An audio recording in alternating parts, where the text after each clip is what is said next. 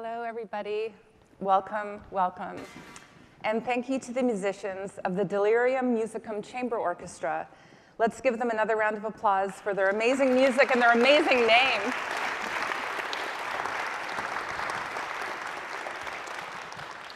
I'm Cara Buckley, a climate reporter at the New York Times. And what you just heard is a musical response to climate change.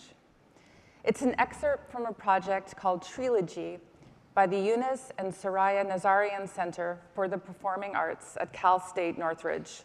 We'll be hearing more excerpts today, each of them devoted to a different species of tree.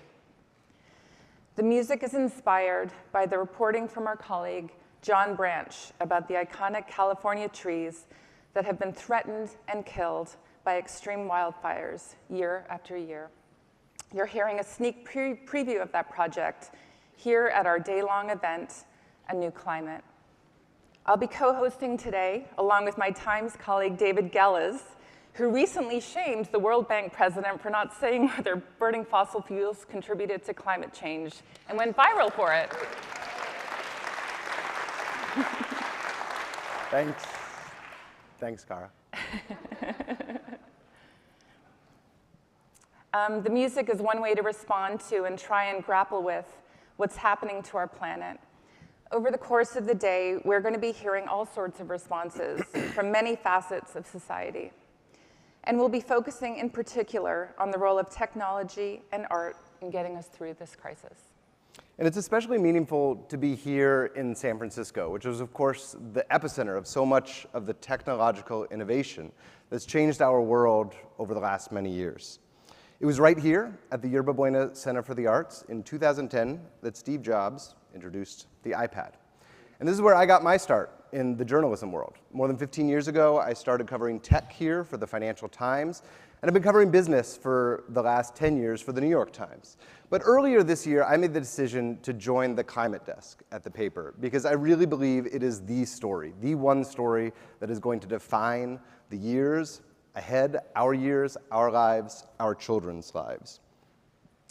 I myself was a frequent visitor to the left coast in my previous gig as the Oscars reporter for the New York Times. I also did Me Too coverage.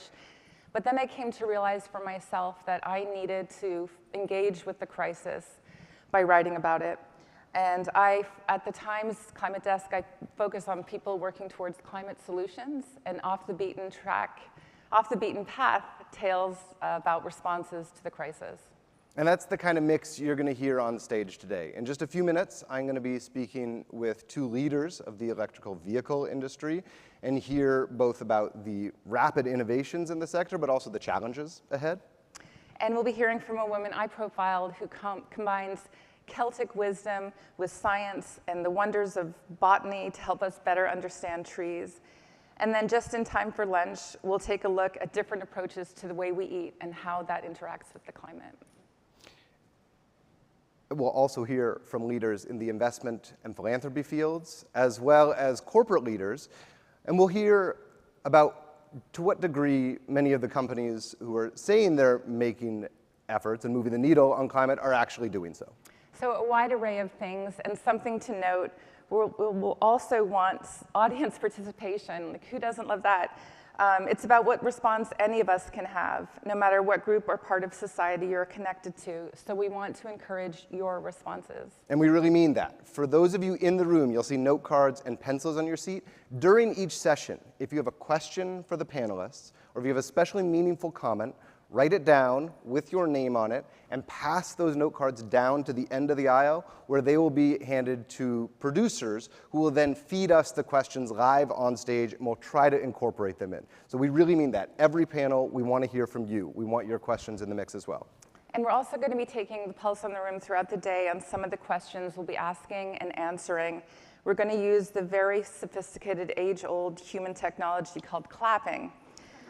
So we're going to test it now so we can get a baseline level. You would all right. There it is. Y'all are ahead of the game. So yes, you clap if the answer to the question is yes. So we're going to do another round of queries here, starting with a very difficult one. I'm first. Are you human? Yeah. Humans! Okay, I think I can sense the answer to this next one. Are you awake? Did you have your coffee? Are you ready for the day? Slightly somber turn here. Are you scared about the future of life on Earth?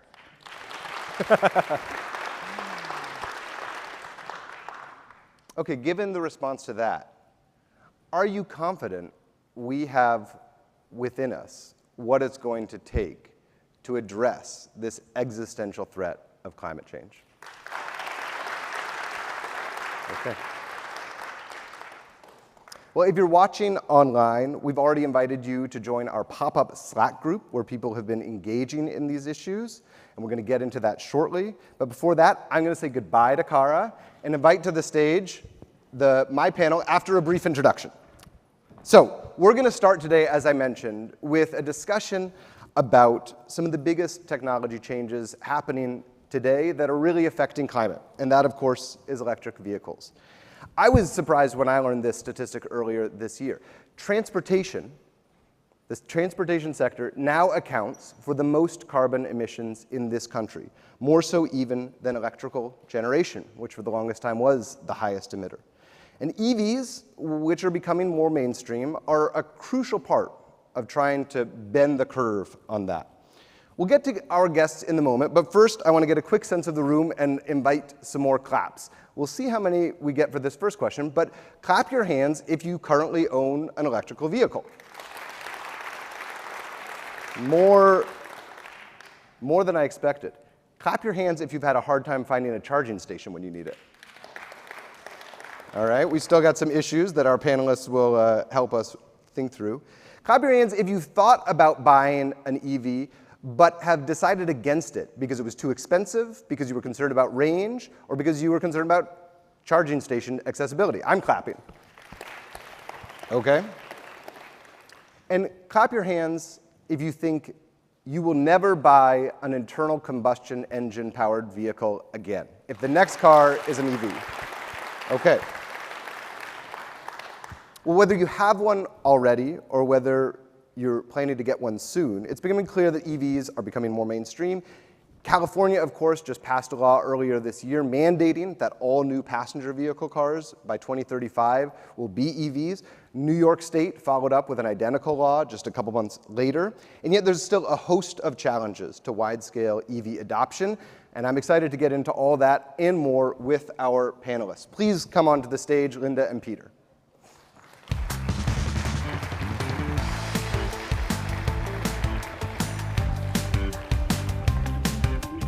Thank you so much. All right, we have with us today Peter Rawlinson, who is the Chief Executive Officer and Chief Technical Officer of Lucid Motors, known for its luxury sedan, the Lucid Air, which is outside here. You can go check it out yourself, and which was named the 2022 Motor Trend Car of the Year. We also have with us Linda Zhang. Thank you for being here as well. Linda was the chief engineer of the Ford F-150 Lightning, the first all-electric Ford pickup truck, which many are saying is the most important EV since the Tesla, if not the most important EV ever. Big stakes here, so welcome to both of you. Thank you. Peter, let's start with you. Before coming to Lucid, you were at Tesla. You were the chief engineer of the Model S. You know what it takes to produce, design, and build electrical vehicles in mass. Not an easy task. Tesla is now on track to build more than 1 million cars this year. Lucid is having its challenges right now. Production forecasts were recently revised downwards to between 6,000 and 7,000 vehicles for the year from an original estimate of 20,000. Can you give us a sense, what is going on? Why is it proving so difficult to prove and develop and build these cars right now? It's hugely challenging, and we're ramping up against a backdrop of supply chain challenges, largely in the wake of COVID, which hasn't helped.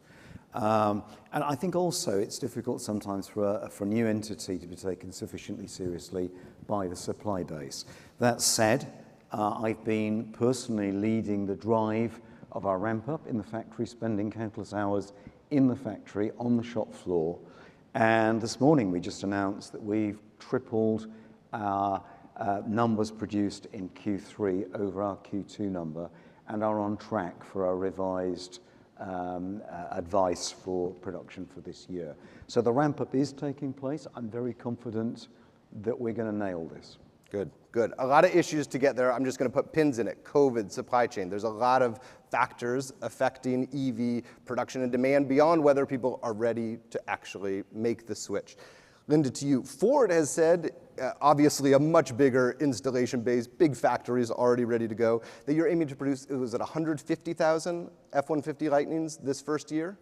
So 150 by the end of next year. By the end of next year. That's a lot, and also I believe I saw a forecast for 600,000 EVs in total by the end of next year, if I have it right. Those are ambitious numbers. Given some of the challenges that Peter just addressed, how confident are you that even a company like Ford can meet them? I'm very confident. I mean, one of the things that we've worked on very hard is really making sure that from a supply chain perspective that we're set up. And I'm glad to say that we have all of the battery materials needed for the 600,000 that's sourced. So that's one big step toward it. Now, of course, with COVID and with just general economic concerns in the industry, there is a lot of other shortage issues that we have to worry about. And that's what we do every day to make sure that we get trucks out to our customers. But yeah, it'll be really important for us to start making up a lot of those vehicles to satisfy the high reservation demand so far for the There is high reservation demand for Lucid as well. I mean, to be named 2022 Motor Trend Car of the Year, what did that mean to you when you saw that come through? I think it was a real validation point. We strive so hard as a team to really push the envelope, to try to make a better electric car, to really push the technology by doing it in-house. And it all came to fruition with that award. Because make no mistake, this is a technology race. We need to make more efficient, greener electric cars, going further with less battery. And that is the objective of Lucid. That's what we're set up to do, to create further range, to really attenuate range anxiety, but to do that with less batteries, because that has less impact and draw upon the world's precious resources. And this is absolutely crucial. We're going to come back to another one of those crucial issues, the world's precious resources, rare earth minerals. Peter, first though, talk about this is not a cheap car. And you took a similar approach that Tesla did when it came out with the Model S, which you were intimately involved with, in developing a really, truly luxury product. I believe the least expensive Lucid Air goes for somewhere in the range of $87,000, is that right? Well, yes, our Pure will be $87,400. Yeah. Let me bring that out later this year, actually. Yeah, that is obviously, I don't need to state this, more than most people can afford to spend on a car. Indeed. So if EVs are just novelty items for the wealthy, can you really say that a company like Lucid with such relatively small numbers is going to be able to move the needle on climate issues and on emissions overall? Well, I think this is widely misunderstood. To start an electric car company, it demands significant capital. Yep. And the cost of industrializing a high-end product is much less than the cost of industrializing a low-end product. A great paradox is that the cost to capitalize a factory is almost inversely proportional to the cost of the product. For example, if you're making Rolls-Royce, it's an impossibly expensive product, but it's made in a relatively small quantities in a relatively small factory and requires a relatively small capital. So first of all, you have to be pragmatic. We would never exist as a business if I'd gone out to make a more mainstream, more affordable product. Why do you say that? Because we would have required multi-billions more than we've required. The cost of creating a factory for a product like a Volkswagen Golf is very significantly more than that for a high-end product, because you've got a far greater degree of automation that's required. That's the first thing. But the really important factor here is developing the technology that is only affordable today to relatively wealthy people, but will be able to filter down into the mainstream. And there is a historical precedent. 120 years ago, gasoline-powered cars were the preserve of wealthy people. Less well-heeled people rode horses. That's a simple fact. Yeah. The gasoline car was for the wealthy, but that technology came down market, and that's what had the great impact. And that's what we're doing. We're creating a premium luxury product, a luxury brand, and we will come down progressively down market. And the technology that we develop today, the super advanced technology, 900-volt architecture, over 500 miles range, and doing that with a smaller battery pack and achieving greater efficiency, that is going to be a core driver to the reduction of cost and affordability of electric cars for everyone. We have to start high-end. We're going to drive that down. Yep. Over the next 10 years, Lucid is going to go more mainstream. We have to start with a high-end product. Okay, which is, of course, what Tesla has done, and we already heard about where their numbers are now. You at Ford also had to think about very similar set of issues. Can you give us some insight as to why you chose the F-150 as, I mean, I know the Mustang Mach-E was out there, but the F-150 is really in so many ways the company's first really, truly enormous swing at EVs. The F-Series is the best-selling set of vehicles in the country, so you actually had a different perspective here. Talk to us about why the F-150 and to what extent you agree or perhaps disagree with some of Peter's remarks about product market introduction. Yeah, and I mean, I think we come from a very different position, just like of course. Peter said. With F-150, we're part of the F-Series family, best-selling truck for 45 years straight, and it's really a cultural vehicle as well, right? It's America's favorite vehicle. It's so to electrify it was really a big bet in a way, because this is where the rubber meets the road in a way in terms of adoption. And that's partly why we did it, right? Because it's important for us to leverage the brands that we do have and in a way electrify our most iconic vehicles with Mustang, Transit, as well as F-Series to make sure that we can help with that adoption curve. In the US, we really just started surpassing that 5% threshold where it goes from more of a niche market to mass adoption. And in that, I think it's really important to do it right with the right products. And especially with the F-150, as we think about it from an affordability perspective, we really developed it so that it was at parity with gas trucks to help that transition to electrification.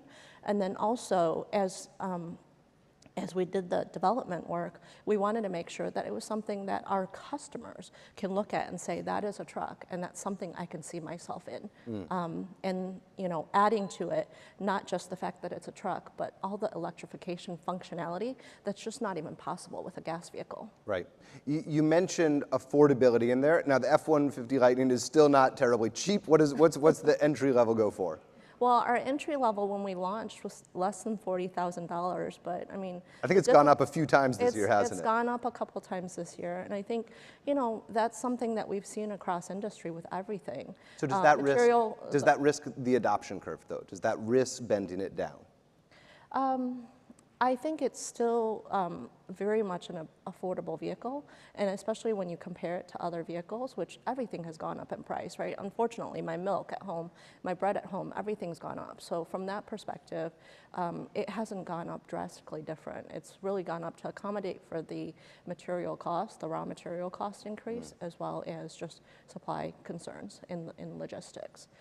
But I think there's still gonna, from a total cost perspective, total ownership perspective, it's still going to be much cheaper in the long run to buy an electric versus a gas. And this long-term perspective, I think, is something that a lot of people need to keep in mind when assessing EVs.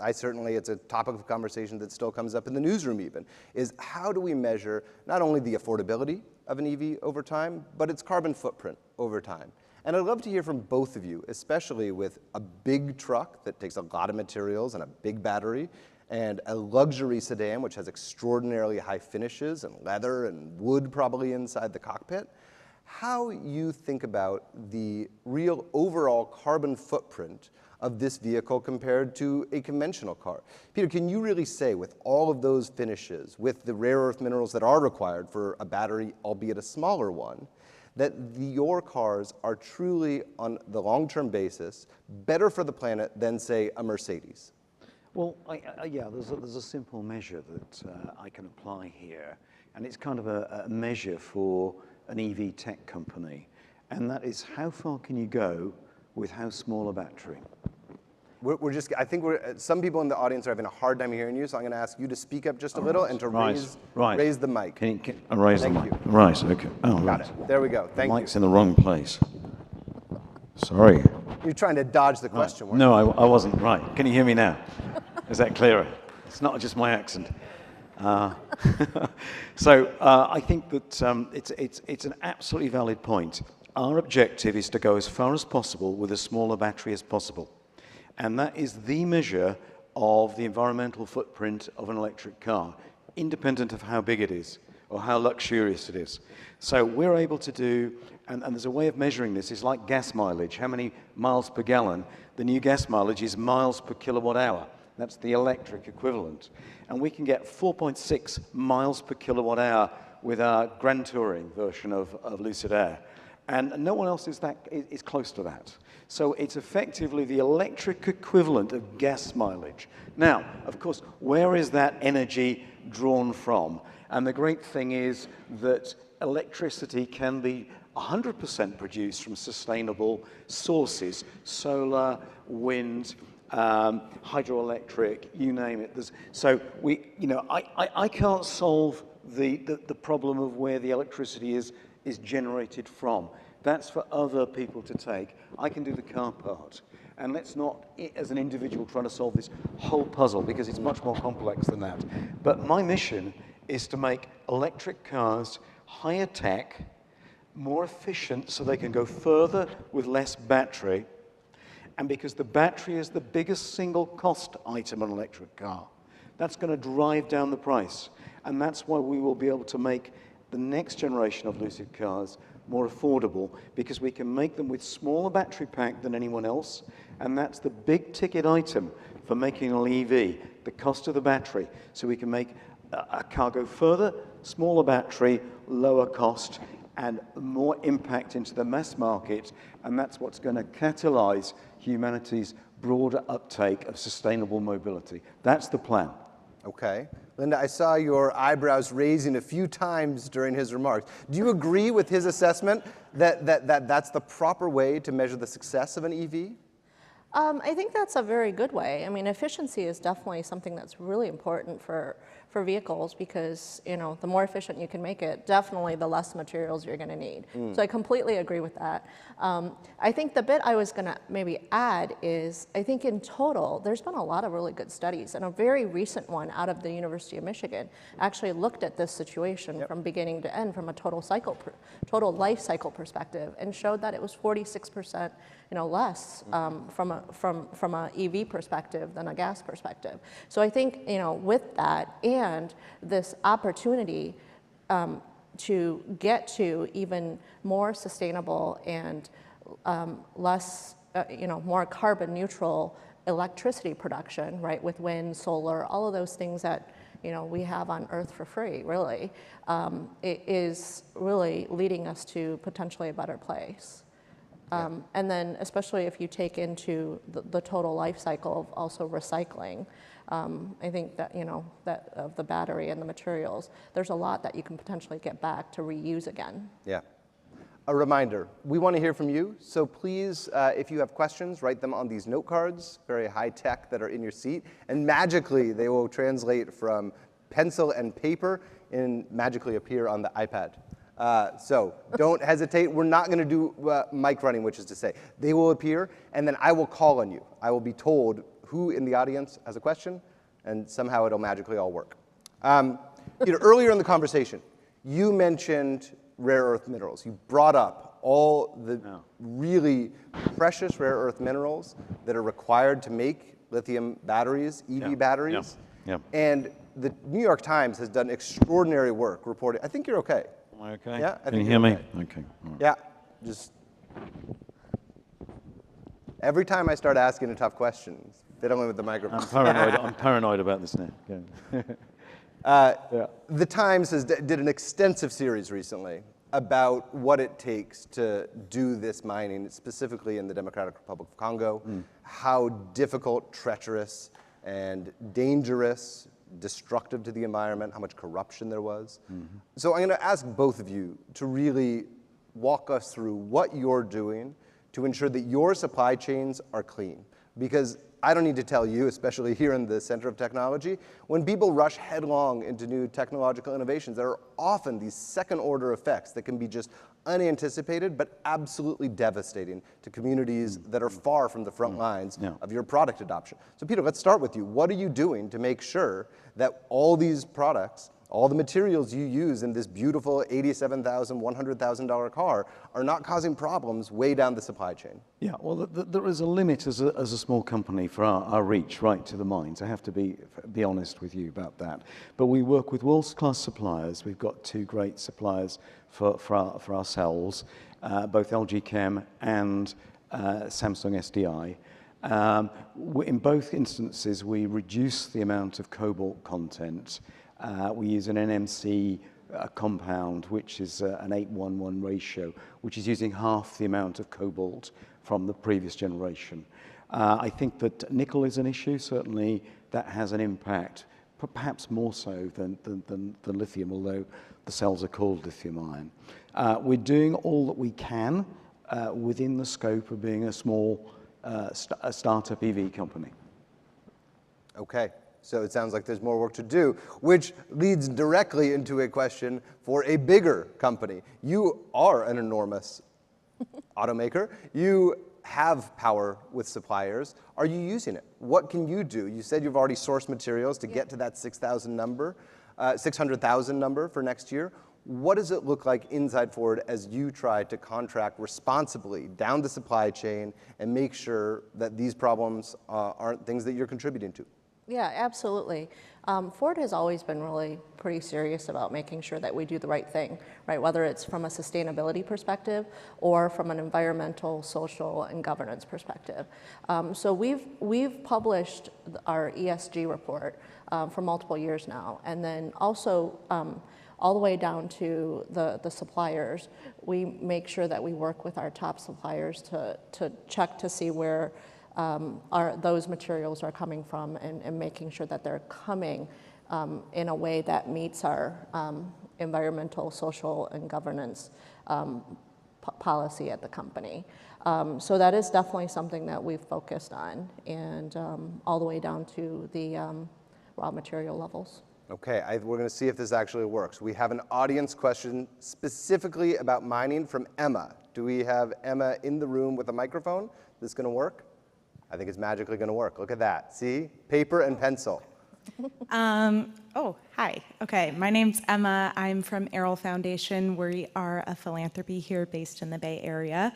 I'm curious what your positions are on deep sea mining. This is a very contentious space for environmental activists and philanthropists.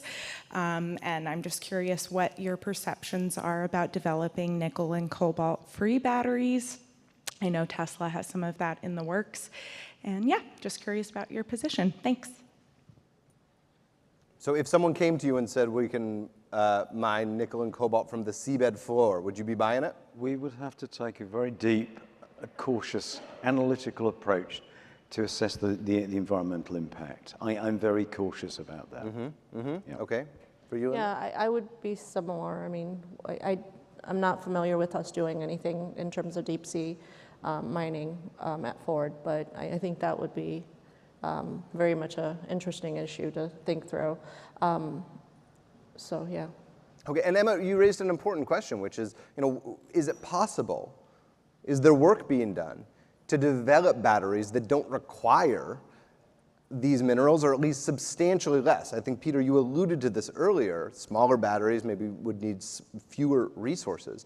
But walk us through what you all expect the technology curve to look like in the years ahead when it comes to actually being able to get more charge, longer range, with few or perhaps even none of these minerals. Is that possible?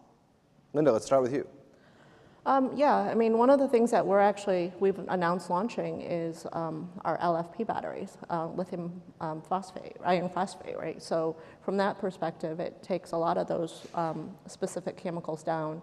And then also, even in our batteries today, we've done a really good job of trying to limit our cobalt usage so that in terms of the chemistry development. So I think there's definitely a lot of opportunity as chemistry develops and what we can do in terms of maintaining energy efficiency, safety, and all of the different aspects of what a battery needs to do from a power supply perspective, while at the same time making sure that it's minimized where it can be. Mm-hmm.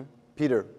Well, I mean, there are a lot of great hope for breakthroughs in battery technology. And I don't want to sound too bearish here, but battery technology hasn't been advancing as rapidly as the world would have you believe over the last few years. There's a lot of hope that we'll get solid state batteries. That's flattered to deceive for the last decade. And the real issue is industrializing that technology. Solid state solutions have existed at lab level for a number of years now, yet to see an affordable, scaled solution for electric cars. I mean, there's been great strides in cobalt content, as I said, but we're really pursuing a different axis here. We're looking at the rest of the car. Can we go further for a given amount of battery? I think so many people are looking at a breakthrough. Can the battery do more? We're looking to be less dependent upon the battery, go further with a smaller battery, and got that axis. And that is the axis that we're able to pursue, looking at all aspects of optimizing the vehicle through the electric motor, through the efficiency of that motor, through the switching, the power electronics, the algorithms in the software that control that motor to minimize electronic hysteresis, just the aerodynamics of the car, the rolling resistance with the rubber compounds. So we will need less batteries by making better use of the batteries that we do deploy. Got it. Sorry, I'm seeing magical questions come in here. I've got my own.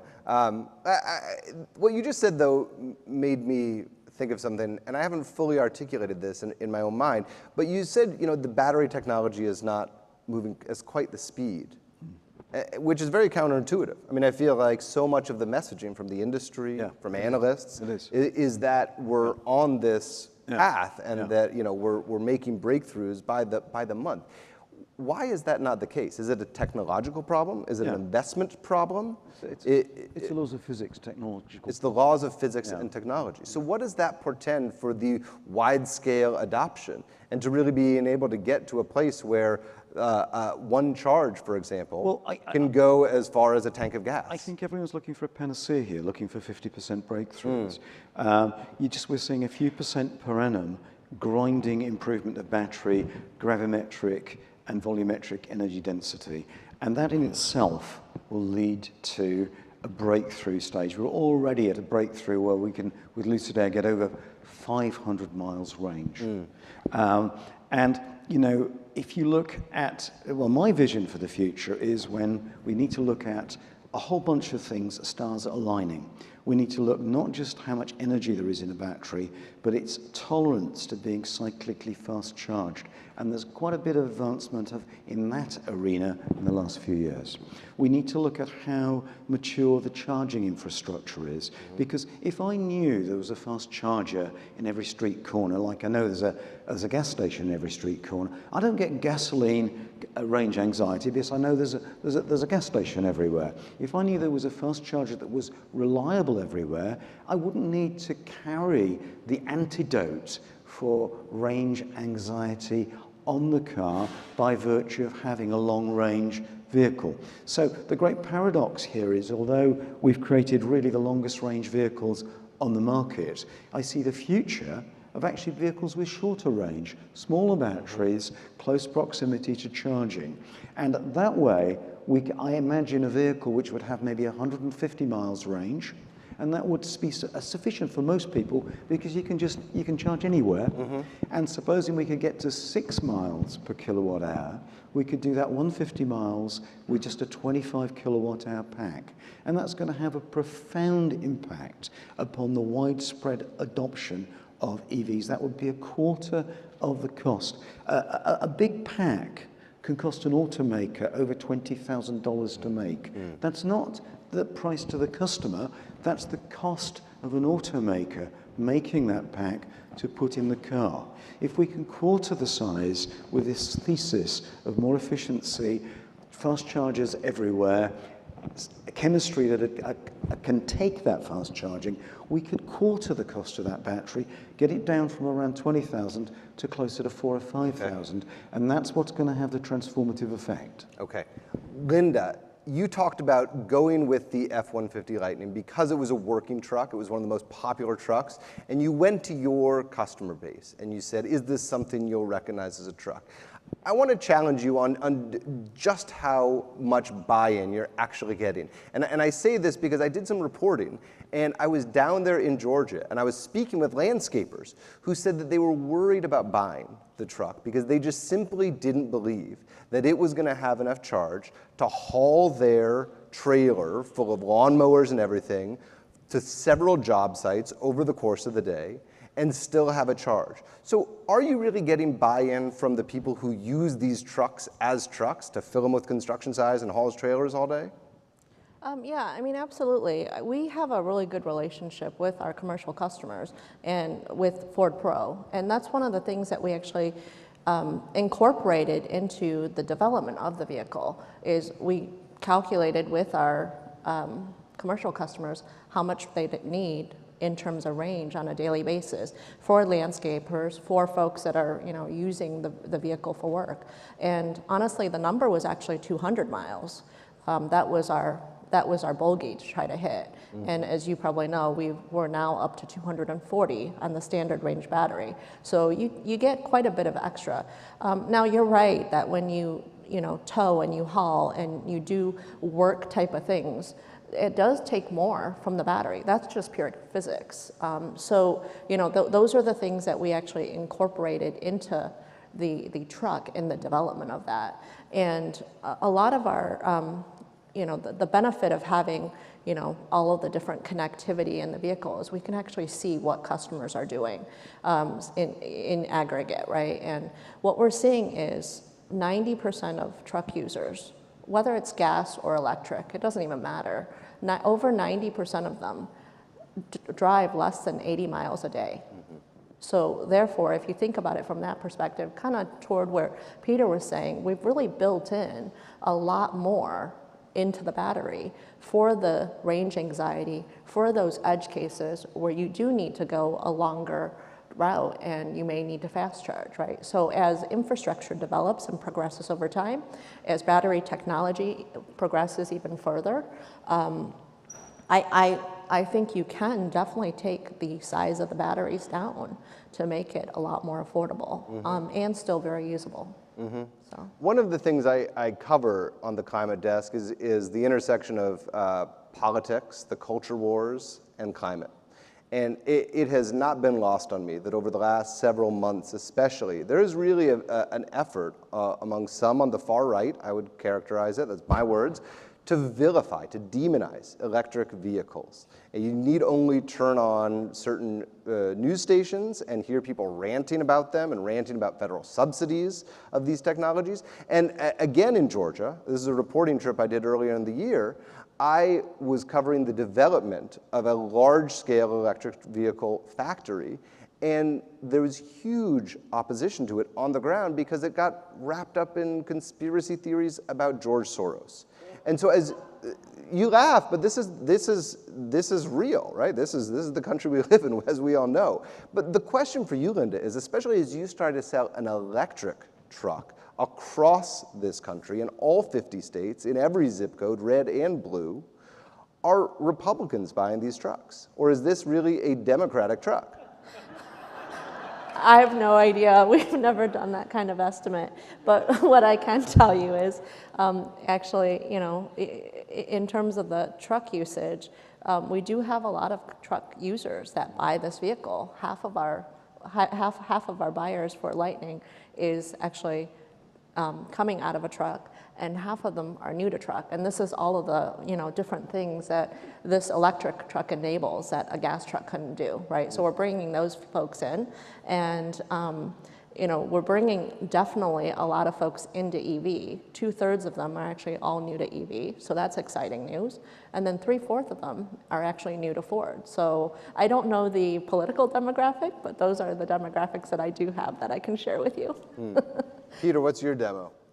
Well, you're asking an engineer from the other side of the world to understand American politics, and I know my place. Fair. And I'm happy with it. Yeah, fair enough. Well, we're running short on time. But Peter, I want to ask you, Lucid is obviously, as we started the conversation with, facing some real challenges right now on the production side. The stock chart, not that everyone's stock chart looks pretty this year, but it's been a very difficult year for the stock. I know the stock market is not the economy or your company's capitalization, but analysts have concerns as well. Can you give us a realistic forecast about your ability to ramp up production, meet your capitalization needs, and still be, I'm going to just be frank, an ongoing concern a year from now? This is a real question. Well, I'm personally taking charge of the ramp up. I'm leading from the front on the shop floor with a brilliant team around me. The workforce in Arizona is totally pumped. We're making the best car on the planet. I'm hugely optimistic. We just announced this morning that in Q3 we tripled our output from Q2. And I want to just propel the company on that trajectory. We're doing the right thing.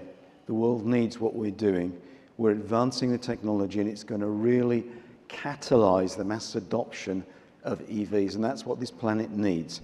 And I'm buoyed and I'm propelled by that. That's our mission, and this is more than a job for me. This is a mission because I really care about this planet. Are you confident in the finances of the company? Do you have what you need to get into next year? And are sales going to help backstop the capitalization? Absolutely. We've got enough to last us well into next year. And we've got a world-class backer with the Public Investment Fund of Saudi Arabia, who really have a long-term partnership with us with a mutual vision for really a more sustainable environment. That opens a can of worms that we do not have time to get into. It's true. And I regret we didn't start there. Linda, the F-150 is obviously experiencing high demand right now. The Mustang Mach-E is starting to sell, but this is still an infinitesimal part of the Ford portfolio, a real small slice of your annual sales. What's it going to take for the whole company to start sort of rowing in this direction? What's your projection for when you start seeing, again, your sales of internal combustion engines, which, as I said at the top, remain the contributor to the largest carbon dioxide footprint in this country right now, really start to move down and see your EV sales start to make up a significant minority or even a majority of your overall sales? Yeah, we're definitely moving there, and very fast, right? We're trying to industrialize and develop vehicles to meet that. We've announced over $50 billion from now to 2030 to get to even more vehicles. And our goal is 2 million units by 2030, which is about 50% globally from an EV perspective. Do you agree with what Peter said, that the Lucid Air is the best car in the world? Well, I think it's up to our customers to decide. And I think a lot of customers will look at Lucid and go, that's a great vehicle. And a lot of other customers will look at the Mach-E or the Transit or the Lightning and say, that's a great vehicle. He didn't say the best truck in the world. Right.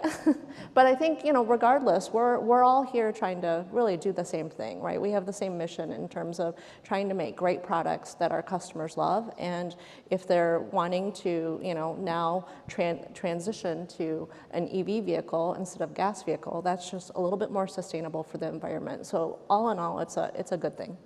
I'm going to take moderator's privilege and ask one last question to Peter. You brought it up. You said your largest backer was the Saudi Arabian fund. Did you have any qualms partnering with them, given both their deep involvement in the fossil fuel industry and their commitment, as we know from Aramco, to continuing to expand oil and gas production at an extraordinary rate into the foreseeable future, as well as their human rights record? I think there's a shared vision. You've got to look at the good that we can do. There's a shared vision to make this world have a transportation model which is more environmentally sustainable. They have a model to go to a green economy for 2030. We've had great examples of collaboration.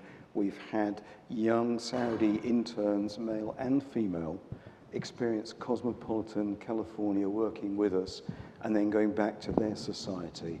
And this is just one example of how we can catalyze change for the better, which is actually going to benefit the whole world.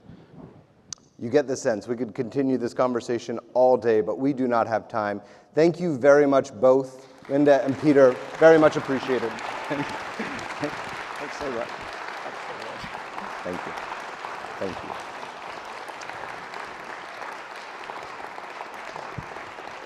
Oh, terrific. Thank you again to our panelists for a terrific first conversation.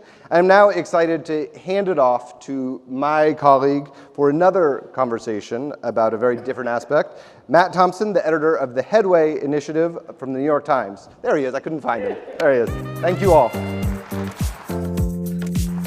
Thank you very much, Dave. And thank you all for being here. It's a pleasure to join you this morning. Two things have been said about carbon dioxide removal for some time now. One is that it's been derided by some climate scientists and activists as a costly, dangerous misadventure, a way for us to keep pumping carbon into the atmosphere while dreaming up a magical carbon genie that will one day spirit it all away. The other is that the Intergovernmental Panel on Climate Change said that we can actually no longer reach our net zero targets for emissions without it. That means a lot of climate scientists, and by extension a lot of us, are pinning a lot of hopes, real significant hopes, that this tech will prove its worth in the years ahead. And a significant part of this year's massive climate legislation is pointed at incentivizing more carbon removal technology.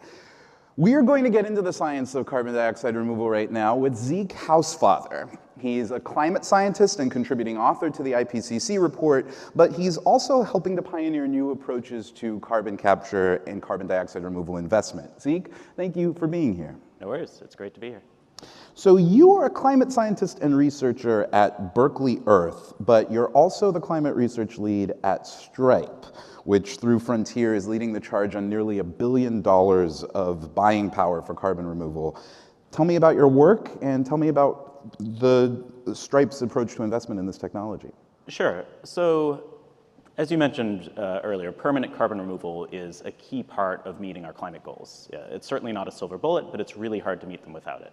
And so we identified a few years back, this is an area that is both critical and significantly underinvested in. That a lot of people are assuming we're going to get these magical technologies in 30 or 40 years at a very large scale. But to do that, we really need to start investing and figuring out what works, what can scale today. And so the idea behind Frontier was scaling up work that Stripe had been doing, as well as a number of other companies that had already been doing, around purchasing carbon removal from early stage companies, folks like Charm Industrial, who's going to be up here later, who take CO2 out of the atmosphere and put it back into the ground or into the deep ocean so it'll stay out for thousands of years. And so we partnered with Meta, McKinsey, Shopify, and Alphabet to spend $1 billion over the next decade to essentially figure out what works and what can scale, to maximize shots on goal, as we say. Not to necessarily remove as much carbon at the lowest cost as possible, but to set ourselves up so that we can really scale this to billions of tons in decades to come. So tell me about what distinguishes the approach that you were taking through Frontier, through this investment vehicle, from past efforts to invest in carbon capture and removal technologies. So for this, we're specifically focusing on technologies that take carbon that was already put in the atmosphere and remove it and get it, say, back into the ground. And that's a very new space. There's only been somewhere in the range of 10,000 or so tons removed and permanently stored to date from atmospheric removals. And it's a somewhat different field than carbon capture and storage, which has a long and somewhat problematic history. And the main difference is carbon capture and storage, you're attaching it to a point source. You're taking CO2 from a power plant, you're putting it underground, and essentially making it so that you have carbon neutral electricity. What carbon dioxide removal is doing, which is fundamentally different, is it's carbon negative. You're actually taking more CO2 out of the atmosphere than you're emitting through the process, and so you can draw down atmospheric CO2 and potentially counterbalance some residual emissions in the economy, particularly things like non-CO2 greenhouse gases that are hard to fully get rid of from agriculture and other sectors. So since you started talking about the numbers, I'd like to geek out on the numbers a little bit, and I'm going to ask the audience a question. So every year we emit globally nearly 40 gigatons or billion tons, interchangeable terms, of carbon dioxide into the atmosphere. How many gigatons do you think carbon removal, carbon capture, carbon sequestration are currently absorbing, and could you clap at the number that you think is closest to the correct figure? So I'm going to start the bidding at 0 gigatons. 1 gigaton. 6 gigatons. 15 gigatons. Zeke, what is the correct answer to that question? So today, it's, in terms of permanent carbon removal technology, stuff that's taking out of the atmosphere and putting it back into the ground, we're talking somewhere in the order of 10,000 tons a year. So 0 gigatons. Closest to correct. Congrats to those of you who are saying 0. So on the basis of that figure, tell me what's the over-under? How many, in your most optimistic expectations, how much carbon dioxide do you expect us to be removing from the atmosphere each year by 2050? So in my most optimistic estimation, I hope we can actually minimize the amount we need. I hope it's going to be cheaper to reduce emissions than we think, that our models are overly pessimistic about sort of these hard to decarbonize parts of the economy, and maybe we can get down to a world where we're only removing about 3 or 4 billion tons a year by 2050. But the average model that we had in the most recent IPCC report that was consistent with the world of 1.5 degrees warming, we were removing about 6 gigatons per year by 2050. So remember these numbers. This is our carbon budget. 40 billion gigatons a year nearly being emitted now. 6 gigatons that you're expecting that we're going to remove at scale. So tell me a little bit about your investment approach. What sorts of companies are you looking for, and what technologies do you think are most promising to look at in the years ahead, and what gives you confidence in those technologies? So at this point, we don't know what's going to be the winner. There's a lot of different approaches to permanently remove CO2. The one most folks here are probably familiar with is direct air capture. We are essentially running CO2 through a giant fan. Running air through a giant fan. You're pulling CO2 out of the air. You're re-releasing it from a solvent and injecting that underground or turning it into rock through mineralization. But there's a huge amount of other approaches that scientists have been pioneering in recent years. One option is to use nature as the source. To take agricultural waste, to take woody biomass from forest management operations, and to turn that into CO2 that can be buried underground or turned into rock. Another approach is actually what we call enhanced rock weathering. And so there you sort of speed up a natural process that is sort of the key to the long-term carbon cycle of the planet. You take rocks like basalt or olivine that are very reactive with CO2 in the atmosphere, you grind them up and you spread them on agricultural fields, where it helps balance the pH of the fields, it adds some nutrients, and it absorbs CO2 from the atmosphere that eventually ends up in mineral form going into the ocean and staying there for tens or hundreds of thousands of years. And then there's a lot of excitement around ocean-based carbon dioxide removal approaches. And those broadly fall into 3 buckets. One is called direct ocean capture, where you're essentially pulling CO2 out of seawater and then burying that CO2 in geologic storage. The idea there is that ocean water has a much higher carbon content than the air, so in theory at least, it can be less energy intensive to get it out. And the other 2 ocean-based approaches are ocean alkalinity enhancement, where you either add those same sort of rocks, basalt or olivine, to the ocean that can essentially reduce the acidity of the ocean, add alkalinity, and increase CO2 uptake from the atmosphere, or you split seawater electrochemically into an acid and a base. So you take seawater, you split it up into hydrochloric acid and sodium hydroxide, You put the sodium hydroxide back in the ocean, you make it less acidic, and that makes it absorb more CO2 from the atmosphere. And then the final approach we've seen in the field is what we call macroalgae or kelp sinking. And the idea there is you grow kelp, which is very fast growing, in the oceans, and you sink it down into the deep ocean, where the carbon content of it will stay for thousands of years, because it takes a very, very long time for water in the deep ocean to recirculate back to the surface. So all of this sounds both impressive and also complicated. Meanwhile, nature does a lot of this now for us, doesn't it? Forests, peatlands, and wetland ecosystems are currently absorbing actual gigatons of carbon dioxide from the atmosphere at current levels. What's the argument for investing in these technological approaches versus protecting and restoring current natural ecosystems that are doing this for us now? I mean, ultimately, it's a yes-and problem. We're going to need both. We're going to need to take as much CO2 out of the atmosphere and put it into trees, soils, and other vegetation as we can. And we're going to need to use technological solutions to permanently remove CO2 from the atmosphere, simply because you could reforest, every bit of the earth that we reasonably could without competing with agriculture or causing other, climate or negative ecosystem impacts, and you'd still only be at a couple gigatons per year. The other challenge, particularly around sort of putting CO2 into the biosphere, as we call it, in trees and soils, is that there's no guarantee it's going to stay there. And that's okay if you're just doing it to remove CO2 temporarily, but if you're claiming it as an offset, if you're sort of selling a ton of carbon put into trees, so a company can make a claim that, this ton of carbon I put into trees undoes this ton of carbon that I emitted through digging up coal and putting into the atmosphere, the time frames over which those operate are fundamentally misaligned. When I burn a ton of coal and put that CO2 into the atmosphere, it's going to stay there for about 400,000 years until it's all gone. The half-life is somewhere around 45,000 years for that ton of CO2. If I put a ton of CO2 into trees, hopefully that forest will stay there for hundreds of years. Most contracts that companies are signing today for reforestation are 40-year contracts. And even then, it's unlikely that the seller or even the company buying it might be around in 40 years' time. And so, it's just really hard to guarantee that a ton of carbon removed and put into the biosphere is really effectively undoing a ton of CO2 from fossil fuels. And that's one of the reasons that the framework of net zero, of balancing out our emissions with removals, has increasingly moved to this idea of like for like. If you're cutting down trees, if you're getting carbon out of soils, you can counterbalance that by planting trees and putting more carbon in soils. But if you're burning fossil fuels, if you're taking coal, gas, oil that was in the ground for millions of years and putting it in the atmosphere, you can only credibly counterbalance that by taking it out of the atmosphere for a similar amount of time. Got it. Okay, so let's throw nature out of the equation for this second. And by the way, feel free to write down your questions, and I will DJ a couple into the mix on your card. Let's talk about other technologies. What's the case for pouring these investments into carbon dioxide removal tech versus, say, renewables? So climate change is a problem without a silver bullet, but a lot of silver buckshot, as I think Bill McKibben first said. And any solution is not going to solve the problem by itself. Solar panels are probably 20% of the solution. Electric vehicles are probably 20% of the solution.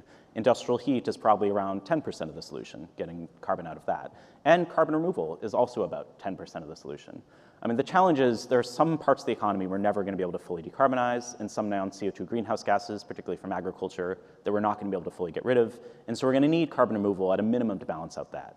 And what we're also going to likely need carbon removal in the future for is reducing global temperatures. The brutal math of climate change is even if we get our emissions all the way down to zero, the world does not cool down for many centuries to come. It just stops warming up.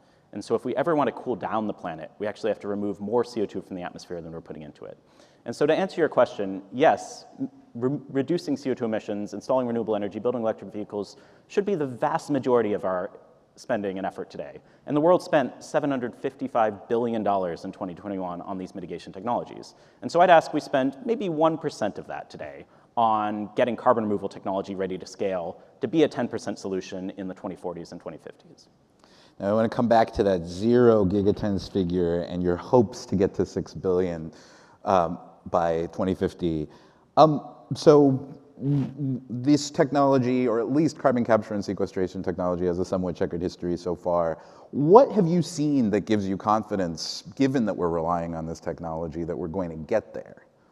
So I think what gives me confidence is the amount of energy happening right now in startups around the world. You know, there's a huge amount of climate scientists, of engineers, of some of the smartest people in the field who have gone to start companies, who have really brilliant ideas. Like when we first started this back in 2019 with Stripe, there were a handful of companies in the world. There's Climeworks, there's Charm, maybe one or two others who are doing this. And in our most recent round of sort of requesting applicants, you know, we got 160 companies apply. And so every time, you know, we see this exponential growth of the number of brilliant people working in this space. And so, you know, there's no physical reason why we can't develop this technology, why we can't bring it down to, you know, maybe $100 a ton, which, to be fair, is still going to be more expensive than reducing CO2 emissions in the majority of cases, in the vast majority of cases. But I think having enough smart people working on it really gives me hope that we can get there. I want to turn to a question from Joe about relying on kelp. Mm-hmm. Yeah, hi. You mentioned investing or looking at possible nature-based technologies like kelp. Mm-hmm. Yesterday at the KQED event in the evening, one of the panelists mentioned that off the California coast, about 95% of our kelp has died from acidification. Can you comment on that or rectify those two things? So it's certainly a challenge to make sure that the solutions that we're picking to deal with the problem are not themselves undermined by the impacts of climate change. And we don't just see that for kelp. You know, wildfires in the western US have burned through the 100-year buffer that the state of California set aside for their carbon forest projects in the last 10 years. At the same time, you know, there's some places in the world where kelp can grow better.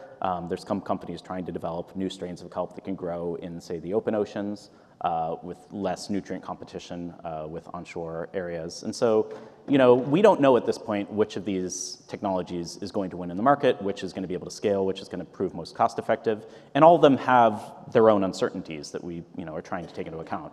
But we're trying to cast a wide net at this point, to try a lot of different things, to figure out what works and doesn't work.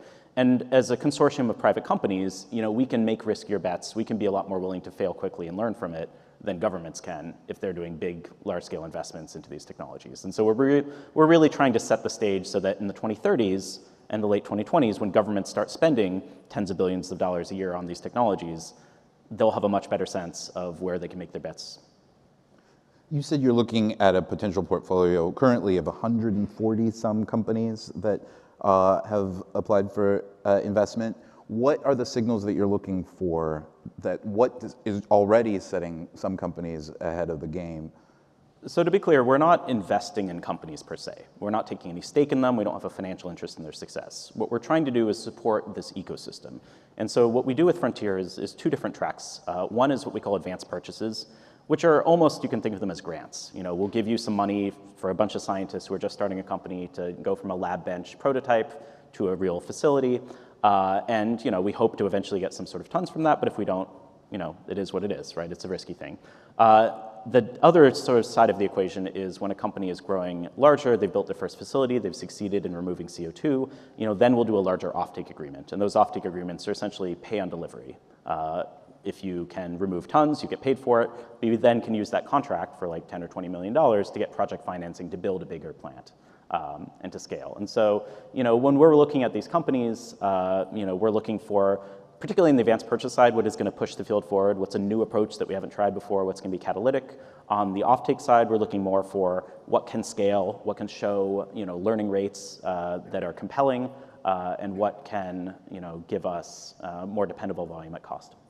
So next we're going to hear from some companies that are trying to do this. And thank you now, Zeke, for diving into the science and these numbers with us.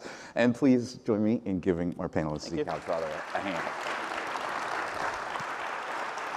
Now I would like to welcome to the stage my colleague, New York Times tech reporter Erin Griffith. Before Erin joins us and takes her seat, I want to ask another question that comes back to the numbers. So we said 6 billion tons of carbon dioxide removal per year by 2050. I just want to ask an optimist-pessimist question. How many of you think we are going to get there by 2050? Clap.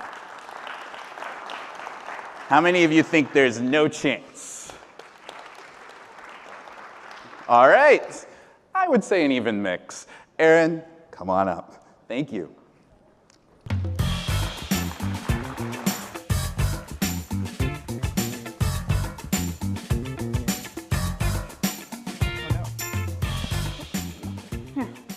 Hello. So we'll be talking all day today about the many ways that people and groups are responding to the climate crisis. And of course, Silicon Valley has its own response through the tech startup ecosystem. We're going to get a taste of that now with 3 Bay Area startups trying to make a business out of climate tech. It's a space where many companies are far from the scale needed to make a dent on emissions, but the investor dollars are already flowing and the hope is high.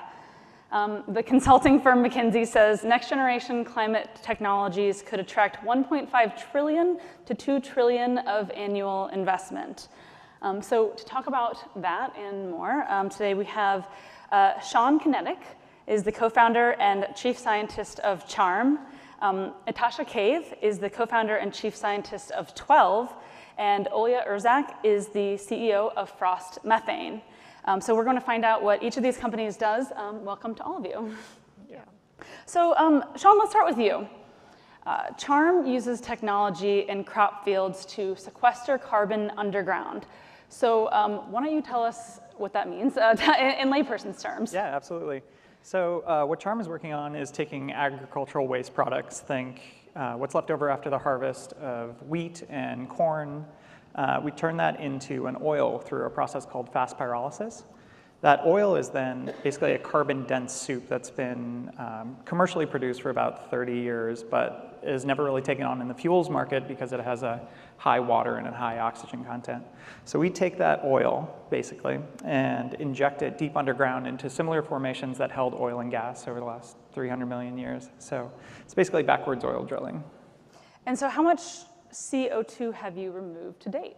We've removed a little over 5,000 tons so far, and that's through basically the procurement of third-party oils that we inject through commercial sites, and now as Charm is scaling, we're producing our own oil and using our own injection sites. Can you put that in context for our audience? You know, how does that relate, or how does that compare to others in the industry doing similar things? Charm is about 90% currently of permanent carbon removals, and we're working on scaling that up more, but as far as like the scale of the problem, removing gigatons by 2050, that's where we're still very, very small. So while Charm is the largest in the space currently, we have a long way to go. And why don't you talk about who pays you to do that? What's the business model behind this? Yeah, most of our customers early on are tech companies. So we've had Stripe, Shopify, Microsoft, who are some of the earliest purchasers of Charm. And they really came in when we had a rough model of what we wanted to build. From when we had the concept to delivery was about a year. So we were able to scale this technology very quickly. They are groups that are purchasing carbon removals. And so how much of these payments are made in advance of what you plan to remove? And then how confident are you that you will be able to remove it? That's a fair question. Most of the purchases so far are usually on the timeline of 3 years is our target, and so we guarantee a delivery by a certain date. Currently, we're sold out through 2025 for our deliveries, and that assumes a scaling rate, which will be challenging to achieve, but we're hopeful. Beyond that, we sell longer offtakes, and so groups that are looking for purchases over the next 10 years, there are things like the Frontier group that are coming out, which are looking at purchasing these long-term offtakes, which we're able to then turn into debt financing products and try to build equipment without using just venture capital money, which is extremely expensive. Mm-hmm. And so, wow, that's very interesting. Let's move on to Natasha. You're co-founder and chief scientist at 12, which repurposes CO2 to make new everyday products. So why don't you tell the audience what are some examples of these products and how that business works?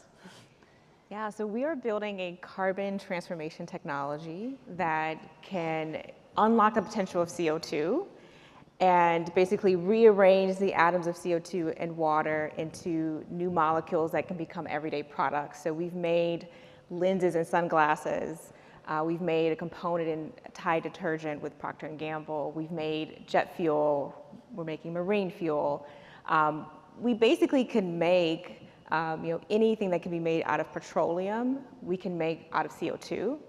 And it all comes down to this carbon transformation technology that uses metal catalyst and electricity to rearrange the atoms in CO2 and water molecule to make those products that we already use currently today and love, but are made out of petrochemical. And we will make them out of CO2. So the vision for that business, I mean, how big could it be?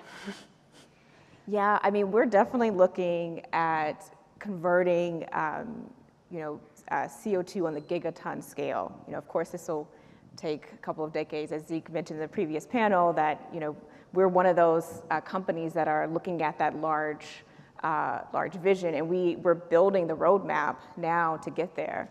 And it's very doable. I mean, it's within the realm of what the scaling possibility that other companies have done. If you look at the oil and gas industry and how it's scaled, if we get to be as big as an oil and gas company, we would be converting on the order of 2 to 3 gigatons per year of CO2. So we're really excited about that vision. It's going to take time. We are scaling up, and it's a new technology, and we're learning. We're flying the plane as we build it, and so but we're really looking at that grand vision. So where are you now? Can I buy these sunglasses? Can I fly in a plane that has recycled jet fuel in it? Yeah, well, the sunglasses sold out. I was not even able to get some. So, but we're working with a partnership with Pangaea, and they sold out in about 90 minutes. Wow. Yeah. So we in a lot of ways, like we don't want to be the company that makes the end product. We're building our technology to sit within supply chain so that you can have the exact same material that you already use. You don't have to go to a new type of polymer. You can use that, but it just has a lower carbon footprint. As far as jet fuels, we have a partnership with Alaska Airlines, also supported by Microsoft and Shopify, to fly the first electric jet fuel flight from probably from Seattle to San Francisco, and that'll be targeting late next year, early 2024. And that first flight will represent a larger plant that we're currently building, which will make about 200 gallons of sustainable aviation fuel per day. And it's just a demonstration plant. Once we do that, we can, the next plant will be 100 times bigger, because the way our technology works is that we have these modules that we're building, and so we're, one module is a self-contained system that can convert CO2 and into new molecules to unlock its potential, and we just add more modules. So it's a mass manufacturing process, similar to how solar cells scaled, where you have a fundamental cell and you make more of those. So we'll have a fundamental module and we'll make more of those, and so we can very quickly get to those larger numbers. And so we also are looking at getting offtake agreements that allow us to do debt financing instead of just doing equity financing as well. And so we're really excited about the possibility. Great. So, all right, Olia, let's hear. Your company is a little bit different than the other two. You track and burn methane. So what is the business in that? So we find concentrated continuous sources of methane, and we install our devices on that destroy the methane, sometimes just flare it, sometimes get a productive use if there's one nearby. And the business model is carbon offsets. So we're a California cap and trade for any of the US projects within the categories that fit it. So there's kind of voluntary and compliance markets. So we look quite a bit at the compliance markets because they're a little bit more stable. And so your company is maybe a little bit smaller than some of the others, but what would need to happen for your company to sort of take off and get to scale? Well, I think there's some amount of time. And so in, let's say, the US and Europe, where there's these reasonably established markets, that's kind of one thing. There are lots of sources in other places where, I don't think there is going to be a compliance market anytime soon. So I think there's a question of what out of that fits into voluntary markets, and some of those we just won't be able to touch for a while. But I do think that there's lower hanging fruit outside of the places that have the compliance markets. And so you're also super involved in the climate tech community here in the Bay Area, matching early stage startups with investors, helping people find jobs in climate. Talk to me about what you're seeing there. I mean, I think there is a little bit of excitement and momentum that has really picked up in the last couple of years. And so, yeah, tell me about your involvement there and what you're seeing. Yeah, it's been quite impressive. So I've been in the Bay Area for 10 years and in climate tech for all of that. And definitely 10 years ago, there was a handful of meetups. Everybody kind of knew each other. There was like a pretty small group. And like the last 2 years have been just incredible as far as the number of people that want to be working in the space, the number of dollars, the number of, like, it feels like every other week there's a new fund with some very impressive numbers that's trying to invest. So the change has been incredible. And yeah, now that there's more companies and more investors and some are more educated than others, there's some of these tools to help investors kind of do collective due diligence, something that I've been helping out with, and also getting software engineers into climate, because I'm a software engineer by training. It's a pet project.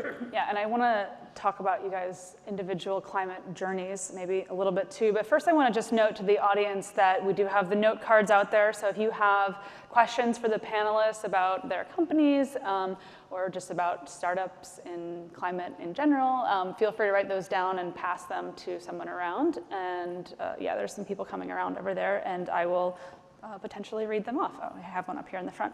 But first, before I get to audience questions, yeah, let's talk about your climate journey. I like having this conversation with entrepreneurs because I feel like there is a moment when people kind of like woke up or decided, like, listen, this is something that I really want to work on. You mentioned, Olya, that you're a software engineer, and Natasha, you have kind of an interesting story about your background and why you decided to work on this field too. So can I hear that? I can go first. Yeah, I started my climate journey back when I was a teenager. I grew up in Houston, Texas, and not only is that a city that's kind of built on oil and gas and energy, and so there's a lot of just awareness of the role energy plays in our world. But I also grew up in a neighborhood that was adjacent to an oil and gas waste site. And it was discovered that that site had leaked and had leached into the water supply. And so the families that were in that neighborhood, of which I had friends and such in the neighborhood, were experiencing higher rates of rare forms of diseases and so forth. And so there was a big, I believe the EPA got involved, and there was a lot of awareness of this, and it was that moment when waste and clean energy became very personal for me, to see, like can we create a world in which we can have the energy and have the things that we use and love, but not have the effect of waste. And so, given that I was drawn to science and math, I was always looking for ways in which we could have cleaner energy, or I could be involved in that. I went all the way to graduate school and found my advisor at Stanford University, who was looking at a way to utilize CO2, so waste CO2, and asking the question, like, can we rewrite the story of waste carbon dioxide? Can we utilize CO2 instead of just throwing it into the air? Can we see it as a resource instead of just waste? And so that was really attractive to me, and from then took graduate research and started a company to now scale it up and see if we can continue to live in a world in which we no longer have to throw away CO2, but can utilize it. Great. Olya. Yeah, so I grew up in Canada. Global warming sounded pretty nice in my teenage years. So I didn't get there until towards the end of my master's, where I read a 4-page article on ocean acidification that just like completely flipped me and got me to like really think about the effects a little wider than like my very local situation. And then one of the flipping points for starting the company was actually also an article in the Siberian Times this time, which was showing these like big methane explosions in the permafrost. And feedback loops is something that kind of monitor out of the corner of your eye if you're in climate, right? And I was like, oh, what is this? Why is this happening? This is like not the methane in the permafrost that 40 years of research was showing kind of was slow decomposition. And so that's kind of what started the hook for the company, because I was like, well, okay, at least we can turn that into carbon dioxide, less potent greenhouse gas. And in fact, our first project was in the permafrost mitigating one of these concentrated methane leaks that were coming out like summer and winter, so definitely not biodecompositions. And then everything else, all the other sources that we're tackling now started from that. Great. Okay, so I have a question from Peter in the audience over here to my left about the effect of carbon tax on businesses. So Peter, want to jump in? Thank you. Peter Joseph from Citizens Climate Lobby. My question is the impact of carbon pricing, a carbon tax, on your business model. Go ahead. Sure. So from Charm's standpoint, we see the sort of three ramps into the market. The first is the voluntary market, so groups that are purchasing offsets like Stripe, Microsoft, Shopify, who are looking at either a case within hiring or externally for purchasing the removal. The next stage of our model is in the regulated removal markets. Those are currently LCFS 45Q at the federal level. Some states are enacting their own low carbon fuel standards as well. So that regulated market currently is about $1.5 billion. That market potentially would grow with cap and trade, but Charm as an organization can't bank on that in the future. So our pathway to a sustainable company is through getting down the cost of our removals to fit into those market segments that currently exist, but we're not hopeful for movement on the federal level for a cap and trade program. You guys have thoughts on that? I mean, definitely positive thoughts about actually pricing something and then having basically a market take care of that. I have the one thing about carbon taxes is that there is, like, it is regressive unless you implement it in a specific way, right? Because poor people can't move closer to work or purchase an electric vehicle. So I really have preference towards the like British Columbia style of it, where that system sort of takes care of the human impact that could happen as a result for the people that need it the most. Great, and I have another question from DJ on my left over here, I believe, about climate tech startups versus regular. Go ahead. Hi, everyone. My name is DJ from Elemental Accelerator, and I just really wanted to ask you guys to highlight the difference of what it's like being a climate tech founder versus your typical Silicon Valley founder, and specifically, how would you like government to be helping you all? Oh, great question. Sure. Jump in, Chris. I love being a founder in climate. The people who are coming to join our team are absolutely incredible. And since climate is a fairly new space, there's not a ton of people who have been working in climate for 20 years or 30 years. And so the people who are joining are coming from oil and gas. They're coming from all sorts of strange research programs and from the food and beverage industry. And it's really an amazing time to be in a space where we put up a rec on our website and we get hundreds of applications of people who are eager to come in and work on the forefront of climate. And so it's super encouraging, it's exciting, and we tell people that you're either working in climate now or you'll be working in climate in the future. So we have a ton of people who are taking that and joining us. And do you guys have thoughts maybe on the government piece of it as well? Yeah, I would say as an entrepreneur in climate, I mean, we've sort of looked at it a bit as a marathon as opposed to a sprint. I think that's one big difference between, if you're doing a software platform, you're probably worried about competition and getting into the market and stuff. And for us, like, we're looking at, we need to make a product that has longevity, where, it's very like tech focused, like deep tech. And so, and we also get a ton of like really great talent that comes and wants to work with us, and you get this really great sense of like we're on a mission, we're going, and it just that sense of impact can be really high. I do want to circle back quick to the question about carbon tax. I do think there is a bit of nuance there. I mean, we certainly are supportive of a carbon tax.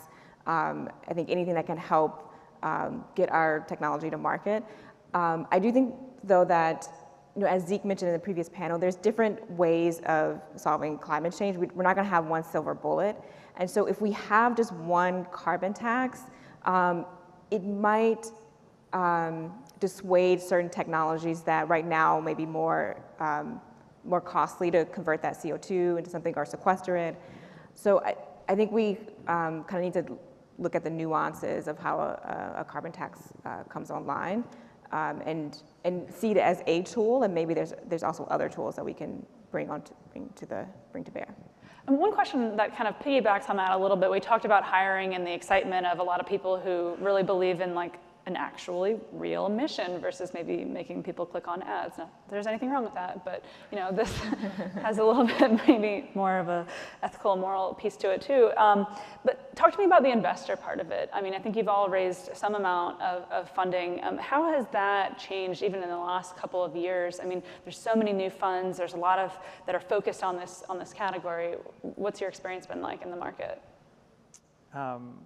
The fundraising in climate is surreal right now, would probably be the best way to describe it. And I don't think it's necessarily driven by altruism. There is this reality that to hit the gigaton scale removals we need by 2050, the market needs to grow at 70% year over year, compounded for the next 26 years.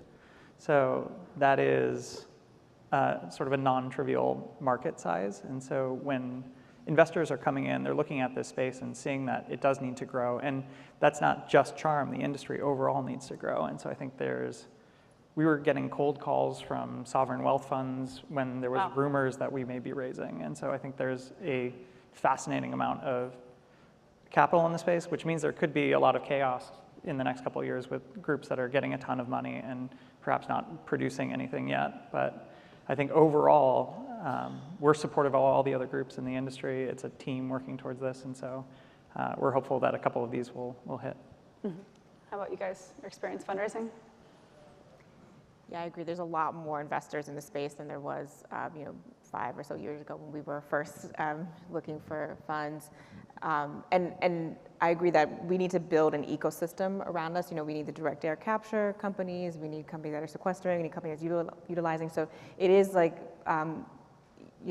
to build that ecosystem and build out that supply chain so that we can all lower the cost at the same time, I think is really key. And yeah, I think investors are seeing kind of the value. And one of the really awesome things of having that many people enter the space kind of on both sides is that you can get an investor with like a very relevant set of expertise, right? Like a few years ago, maybe we would be talking to lots of people, not that many knew what methane was or had expertise in it, well as now that's quite different. And so having these investors that have a really large domain-specific value add is fantastic, and because there's just more people, you can get much better fits, both personally and professionally with the investors. I mean, do you worry about hype a little bit? I mean, we did have this sort of like clean tech kind of boom and bust that probably gave a lot of investors heartburn and maybe might be a little bit more reticent these days. But is that something that is in the back of your mind about things getting a little bit overheated or overhyped? I think one thing that's reasonably different, so there were some companies that came out of that first one that are making a difference in the world, so maybe it was still all right, right? There was also like a boom in tech in the 90s, which yielded all of the companies that we all use today. So I think maybe like still some good stuff can come out of that, even if there is one. But I think one thing that's really simply different compared to like the clean tech 1.0 is the policy landscape. Somebody mentioned government support before, ARPA-E has supported maybe all of us, right? That there's policy changes that are very real right now that are going hand in hand with the investment in a way that I just don't think was true then. All right, we have time for just a couple more little questions. One from Randy in the middle. I think he has a question for Atasha. I'm a mission realization coach for 40 organizations that work on some aspect of reducing the impact of climate change. And the question is, how do you convert the jet fuel? How do you make that jet fuel, okay? And where's the water coming from? Okay. which is a real critical question given the current water Getting situation. into the nitty-gritty a little bit. Yeah, so our system uses electricity and metal catalyst to do the conversion. So, right now we're looking at sites where there's surplus renewable electricity. We're talking with large utility scale, solar and wind developers that are saying, hey, we have this base load that maybe we could sell to the utilities, or they could sell it to us, and we gladly take hundreds of megawatts and use that to make jet fuel. And then we can shut on and off pretty quickly. So if there is a high demand on the grid, all that electricity can be diverted to the grid and service that. But then when the demand is low, we can take on that excess electricity. So that's a key part of how we're making it. In terms of the water, we can get it from wherever is best based on that particular site. So we use industrial water, which is typically deionized. And so a lot of times that water is available from some sort of industrial resource. We've also been talking with some direct air capture companies, and we'd love to partner with them. And some of the technologies in direct air capture actually captures water out of the atmosphere as well. And that water would be sufficient to make the jet fuel. So that'd be our ultimate vision, is to have the water and the CO2 come from air. But in the interim, there's lots of industrial water sites that are available that we've been using. Great. We have one more question over there from Kayla, I think. Hi, I'm Kyla. My question is directed mostly at Sean. I'm curious, from the outside, it looks like CHARM is kind of a rising leader when it comes to monitoring, reporting, and verification. And I just wondered if you could speak a little bit about the importance of that for new technologies and carbon removal, and kind of what you see as the challenges and opportunities. Sure. I think we are working really hard. We released what we call our protocol for the bio-oil sequestration pathway. So we put it out for comment. We said, this is the way that we envision accounting for every sort of carbon atom that's involved in our process. Our process is fortunate in the sense that we can put a scale and a NIST traceable meter on almost every piece of the stream. And so it's very easy to measure. It's very easy to verify, to track that back to a source. So I think that with groups that are starting in some harder spaces, it's a question of how are you planning on accounting for that? And the sooner you can put together a protocol, the sooner you can find groups outside of your organization to work with to help you shape that protocol, I think the more stability you'll have as you scale. It also opens a lot of questions for what are the things you may have missed, what are the things you should be looking for in accounting, and that is the really interesting part of the space. A lot of the carbon removal space in the next few years is really an accounting question.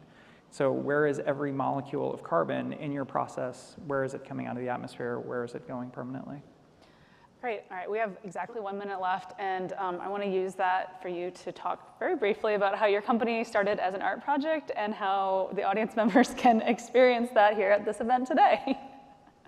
My friend Kevin, who was one of the co-founders at CHARM, had this dream of building a temple to climate change. And so it was the idea that you could go and interact with 1 ton of carbon in the sense of it being this very intangible thing. We hear about a ton of carbon all the time, but we can't actually visualize or physically manifest what that means. So short of building a temple to climate change, what we've put together in the lobby is a stack of the solid carbon that's the equivalent of 15 tons of CO2, which is the average American's emissions. And the interesting part of that tower is it helps you visualize the scale of the problem when you start to think about gigatons. Great. Well, thank you for that. And please join me in thanking our great panelists for this.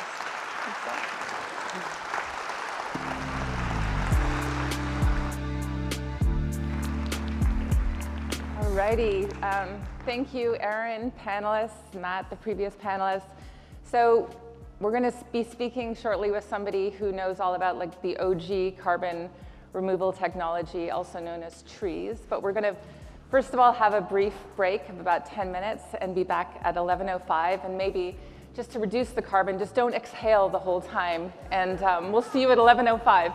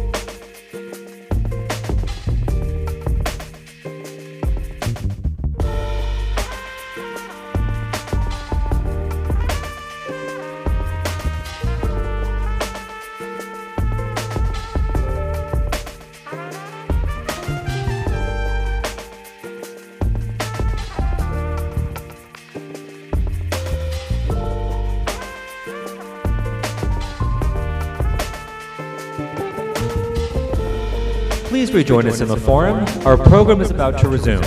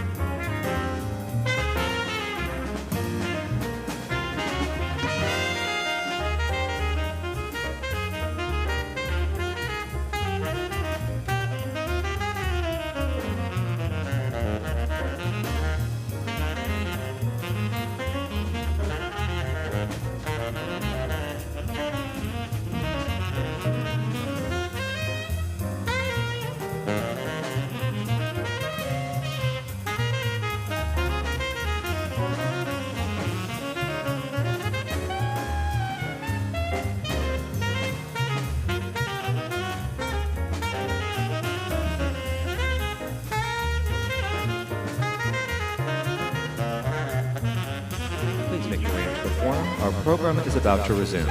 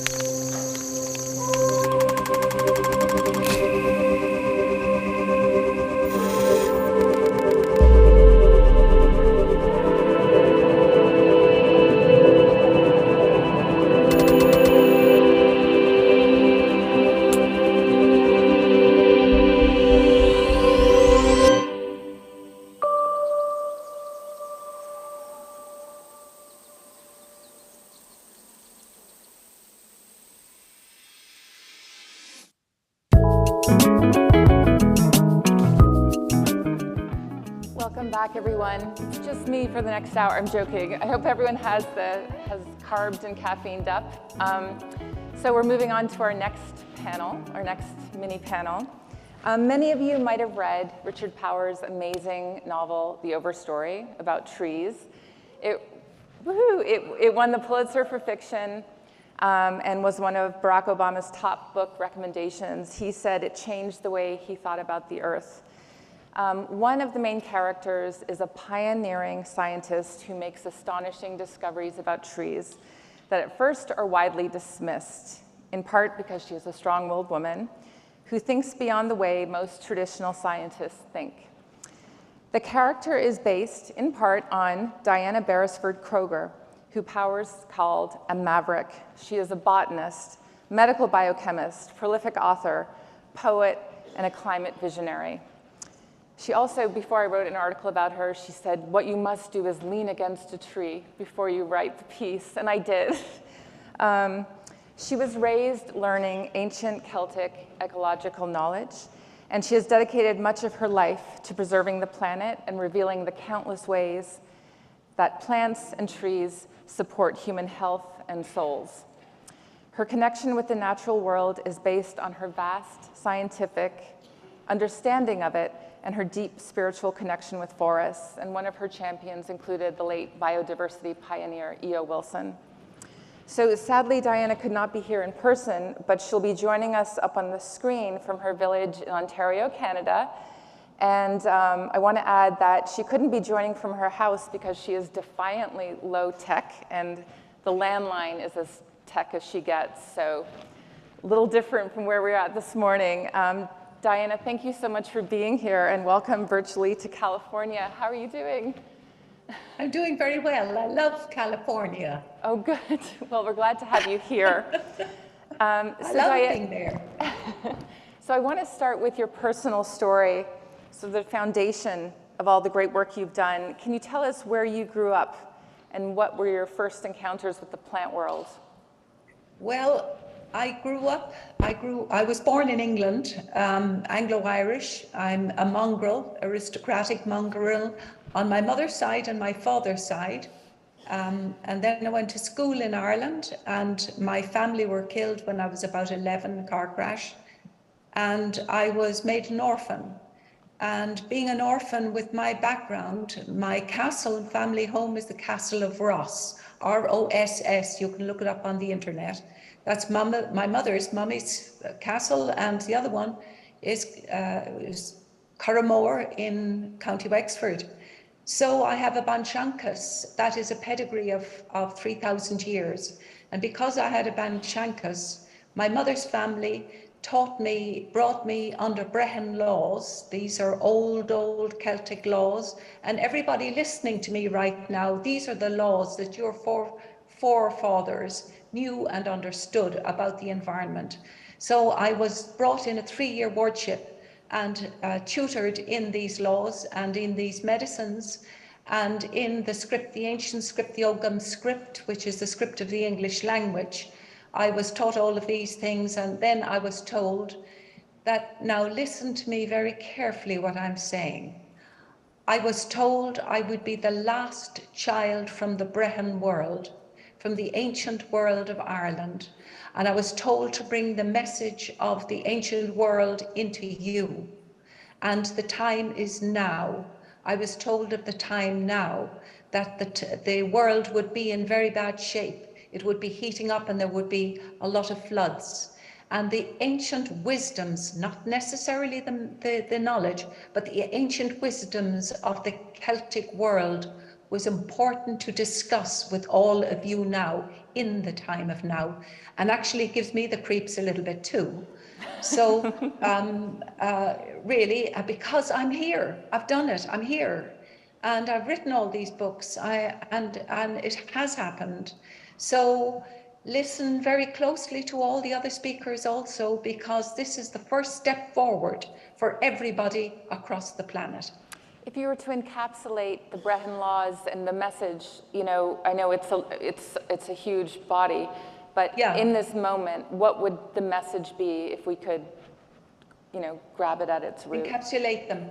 it means that actually there was more protection given to the forest at the time of the Brehon Laws 2,000 years ago at the time of Christ than there is now. The trees were considered to be sacred beings. The trees were considered to have an identity. And most of all of the medicines, ancient medicines, were produced from the virgin forest. And I've seen one of these medicines just once in the forest around you right now. And those were in California. Now, for the Brehon Laws, if the people, all of the people who are taking down the forest now, under Brehon, they would be punished right now. Under Brehon, they would have to make reparation to all of you because the forest represented liberty and democracy. And the democracy and liberty are being taken from people under the name of the forest, and that would be stopped. And it would be a very, very important thing to do because it was considered at that time that forests are the foundations of the world. And forests are the medicines of the world. And actually this past 10 years, we are starting to find out that that is actually true. The Brehon Uluna, the people who were the aristocratic intelligentsia of the Celtic world, understood and knew this. And at the time, so that you do know, at the time of this, 2,000 years ago, the physicians in Ireland were able to do C-sections. Just think about that. When you went to university, you put a lot of these things you learned to the test. I remember you talked about, as a young girl, going out in the morning dew of Ireland and putting shamrock dew on your face with the other ladies, and then finding out at university that there were flavonoids in the shamrocks that had anti-aging properties and all this stuff. So there was a scientific legitimacy. It was traditional. It was traditional knowledge. Was that a surprise to you at all to realize, oh, they were right?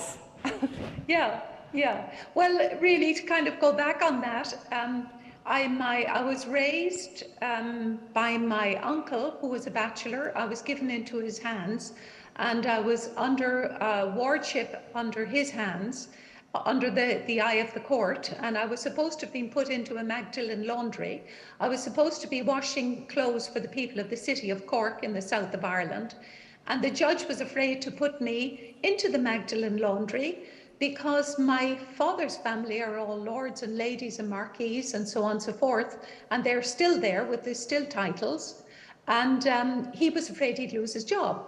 So then I was told, I actually got scholarships, and when I was 15, I did second year mathematics for engineering and so on and so forth, and the nuns really pushed me ahead. So when I got into the medical library at the University College Cork, Holy Mother, I thought I was in heaven.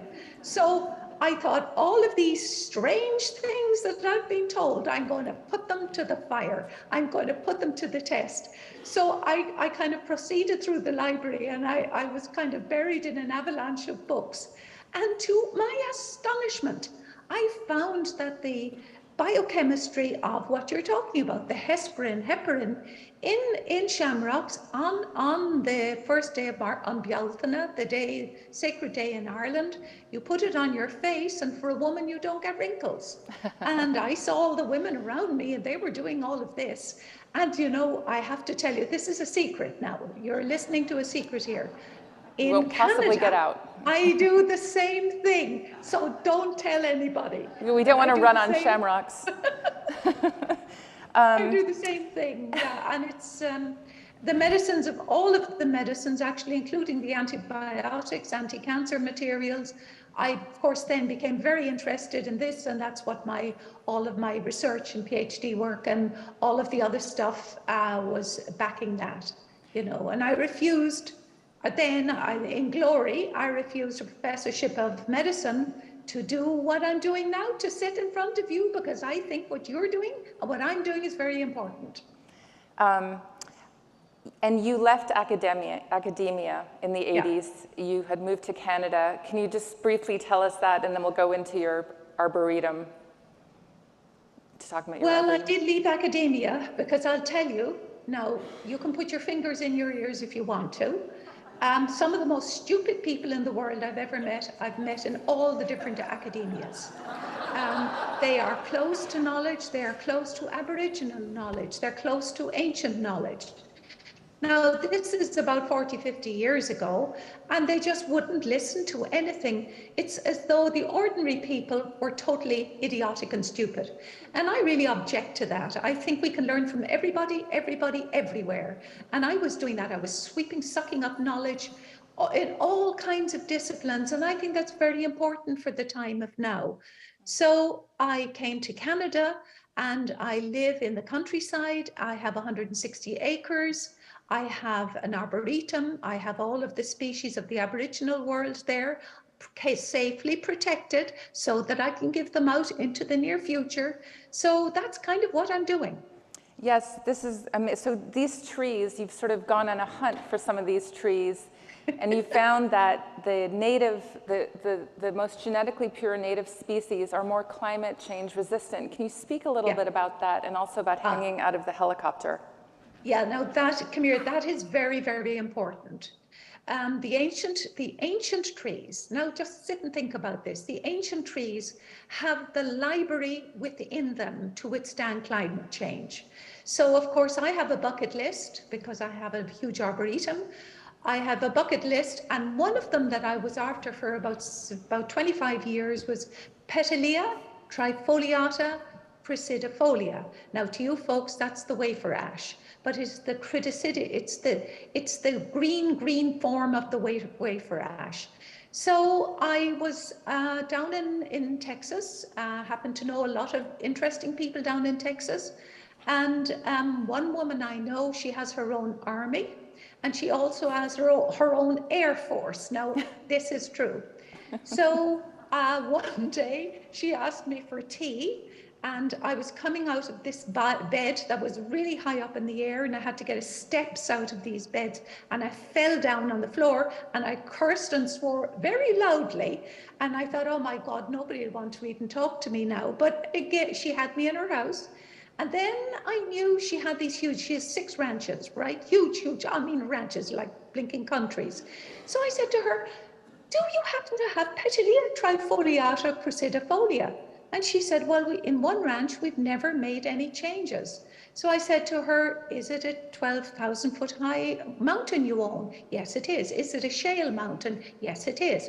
Is there gravel on it? Yes, there is. And I said, you do have that tree. You're the last person in the world to have that tree. So she had a helicopter for me, and I gridded for 4 days, hanging from the helicopter with leather straps and a pair of binoculars. I gridded a huge, massive area day after day after day. Now, let me tell you, I'm terrified of snakes.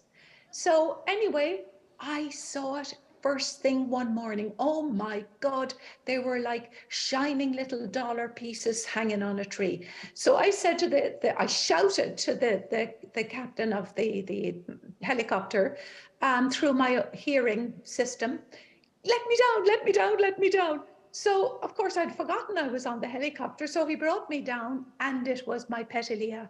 And I started crying, and I went and I threw my arms around the tree. So I am really a tree hugger. I found the tree, and near the tree were all these awful snakes, and I forgot about the snakes. I was so excited. It is now under arm guard, and it will be under arm guard until it's fully propagated. Let me tell you what medicines it has. It has synergistic medicines. If I give you 1 aspirin, its effect will become 100 aspirins. And the same goes for all of the treatments for cancers. So think about that. Fabulous, fabulous, fabulous. To everyone in the room, if you have any questions about trees or anything for Diana, or something you want to share about trees in your life, please write it on the card and hand it to the roving producers. Okay, so Diana, UN research shows that to keep warming below 1.5 degrees Celsius, we'll need to remove about 6 billion tons of carbon dioxide from the atmosphere by 2050. The same as annual US emissions today. You told me that trees are the best and the only thing we have right now to fight climate change cheaply and do it fast. But there's only Yeah. so much arable land, and trees are said to provide only half of the removal needed. Do you agree that there's not enough land to plant the trees we need? No, I don't agree with that. You had, in the United States, you had the terrible dust storms of the 1930s, and we're actually returning to this. And you had a president called Roosevelt, and Roosevelt was very smart. He got a huge group of people out, out planting Gleditsia species. They're honey locusts. They're the intermus species of honey locust. And there's all kinds of research done around those honey locusts. It stopped the storms from destroying the farming land. And they were planted all over the United States. So a lot of them are gone now. And let me say to you, there are trees that can grow on almost nothing. So let's look at the 73,000 or plus families of trees. Let us look at all of that. We need those trees. Some trees are feeding trees. Some trees produce all kinds of nuts and all kinds of other things that the farming community can get the benefit from that. Now, let me tell you something that is very important. Einstein did not have the answer to this observation that he had made when he was in Princeton. He was looking at light. Light comes in a straight line vector and in a sine wave vector. In two forms, it lands on Earth. The first form is the straight line. The second form is a wave vector, and that wave vector lands on the surface of leaves, and the leaves farm the sun. All forests all over the world farm the sun. That is what makes the world a living planet. That's what gives us, listen now, do an experiment, it gives us our oxygen. So I'm going to ask the crowd there listening to me, stop breathing for the next hour and see how smart we can all be. That oxygen comes from trees, a little bit from the oceans, a little bit from elsewhere, from degradation, oxidation, reduction reactions. The majority comes from trees. Too many trees, too many forests all over the world have come down, too much. When we were taking down these forests, we did not know that they were molecular machines. The green machine of a forest has a DNA system exactly the same as you have and I have, except for two bases. And they are intelligent machines that are capable of farming the sun, farming the photons of the sun.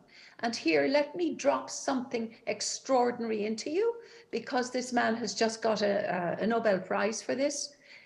Entanglement. I think trees are capable of doing entanglement. These are some of my thought experiments. So someone of you guys go out there and prove this. Now, trees have to be there to regulate the weather patterns. Their humic acid and fulvic acid that they produce on the leaves right now, going into the water right now, produces and forms chelating agent that goes into the seas, and that carries iron into the seas. So they regulate the balance of the oceans and of the seas. You have nosticales, camosiphenales, all kinds of species out in the oceans that require this iron. I bet you never thought about that. It's Matsuhiko, a man in Japan, a friend of mine who is the top marine specialist in Japan, came up with that answer. So the trees are important to life. They're important to your life. And we have to have them for a living planet. So it doesn't matter what kind of tree it is. Let me talk about my film call of the forest, the forgotten wisdom of trees. With that is an app telling you what you can plant all on the face of North America. The best that you have here for California, oh my God, you've got the sequoias. For heaven's sake, keep planting those sequoias. They are very, very important to water in California. But is so, there enough to draw down is there enough to draw down the carbon though? I mean, if we don't have, it's been said we don't have enough land to plant enough trees to draw down the carbon. Yeah. So, okay, yes, let me answer that. Okay. Okay, we have 412, something like that, parts per million CO2 in the atmosphere right now. So if you plant, every person, this is my global bioplan for planting, for saving the planet, every person on this planet for the next 6 years, you plant one tree, native to native, native species to native area. For the next 6 years, you will have in the ballpark of 50 billion trees put back into the planet. You will pull the CO2 event down from the 410 backwards into the 300s. You can stabilize that at the 300, in the 300s, and it reduces the temperature, it reduces the greenhouse effect, it gives us time to re-regulate the carbon cycle. That's what it will do for us. And it's a very simple thing, it's very cheap. You can go out and get an acorn if you really feel that you've got a terribly bad back and you can't possibly use a shovel, then go and get a trowel, get an acorn and get your kid to plant an acorn. Okay. So it's a very simple thing to do. And while you're about planting an acorn, would you plant a blue acorn, the Quercus douglasii, because they're getting endangered in California and it's a disgrace. Okay, thank you. It's a disgrace, California. So one of your passions is the boreal forest, largest land biome, biggest land-based carbon store on Earth. It's witnessed more tree loss than any other forest through fires. Russia has destroyed areas the size of France. You told me about the unique health benefits from the boreal, and what's so special about, and also what happens in spring, which was, I did not know, with the boreal, how it affects many of us. Can you speak to that a bit? Yes, there are the Populus tremuloides, which is a very large tree up in the boreal. And by the way, the boreal forest is the last great intact forest system on the planet. It is the workhorse of the planet. And very few people know there is even a boreal forest actually up in the north of the planet. Canada's got a lot, America's got a lot, Russia's got the taiga, and then there are the other European countries. It's like the crown on the planet. It is actually, it's the crowning glory of the planet. So Populus tremuloides. Now, it is a very large tree in Russia, it's a very large tree in Canada, and also in the rest of the forest. But what this particular tree does is very, very, very interesting. In the winter time, it produces these kind of they're called oleoresins. They're buds on the trees, okay? They're just brown buds on the trees. And they're coated with a kind of an oily substance, which is an oleoresin. But as the sun hits those trees, it melts the oleoresin and it goes into the air. But the air, this is the first great flush of aerosols into the air for forest bathing. It climbs into the air and comes down south. And what these oleoresins contain is prostaglandin and prostacyclin. And it has all kinds of prostaglandins. Actually, they're numbered prostaglandins within the biochemical formula and biochemical books for the use on the body. But let me tell you what they do for the male body. It is something very interesting. All of the men, their, let's call it their masculine part of their body, it gives them a greater strength in the masculine part of their body. And that is why we say, oh, you have spring fever. And that is why we say, and it affects the heart also, as a positive effect on the heart. That's why men get very active in the springtime. And I am not even going to mention women. It is a flush of aerosols that goes into the atmosphere, comes down south, and affects every single mammal on the planet. And I think that's very, very important. It is the ecological shield of the world. It is one of the things that sterilizes the atmosphere, and that is why you don't have a filthy, dirty atmosphere. That is why you have a sterile ability to breathe the air, because it has that flush with it. Now, that's worth saving. That's worth saving. All right, we're going to take some questions from the audience. I think Wanda on my left has a query about young people. You're thrilling me. I'm going forest bathing tomorrow, literally. Okay. But I would like to hear your thoughts on engaging youth in planting and caring for trees. Well, I will tell you something. In my experience, and I've spoken to a lot of the youth with forest schools and so on and so forth, at university as well. When you take a cutoff of 20 years old and younger than that, they seem to have a better understanding of the problems of climate change. And even the little suckers, the little babies who are 5-year-old in kindergarten, those little suckers know that trees are the lungs of the planet. I don't understand that. And I've talked to some of these kids, and I've talked to these kids down in Fort Worth, as a matter of fact, all of the children of Fort Worth, I've talked to all these school kids, and I've asked them if they have a ghost in their mind. They are very, very worried about climate change, and somehow they seem to suck by osmosis all of the knowledge around them.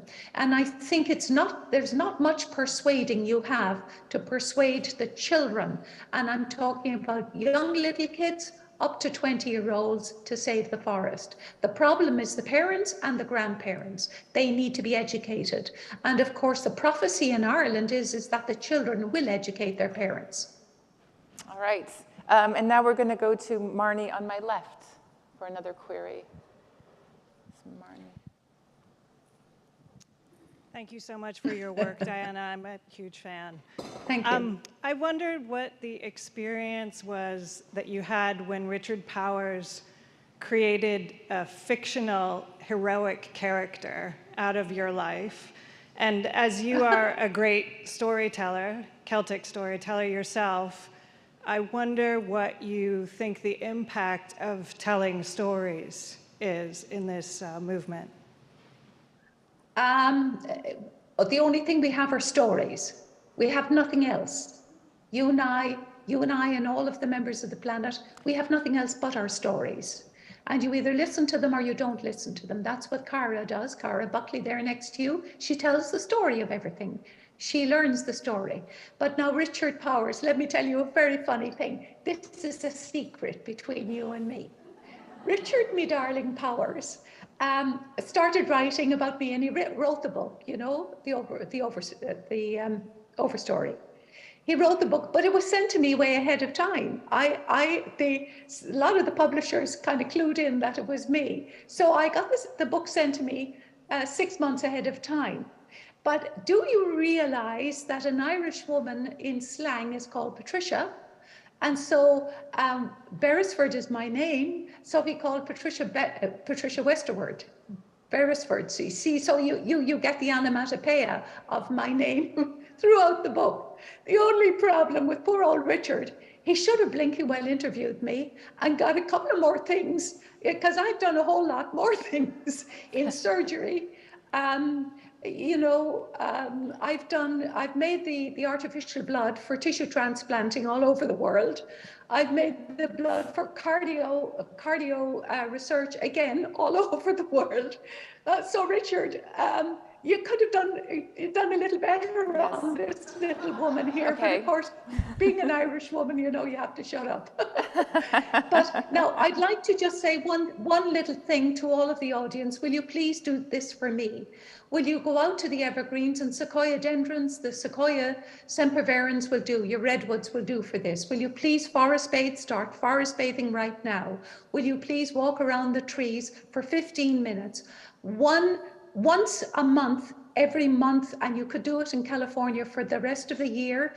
Every month you get a protection from cancer because the neutrophils change and your T-cell ratio in your body changes. It gives you a full protection to cancer. So please, all of the audience do this, and don't laugh at it. It is really true. The clinical trials were done in Japan with a good colleague of mine, King Lee, and he had picked this up from my book, Arboretum America, Philosophy of the Forest, which is something you should read too, to save part of California.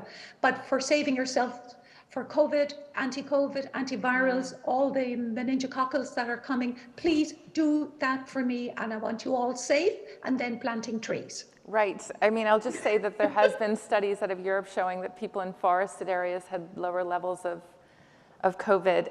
You have opinions about eucalyptus trees in California. Can you speak? Oh, yes, I do. Oh, gosh, yes, I do.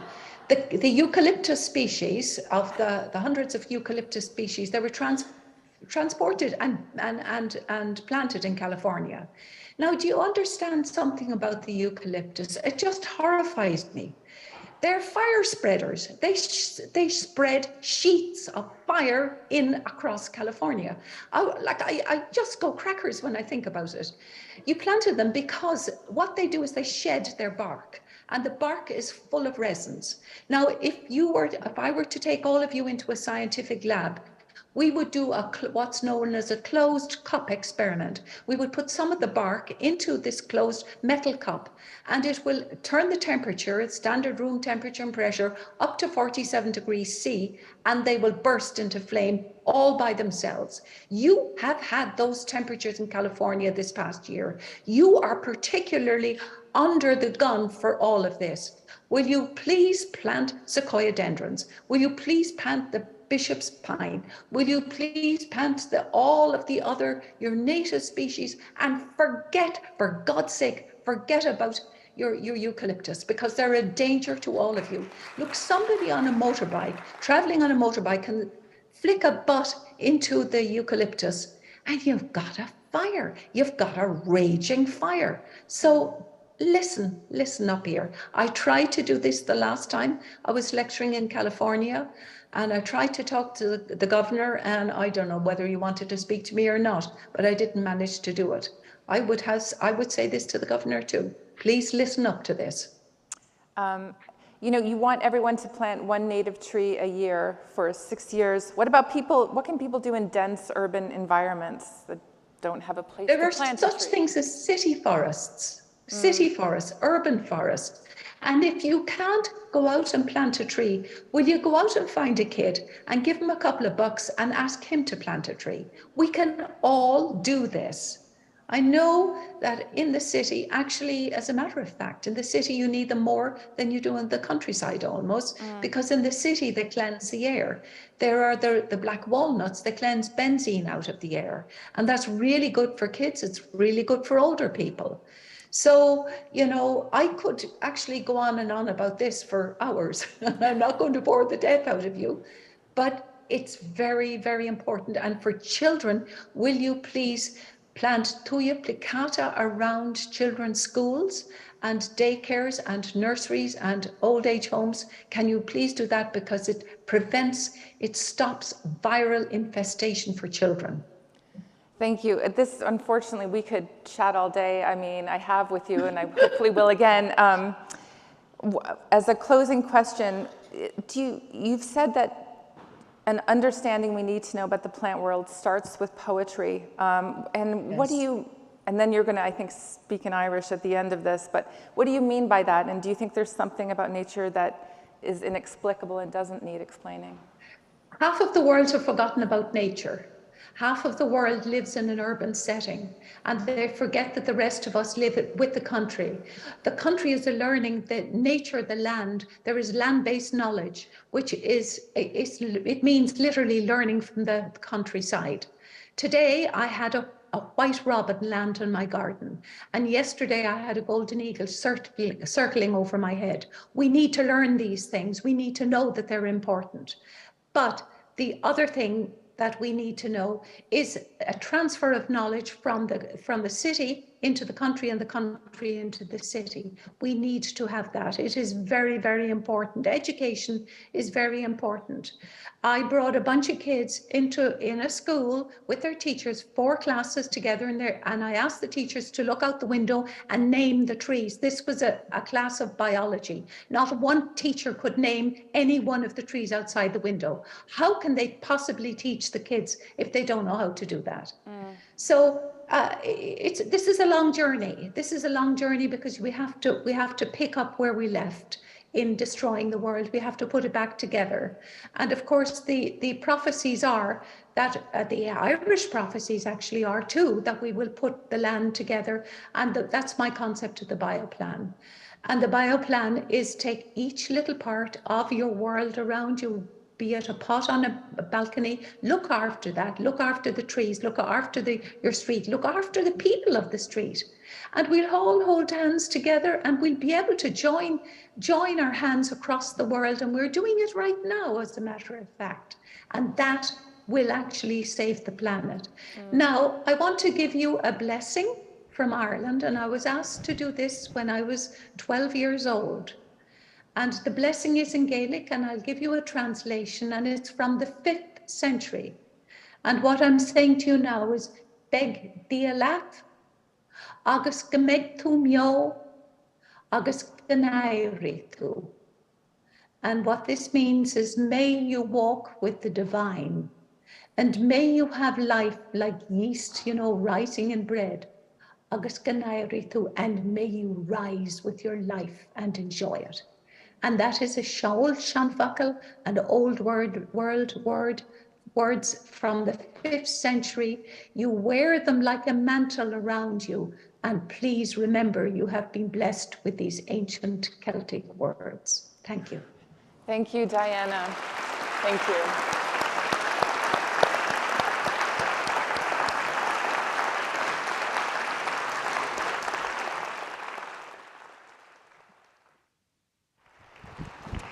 Thank you, Cara, and thank you, Diana. Well, when we think about how to tackle climate change, there's understandably a lot of attention given to our electrical grid, to electric vehicles, which we spoke about earlier, to solar and wind power.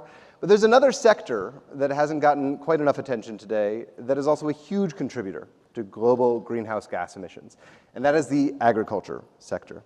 There's a new crop of companies right now that is trying to make real headway in addressing this issue, including many startups that are finding meat alternatives, which is, of course, one of the largest sources of emissions in the agricultural sector. And yet, how to make that connection between what we eat, how healthy it is for our bodies, and how healthy it is for the planet remains exceedingly difficult. Last year, I had the opportunity to interview one of our next panelists, Ethan Brown, the founder of Beyond Meat, and he told me, quote, trying to get people to eat something based on climate is hard to understand. So there's a lot to unpack here, a lot of questions, and for this next panel, I'm really excited to turn it over to my colleague, Melissa Clark, food columnist at the New York Times and a best-selling cookbook author. Welcome, Melissa.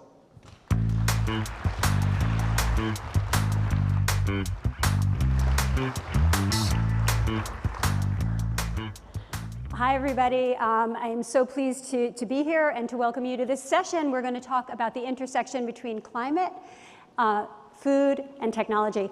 But before we start, we're getting close to lunchtime, right? So we're all thinking about food. And I want you to think about your personal habits when it comes to eating. So I'm going to read some statements, and by rounds of applause, I want you to tell me which one best describes you, okay? So first one is, you eat meat every single day. Okay. You eat meat occasionally. You never eat meat. You are a vegan. You want to stop eating meat and dairy products, but you just can't do it, can't bring yourself. Okay, and finally, the reason that we're here, you think that cutting out meat and dairy is the path to mitigating the climate crisis. Okay, so you can hear that no matter where you are on the spectrum of meat eating and dairy consumption, we all kind of agree that if we can limit the amount of meat and dairy we eat, that is one path to reducing climate emissions, reducing climate emissions, and this is absolutely true. I mean, there's no doubt that eating less meat and less dairy would really help. Did you know that the meat and dairy production, the industry produces 14.5% of the world's greenhouse gases. So that's the same amount as all transportation. So cars, airplanes, ships, and trucks altogether is 14.5. It's the same for the emissions from animal production, from meat and dairy. So, okay, so there's a couple of ways to think about this. So one path would be to convince a critical mass of people to go vegan. And another path would be to farm differently, to raise animals differently, and to do so in a way that actually improves the land and sequesters carbon, and this is called regenerative agriculture. Over the summer, the Biden administration committed $22 billion towards climate-smart farming. And, and companies like PepsiCo, Cargill, Walmart, and General Mills are backing this cause. So we're going to get into both of these approaches to eating our way to a better planet. And I'd like to introduce our two guests. This is going to be a great conversation. So first, I'd like to introduce Ethan Brown. He is the founder and CEO of Beyond Meat, and Claudio Nunez, who is the conservation grazing manager at the Santa Lucia Conservancy up in Monterey. So please welcome my guests.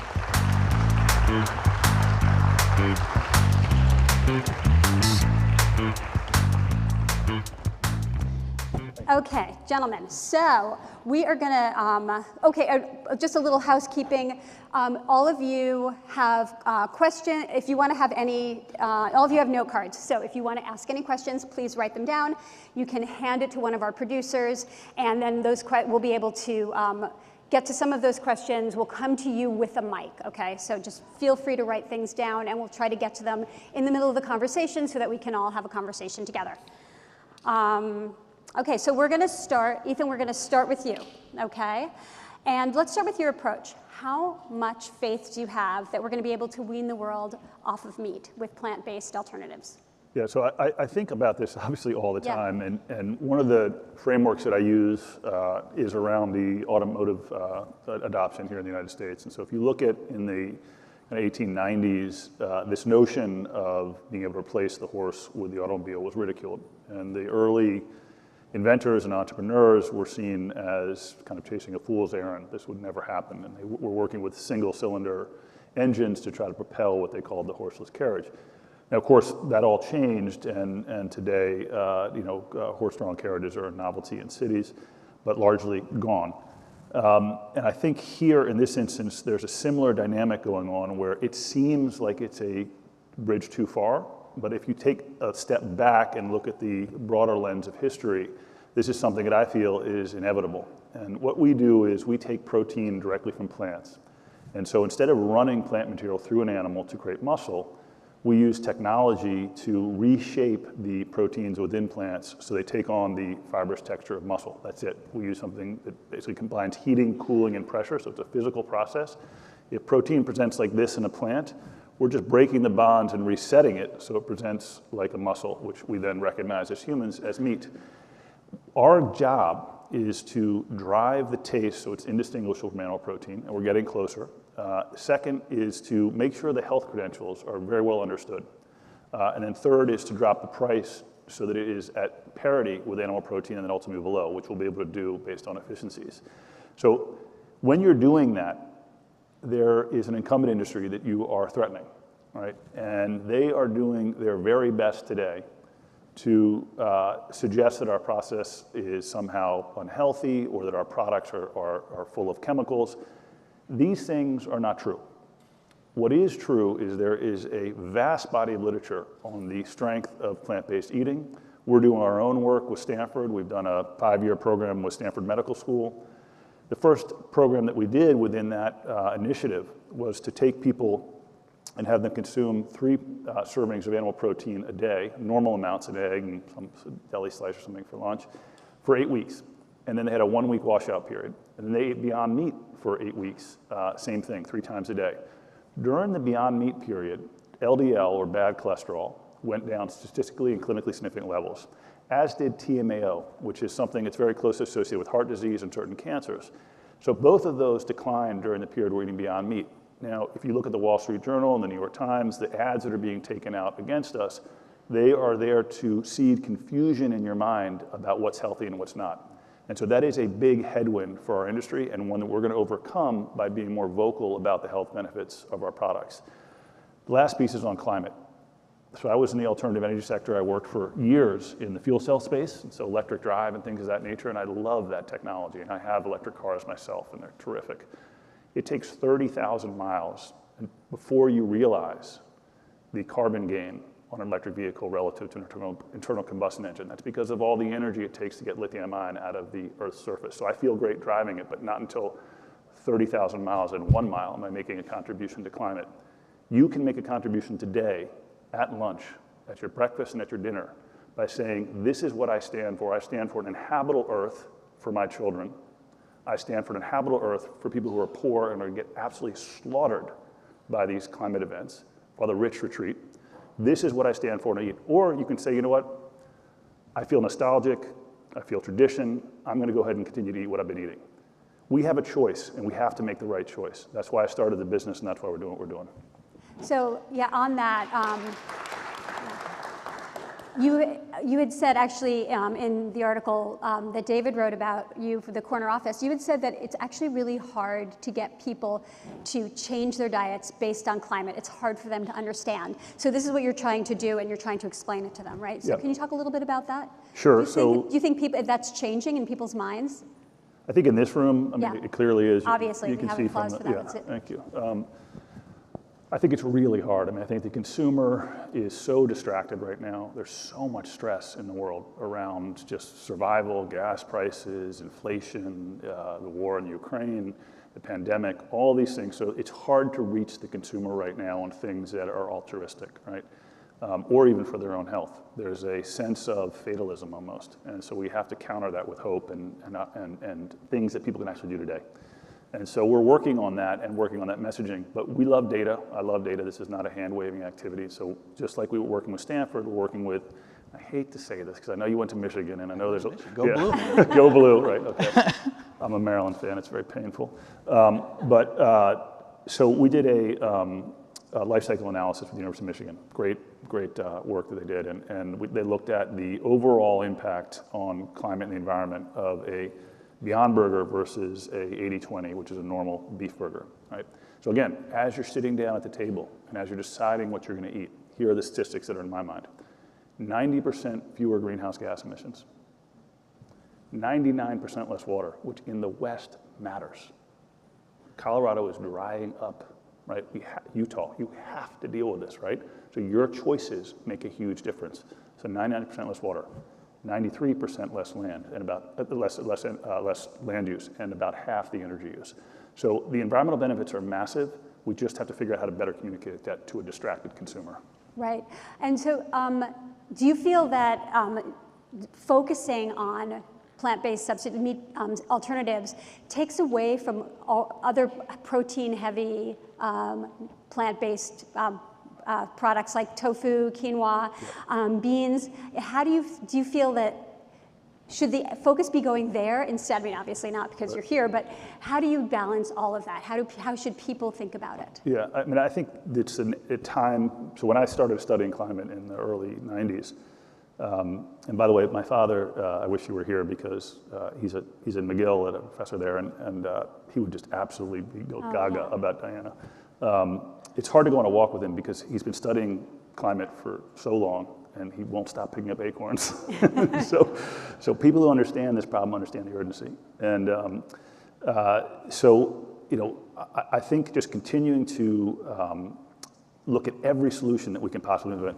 Claudio's solution, my solution, direct consumption of plant-based tofu and things of that nature. But what's happened is there's an insidious and strange sort of bedfellows here where the big ag who is trying to tag our food as processed and elite foodies are kind of coming together, right? And in Marin and Martha's Vineyard, you might be able to have a backyard hen, right? But the rest of the world eats confined animals that are being fed antibiotics, are being in systems that require specialized lighting and require that their meat, once it's been harvested, is actually inspected to make sure there's no arsenic in it, there's no feces in it. It's not a process that we can really get excited about, right? That's what the rest of the world eats. Yeah. And so as the foodies say this is less healthy than kale, Yep. and the meat industry says this is processed, we lose a real opportunity to actually make fundamental change. Okay, and so that's a perfect way to start talking to you, Claudio, about what you're doing. So let's talk about regenerative agriculture. There's no one definition in terms of what the government says about what it is. I don't even think there's agreement among farmers about what it is necessarily. Absolutely true. So for you, can you explain what regenerative farming is? Yeah, I mean, I actually agree with just about everything that Ethan just said. Yep. And I think that we do get into these really nitpicky arguments, and I think in the regenerative space the same thing has happened, that Professor Roundtree at Michigan State and professors, at Berkeley or at Texas A&M are all having these fights, and we have to recognize we're all on the same page, first and foremost. Regenerative agriculture is obviously, it's not a defined term legally. I think that people around the country are prioritizing different aspects of their ecology in their farming systems. And then there's also, frankly, a fair degree of charlatanism and people trying to rebrand themselves while not actually changing all that much. So I think it ends up becoming a consumer education issue to have the defined term, or at least an informed consumer who can make those sort of those questions is really important. But we start with the fact that just about half about the American land base is devoted to food production. And it's in a sad state. The idea that we can regenerate something inherently is telling us that we have had a lot of destruction. And so I think about the sort of like the ecological savings account that exists out there, which we, as Europeans coming to this country, came to a really, really fertile place where we've just been able to take withdrawal after withdrawal after withdrawal from our land base. Yep. And at some point, you need to put a contributing factor back in. We need to make a deposit. And so the techniques, we can get into that, they're sort of specific, but also very general things, because as we look across our land bases from the Great Plains and the Midwest to here in California, there's such divergence, ecologically, that the practices are going to have to be divergent as well. There's not sort of a cosmopolitan set of practices that are going to work on every landscape. Well, right. I mean, for like what Diana was talking about before, it's like we can plant trees, but we're not going to plant trees on grassland where trees don't exist. Right. So for you, what we're going to do on that grassland, can you just talk about how raising animals on grassland is a way to sequester carbon and is a way to regenerate that land? Certainly. Yeah. And I can talk specifically about the work that I'm a part of right now at the Santa Lucia Conservancy. So it's a 20,000 acre historic Mexican land grant ranch. So after Mexico separated from Spain, all the missions were secularized and basically given out to wealthy landowners. And they became these ranches. And throughout California, it's almost always the senior water right, water being obviously one of these huge issues, in any given county is like the first land grant ranch. And it's, from an ecological standpoint, this amazing, amazing thing to have these large, continuous swaths of wild area. Right. So the Santa Lucia Conservancy is 20,000 acres. Of that, we think we have about 20,000 acres, 5,000 that is grassland. And grasslands exist in different contexts for different reasons, but here in California specifically, they are disturbance dependent. So we had cultural fires for thousands of years by native peoples who lived here, or we had large quantities of grazing animals who kept these things open. And I think that it's our current understanding of land ownership and habitat fracturing that has actually made it so these things aren't particularly healthy. So in the 30 years since the preserve took away its status as a working cattle ranch and made itself a preserve, what we saw was, in that first initial couple of years, explosions of wildflowers, dominance of pretty amazing plants, and then we started to see this plateau, and then it started to go down. So now we go into places where we haven't had a managed disturbance, in some cases for 30 years, and we have perennial grasses that are shooting up like one single sad sward, no seed production from a plant that obviously needs to do that. And right next to that, since the grazing program was introduced about 8 years ago, by having these sort of managed pulses of disturbance, which grasses and herbaceous forbs, sorry to get a little technical word in there, they're designed through billions of years of natural research and development to have these periodic pulses of disturbance, which sort of clear stuff out and stimulates. And then also, I mean, the really big thing is in a feedlot, we're talking about dung and urine as a toxic commodity that's just getting pushed out into water. In a sort of periodic pulsing, it ends up being powerful, powerful fertilizer. So it's really interesting to kind of look where you have a graze line historically. We sweat our butts off walking up and down the hills and putting in temporary fence. It's so physically demanding, but at the end of the day, when you get to like look at health of plants side by side, it's very, very gratifying. Okay, we have a question from the audience. Johnny on my right. Hi, my question is for Ethan. I wanted to say first, Melissa, your recipe for the spicy shawarma with tahini. Oh, the outstanding. cauliflower one? One of my favorites. Okay, Yeah, good. the cauliflower. Excellent. Thank you. Yeah. So good, so good. I make it all the time. This question's for Ethan, though. When do you see, like, what's the projections for reaching price parity with meat, and how low do you actually think you can get the price? Yeah, no, it's a great question. It'll depend on the species that we're targeting. But something super exciting is happening tomorrow. We're starting our trial with Taco Bell with the steak, and that steak is priced at parity with animal protein. So it's going to be really interesting to see how the consumer reacts. And unfortunately, it's only in one city. It's in Dayton, Ohio.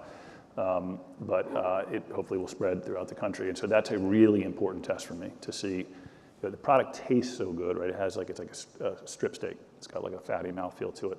It's priced the same. And then if we can get the consumer to understand the health benefits and the climate benefits, I think we can make real progress. So when you get into cheaper cuts, it gets harder to get below the price point, but it'll come with volume. We are so small right now. We're serving McDonald's in Europe, for example, in Taiwan and Australia, but we really need to get the type of scale that a United States customer like that would provide. And once we get that, then I think you can start to see our overhead be absorbed by much more throughput, and we'll get close. So I'd set 3 years ago to be able to hit price parity within 5 years. And so the steak is obviously one accomplishment, but we plan to do more and try to get ground beef by the end of the 5-year period, so about 2 more years. Okay, that's an interesting point, just about price parity. So you're talking about price parity of factory farmed meats and Beyond Meat. But let's talk about price when it comes to, regeneratively raised animals. So right now, this is a huge difference. Do you see a world where that price ever comes down, or do you feel like it's always going to be just the most expensive option? Obviously, for the reasons that you were talking about, like this is hard work, this is land intensive, labor intensive. So first I can say that at the place where I currently work, we have no meat production. Right, no, I know. And so we are literally using animals as a tool for ecological value. Right. And so I think that that sort of context, Ethan's absolutely right, that 90+%, 98% or whatever it is, of the meat that's produced in the United States is ecologically degrading. But this sort of turns it on its head, where it's not the same sort of cost-benefit analysis when you can start to see benefits through the production, right? And so I think that we could probably sell, 45,000 live weight pounds per year and still have the current situation. Like, meat is a byproduct of ecological stewardship in our current context. Yep. Having said that, though, I think that we have a really horrible structural problem when it comes to the pricing of food in general.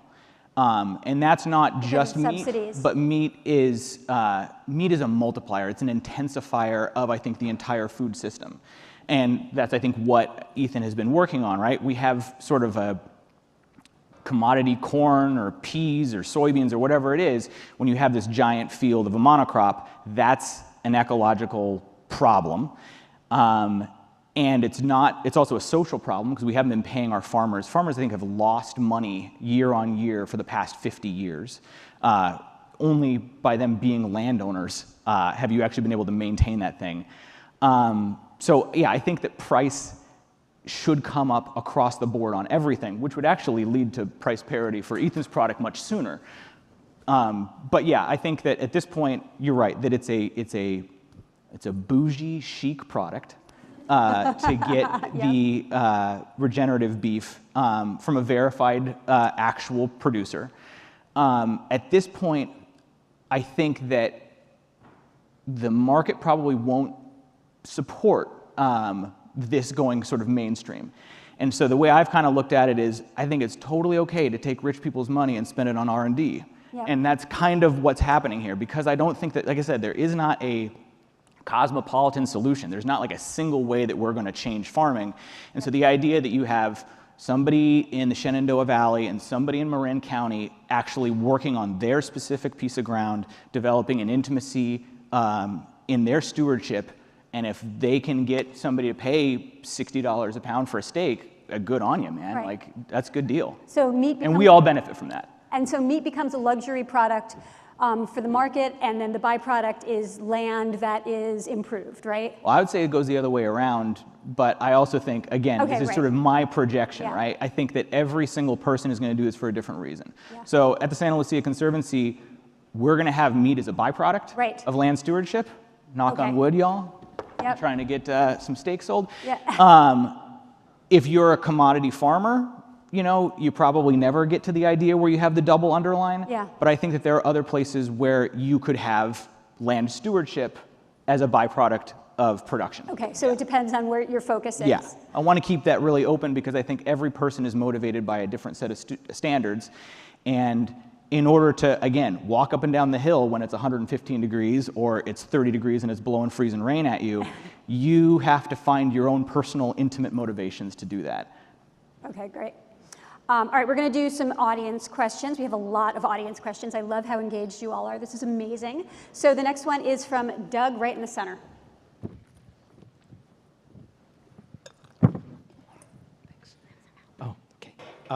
Yeah, most marketing of the new plant protein foods seem to center on simulating meat. And instead, why not work at promoting maximum plant? Yeah. My mother always asks me that. She's like, why are you trying to do this? Why don't you just create something that's really delicious for the center of the plate? And I think someday we will do that, and I'm really looking forward to it. I think for me, it's about evolution and just our intimate relationship with meat. I'm not one who says that meat hasn't been really valuable to us as a species. It's actually why we're all able to have these conversations. It was a major step forward in our physiology and our brain power. We actually went from eating mostly vegetation about 2.5 million years ago to consuming more animal protein, and that also saved us when climate changed dramatically. We were able to shift into new ecosystems and consume animals to survive. And our stomach shrank as a result, very significantly, most of us. And our brains took that energy. And so our brains went from 600 to about 1,300 cubic centimeters, and this big computer that we have now. And so that, between meat and fire, that really is, anyway, that people who know more about this than I do attribute that. And so there's a familiarity to meat that is so important to us. And so that's why I've been so focused on this. And I don't think I can change through moral argument or through efficiency arguments that behavior, but I think I can more readily change the material at the center of the plate so that it's a piece of meat that people recognize and consume as they would animal protein. And for me, the nomenclature is enormously important. You know, the fake meat stuff is, I think, a derisive comment. We don't call the mobile phone a fake phone. We call it a mobile phone. It's just not a landline, right? And so we have to get around that and embrace this as a plant-based meat that's going to be here for us and for good reason and for the future. But I just want to make sure that I have absolute, this stuff, everything is needed. And there's an effort to try to pit one against the other. And you guys have not done this at this conference, but we need to do everything we can, and we need to do it as quick as we can.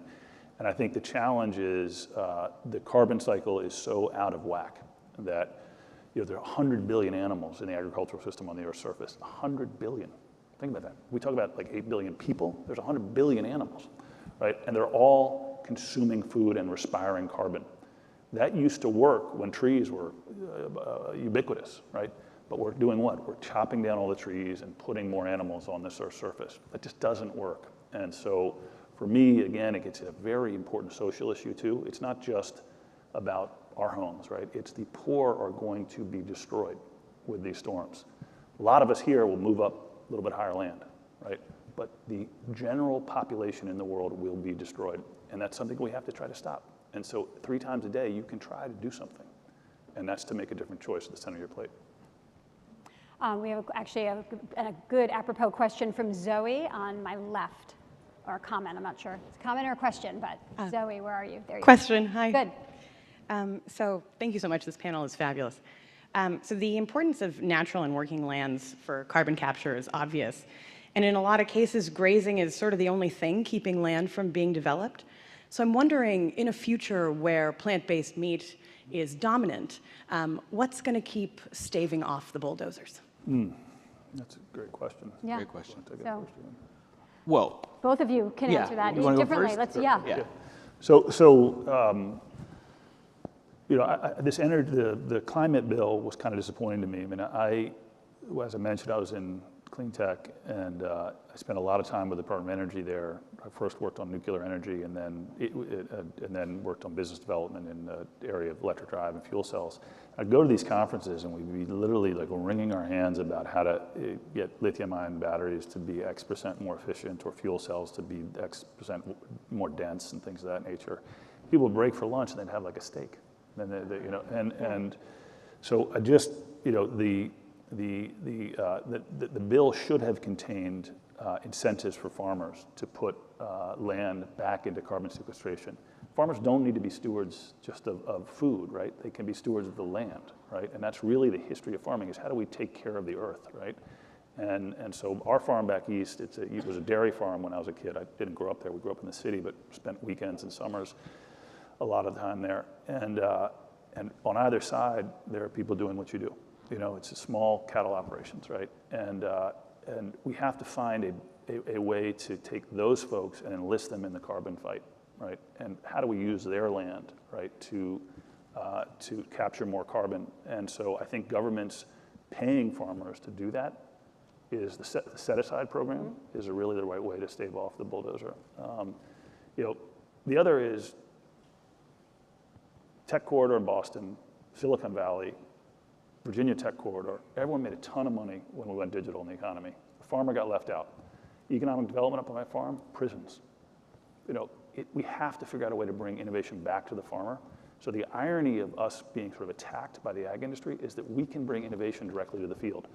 If you're using 100 acres to grow feed for an animal, you can now generate the same amount of beef, our beef, right, in 7 of those acres. That just gives you 93% more acres to do something with. So let's bring innovation back to the American farmer and make the land more valuable so the bulldozer stays away. Yeah.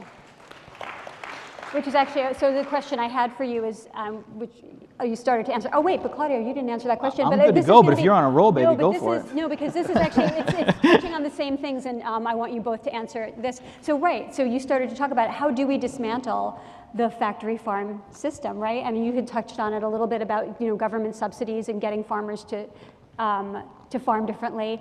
Because I think we all agree that this is, or certainly you both agree, that this is the way forward, right? And whether you're going to do it through changing your diet in part or changing your diet entirely, but this has to be a major part of how we're going to bring down emissions.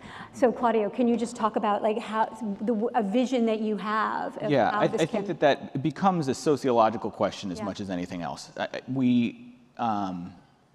We always have this conversation in this country, and I think in the West at large, about the market will decide, and have this like very Adam Smithy view of like priorities, which is malarkey. Yeah. So I'm going to use that word in public. And I mean, it's just not true. And so the preserve that I work for is a thing that only is going to work in California because land value is so high for us to get a $25 million endowment and you know, do it that way. I think it's going to be different in every single place, but I think we do ultimately have to come back to this conversation, and I think this is the core of the regenerative thing. We can get into practice all the way through, but that nature and the natural systems that exist, biological, chemical, they have value, and paving over them is, I mean, I don't know, it's hard to use the word a sin, you know, in public like this, because everybody's got a different set of moralities, but the idea of functioning lands as being, I think the previous presentation was exactly on point on this. We don't know all of the connections that human beings in this context, but we are not like, there's a guy named Timothy Morton who used to be at UC Davis, and he wrote a book called Ecology Without Nature. And the thesis of it basically was that we've been telling ourselves this story, that there's the background of nature, and in the foreground is the human story, the human experience. And that's, again, malarkey is the word that I'll use. There is no foreground, there is no background. We are embedded within a much, much larger system that's interconnected. And everything that we do is kind of going out into the world, and you know, we can talk about altruism, but it comes back to us. And so ultimately, you can also make that from a very personally centered, just looking at your own welfare. I think as we take genetic diversity out of our landscapes, we're hurting ourselves as much as we're hurting anything else. Absolutely. Okay, we're gonna wrap in a minute, but I just have to let you guys know of a little experiment that we did, and let all of you know about an experiment. We used you as guinea pigs for our own little behavioral science experiment. So when we had all of you register for the lunch, we let you know that the lunch was going to be a vegan lunch unless you opted out, and you could opt out of the vegan lunch. Out of all of you, only 2 of you opted out of the vegan lunch, and we heard how many of you were vegan. So that's actually, so I just wanted to wrap this by saying, by putting this out there, if people have to make an extra effort to get meat, will they eat less of it? You know, is this a way? And this happened to me on the way here. When I was getting a coffee, I asked for a cappuccino, and they said oat milk, right? And you know, and so is it also just a matter of reframing the question in our mind and reframing the way our relationship to what we're eating? So you have all been. Thank you for participating in our social experiment. We learned something really valuable. Gentlemen, thank you so much. Thank this was fantastic. Yeah, great work. Really exciting. I want to come visit you. What's that? I'd love to come visit. Oh yeah, absolutely. I'd love to have you down. That'd be great. Getting up? Yep. You guys can.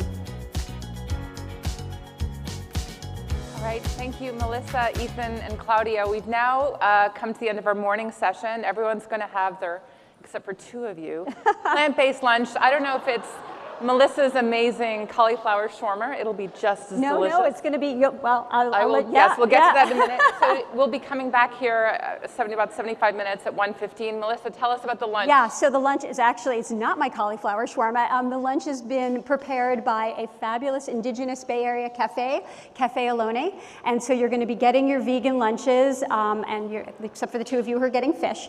But I wanted to just tell you a little bit about the lunch, because it's not just lunch. The lunch is actually going to be an interactive session in its own right. So each of you on your badges, you have your table number.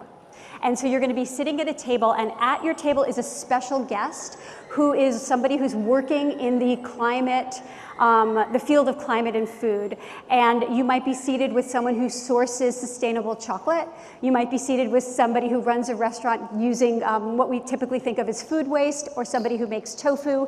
You're going to have discussions during during lunch. And what's so great is that when you gather around the table over food, you have the best conversations. So this is exciting. One thing though, so a couple of things, 2 housekeeping things about this. We're going to be operating under something that is called Chatham House rules. So any information that you glean from your session you can use, but please don't attribute it to anybody. So no direct quotes, but feel free to take that information and use it. And that way we can all be more candid. It's just a more comfortable conversation for us. And then the last thing is that you all have your index cards, right? So at the end of your session, what are your takeaways? Do you have any takeaways that you'd like to share with all of us, since we're all sitting at different tables? Jot them down anonymously. Please give them, and hand them back to us, and then we can share them after lunch. So enjoy, everybody. And you can exit right there. Lunch is right over there. You see the tables. Thanks so much.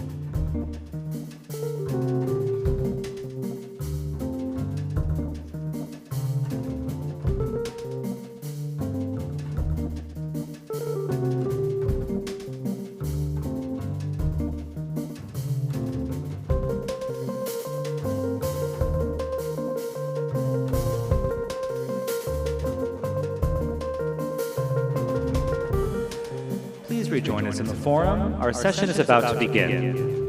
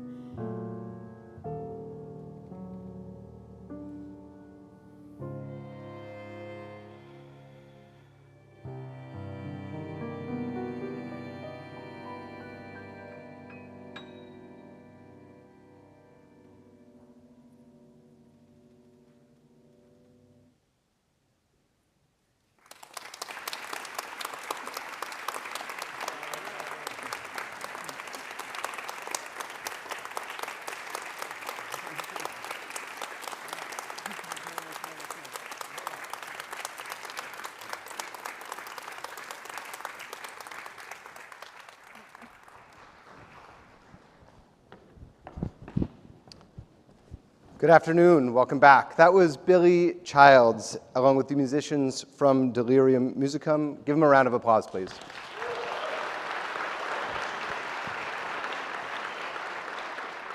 That was another excerpt from their upcoming project, Trilogy, and that one was devoted to my personal favorite tree, the giant sequoia. Later in the day, we'll be hearing from the composers, as well as some of the people that helped make the whole project possible.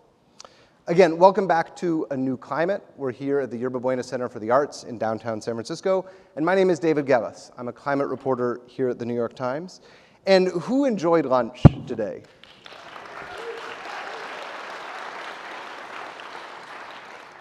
Just extraordinary food from chefs Vincent and Louis at Cafe Alone, from across the bay in the East Bay, sharing with us some traditional recipes, new recipes, and giving us a real grounding in their culture. So thank you again to them.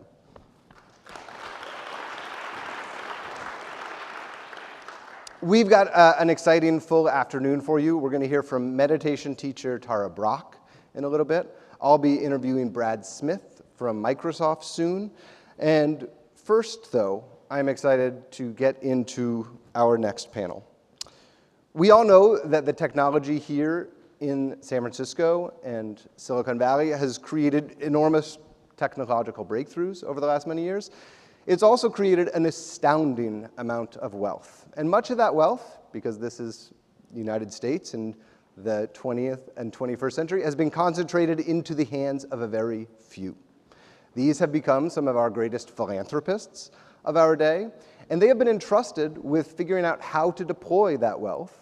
And many these days are trying to use it to address climate issues. I know many of you were looking forward to hearing from Maureen Powell-Jobs, and I regret to inform you at the very last minute she was unable to make it. These are the unpredictable times in which we make it. So we apologize for that.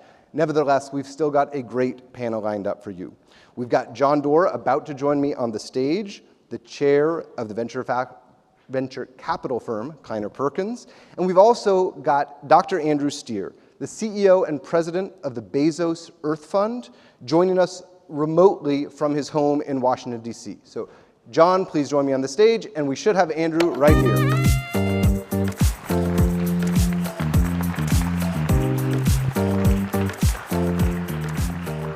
Thanks, John. Andrew, hi. Can you hear us loud and clear? Hear you clearly. Thank you very much, David. And how cool it was to start with music. I love the way you do things because we need the right as well as the left part of our brain to solve these problems. Ooh, I love that framework. We'll have to come back to that later in the conversation. Thank you, Andrew. Well, John, thank you for being here. Thank you to all of us in the room. I love seeing a full house after lunch. People are truly ready for this conversation. It's great. John, I want to talk with you. Earlier this year, you entrusted me with helping tell your story, and we were the first to break the news at the New York Times that you were giving a really extraordinary gift to Stanford University with a $1.1 billion endowment to create the Doerr School of Sustainability.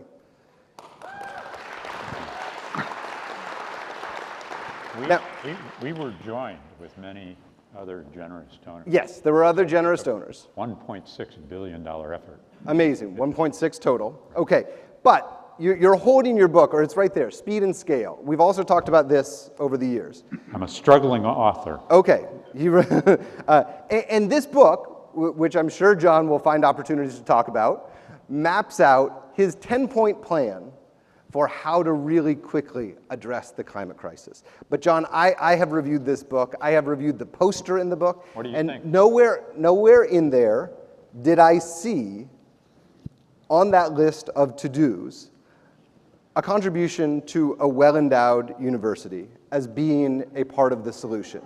And in all seriousness, I ask, why was this the best use of your money? This extraordinary gift, which I think is deservingly getting some applause in the audience.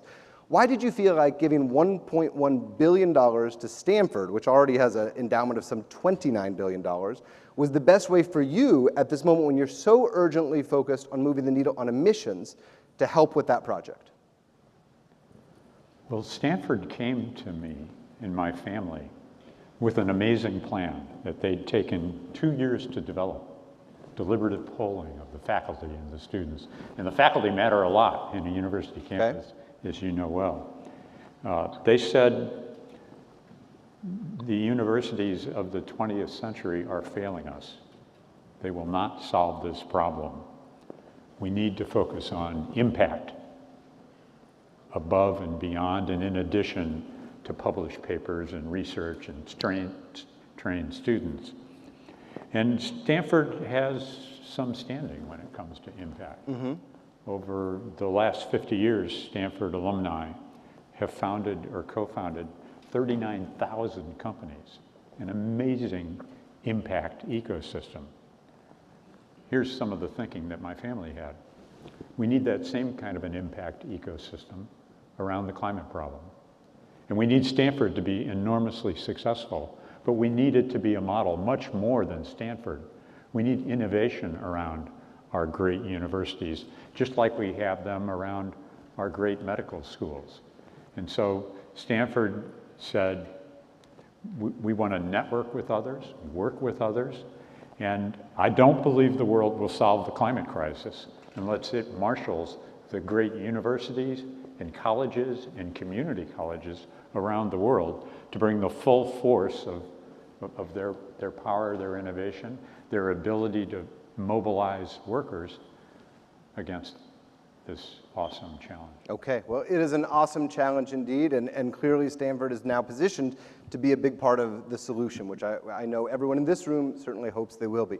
Andrew, thank you again for joining us virtually.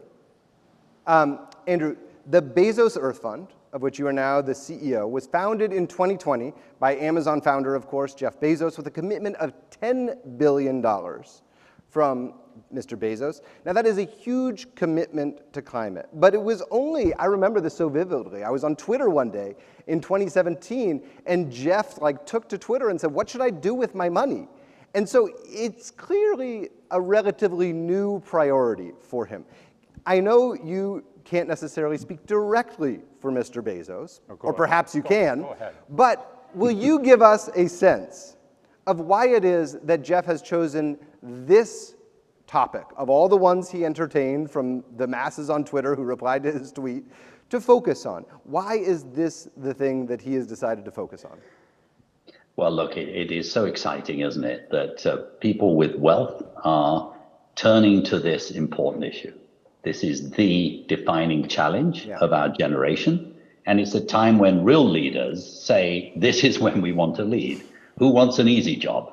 We want to solve major problems. And I think that is precisely why it attracts. It's a huge problem. It requires a whole range of issues, political skills, financial skills, technical skills, scientific skills. And just to come back to your question to John, I mean, I think it is absolutely superb what John has done. We absolutely need new ideas. We absolutely must harness the power of the best universities in the world. And what's great about the Door Center is that it is not just the physicists do one thing, the biologists do something else. The whole point is it's sort of multi-disciplinary, and that's exactly what we need. We will only solve the problem if we have new ideas. And back to the Bezos Earth Fund, of course, if you have created one of the most successful companies in the world, you basically have learned how to turn dreams into reality. And you've gone through the entire stage from research all the way through marketing. And in a way, that's the exciting thing that philanthropy is now doing, is recognizing that, you know, we may have 50 transitions that we've got to go through this decade and the next. They're all at different stages, and they often will need different elements. They may need basic research. They may need political advocacy. They may need monitoring and accountability. They may need a whole bunch of things. What philanthropy can do is come in quickly and sort of, if you like, disrupt a little bit, remove barriers. And that's what we're trying to do at the Bezos Earth Fund. Great. Andrew, let me stick with you for just a few moments. The Bezos Earth Fund has already started to distribute its money to make its grants. You've invested in conservation efforts, restoration, food system transformation. Will you just very briefly give us a sense of how Jeff has begun to spend his money on climate and how you think this will shape up in the years ahead? What's the roadmap in the near term? In just a minute or two, please. So the fund addresses climate and nature. And basically, you can't solve climate without nature. But we don't just do nature because of climate. We do nature because it's beautiful. It's part of our future. And so we've now dispersed about $1.5 billion. And in the first year, we spent quite a bit of time focusing on that nature agenda and asking, where do we really need to do things differently in order to prevent this massive destruction, which, by the way, will cause just much, much worse climate change. So we picked, for example, the Congo Basin, very, very difficult part of the world. And instead of sort of saying, let's identify the best institution, we'll finance that, we got the 10 best institutions, we got them together, and we said, look, you've all been engaged for decades. How about doing things differently? How about not only doing the brilliant science, the brilliant park protection, the brilliant whatever it is you're doing, how about doing it together as a team and do it with us? And then we can talk at the head of state level. We can talk to the big European donors. We can talk to the American government. We can actually then start putting together a coalition whereby we might be able to reverse the loss that we have. And so that's the way we're thinking about it. Now, we don't just do nature, although we've done a lot of that. We're also doing decarbonization of industry, the hard to abate sectors.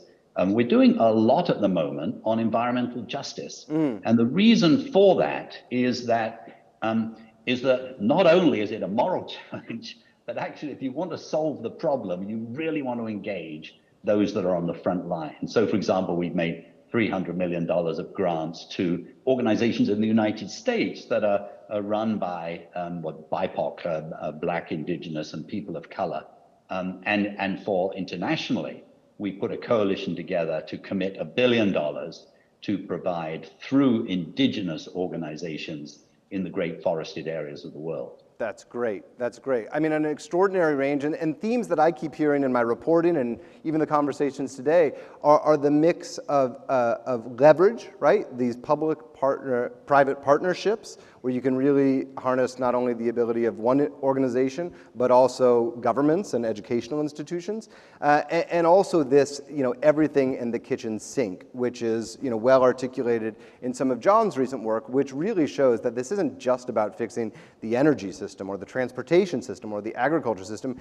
We're going to need to do a bunch of things at the same time very quickly, and they're going to need different sorts of things. John, I want you to give us a little bit of a history lesson here. We got to take a step back. We got to rewind, because John, as many of you know, 15 years ago was on the real leading edge of the clean tech revolution, if you will. This early surge of investment, of venture capital dollars into clean tech companies, many of which, unfortunately for John, though he's doing all right, did not work out so well. They were considered some of the biggest failures in the history of venture capital. John, I'm not trying to rub it in, but using your own words against you, you called your investment in EV maker Fisker the worst investment decision of my life, quoting you. What didn't work about that moment? Can you put a number on it? How much money did you lose? Well, I can put a number on it. And the last I checked, we'd invested $1 billion in 77 companies, and it was worth $3 billion. So we made money, we didn't lose money. Maybe we didn't make as much as we would have wanted. Yeah. But one of the great things about venture capital is you can only lose 1 times your money. 1,000x returns, 1x losses. Fair point. If we go back to that moment in time, how many of you remember watching Al Gore's movie, An Inconvenient Truth? Well, that changed the worldwide conversation. 7 million people viewed it in the first year. The largest demographic was school teachers. Yeah. So he put this issue on the world's agenda in an accessible way, and he put it in my face in the form of my 16-year-old daughter, Mary, who after dinner, we gathered around the table to talk about it. Some of my Republican friends said, well, the science, it looks like the world's warming. Not sure it's man-made. You remember that meme? But when the conversation came to Mary Dorr, she looked at me and she said, Dad, your generation created this problem. You better fix it. And the room went silent. I had nothing, I didn't know what to say, and my friends didn't either. So I set out with the Kleiner partners to gradually, over time, invest in, look for sustainability solutions. Climate Tech 1.0, which has been, its death has been prematurely exaggerated, to be sure. If you wanted to be the most successful economic investor in Climate Tech 1.0, there was one rule, and that is back Elon. Because at the time, my team and I had the opportunity to invest in a brilliant designer of automobiles, Henrik Fisker, or ambitious, probably pretty difficult to work with entrepreneur by the name of Elon Musk. And we made the wrong decision. Yeah. So very briefly, what, if anything, is different now about this moment compared to that moment 15 years ago? What gives you faith that some of these investments are going to pay off perhaps more than 3 to 1? And where do you see the biggest potential right now? Well, first of all, I think it's still true that the climate investments are going to take longer to mature. Good they to will know. require more capital, and I think they require more genius, more competence in and among the founders. But this is a far different time than the time of An Inconvenient Truth. There's greater funding available. One of the key results of my plan, which I promised you I'd get a word in edgewise, was to increase all forms of capital, and in particular venture capital, from $13 billion when we wrote the plan to $50 billion a year. You know what it was last year? $53 billion of venture capital. That's done. We've achieved that. We've also got to increase philanthropy. We've got to eliminate government subsidies for fossil fuels. We need to increase globally funding in R&D. But there's no question, but the markets are larger, they're more accessible. We're further down the cost curve to reduce the green premium. And so Larry Fink says he's predicting he'll see 1,000 climate unicorns. Those are climate tech companies worth more than $1 billion. My figure of merit, the Gates Breakthrough Energy Fund's figure of merit is, how many gigatons of carbon can your project, your venture remove? That's what we've got to do. We've got to cut emissions and cut them fast. We got that. That is the number one thing. And I feel like that can often get lost in all the dialogue around carbon. Is at the end of climate, is at the end of the day, exactly that is really the first, second, and third thing we need to be talking about. Andrew, I want to turn to you. In your role, I know you're overseeing this large and growing organization, but I have to ask, and I'm sure many people in this room are curious, what is your relation with Jeff Like on the climate front? Are you helping, as someone yourself who has worked in this industry for years and years, who knows the science, who knows the front lines in a visceral way, are you helping educate him and Lauren about the challenges ahead? Are you helping shape his views and how he thinks about these most critical issues, and perhaps also how he, as chair of Amazon still, thinks about running his company?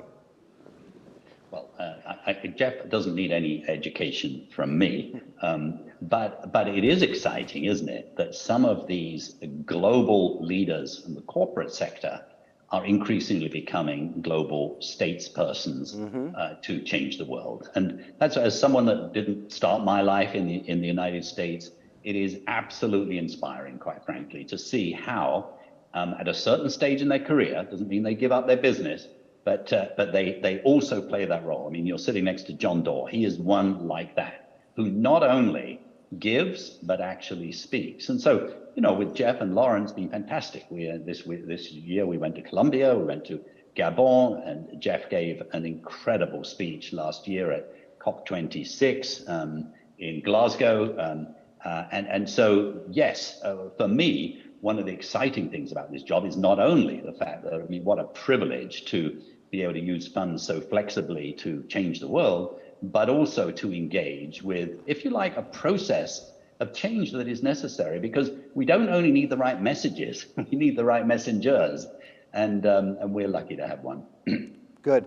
And help us understand to what, if any degree, there is a relationship between the Bezos Earth Fund's priorities and Amazon. And I ask that knowing that, for example, there is a new fund, which I think you're focusing on at COP27, focused on deforestation. Cynics might see that and see that as a response to Amazon's footprint when it comes to carbon and transportation and packaging, for example. Are these two things related? No, we are totally separate. We don't work for Amazon. We obviously we work with them because they are a real important agent of change. You know, Jeff, just shortly before he set up the Bezos Earth Fund, he also set up the so-called Climate Pledge, which said, you know, science is telling us we need to reach net zero by 2050, but actually, why don't we create a club of front-leading companies that will do it by 2040?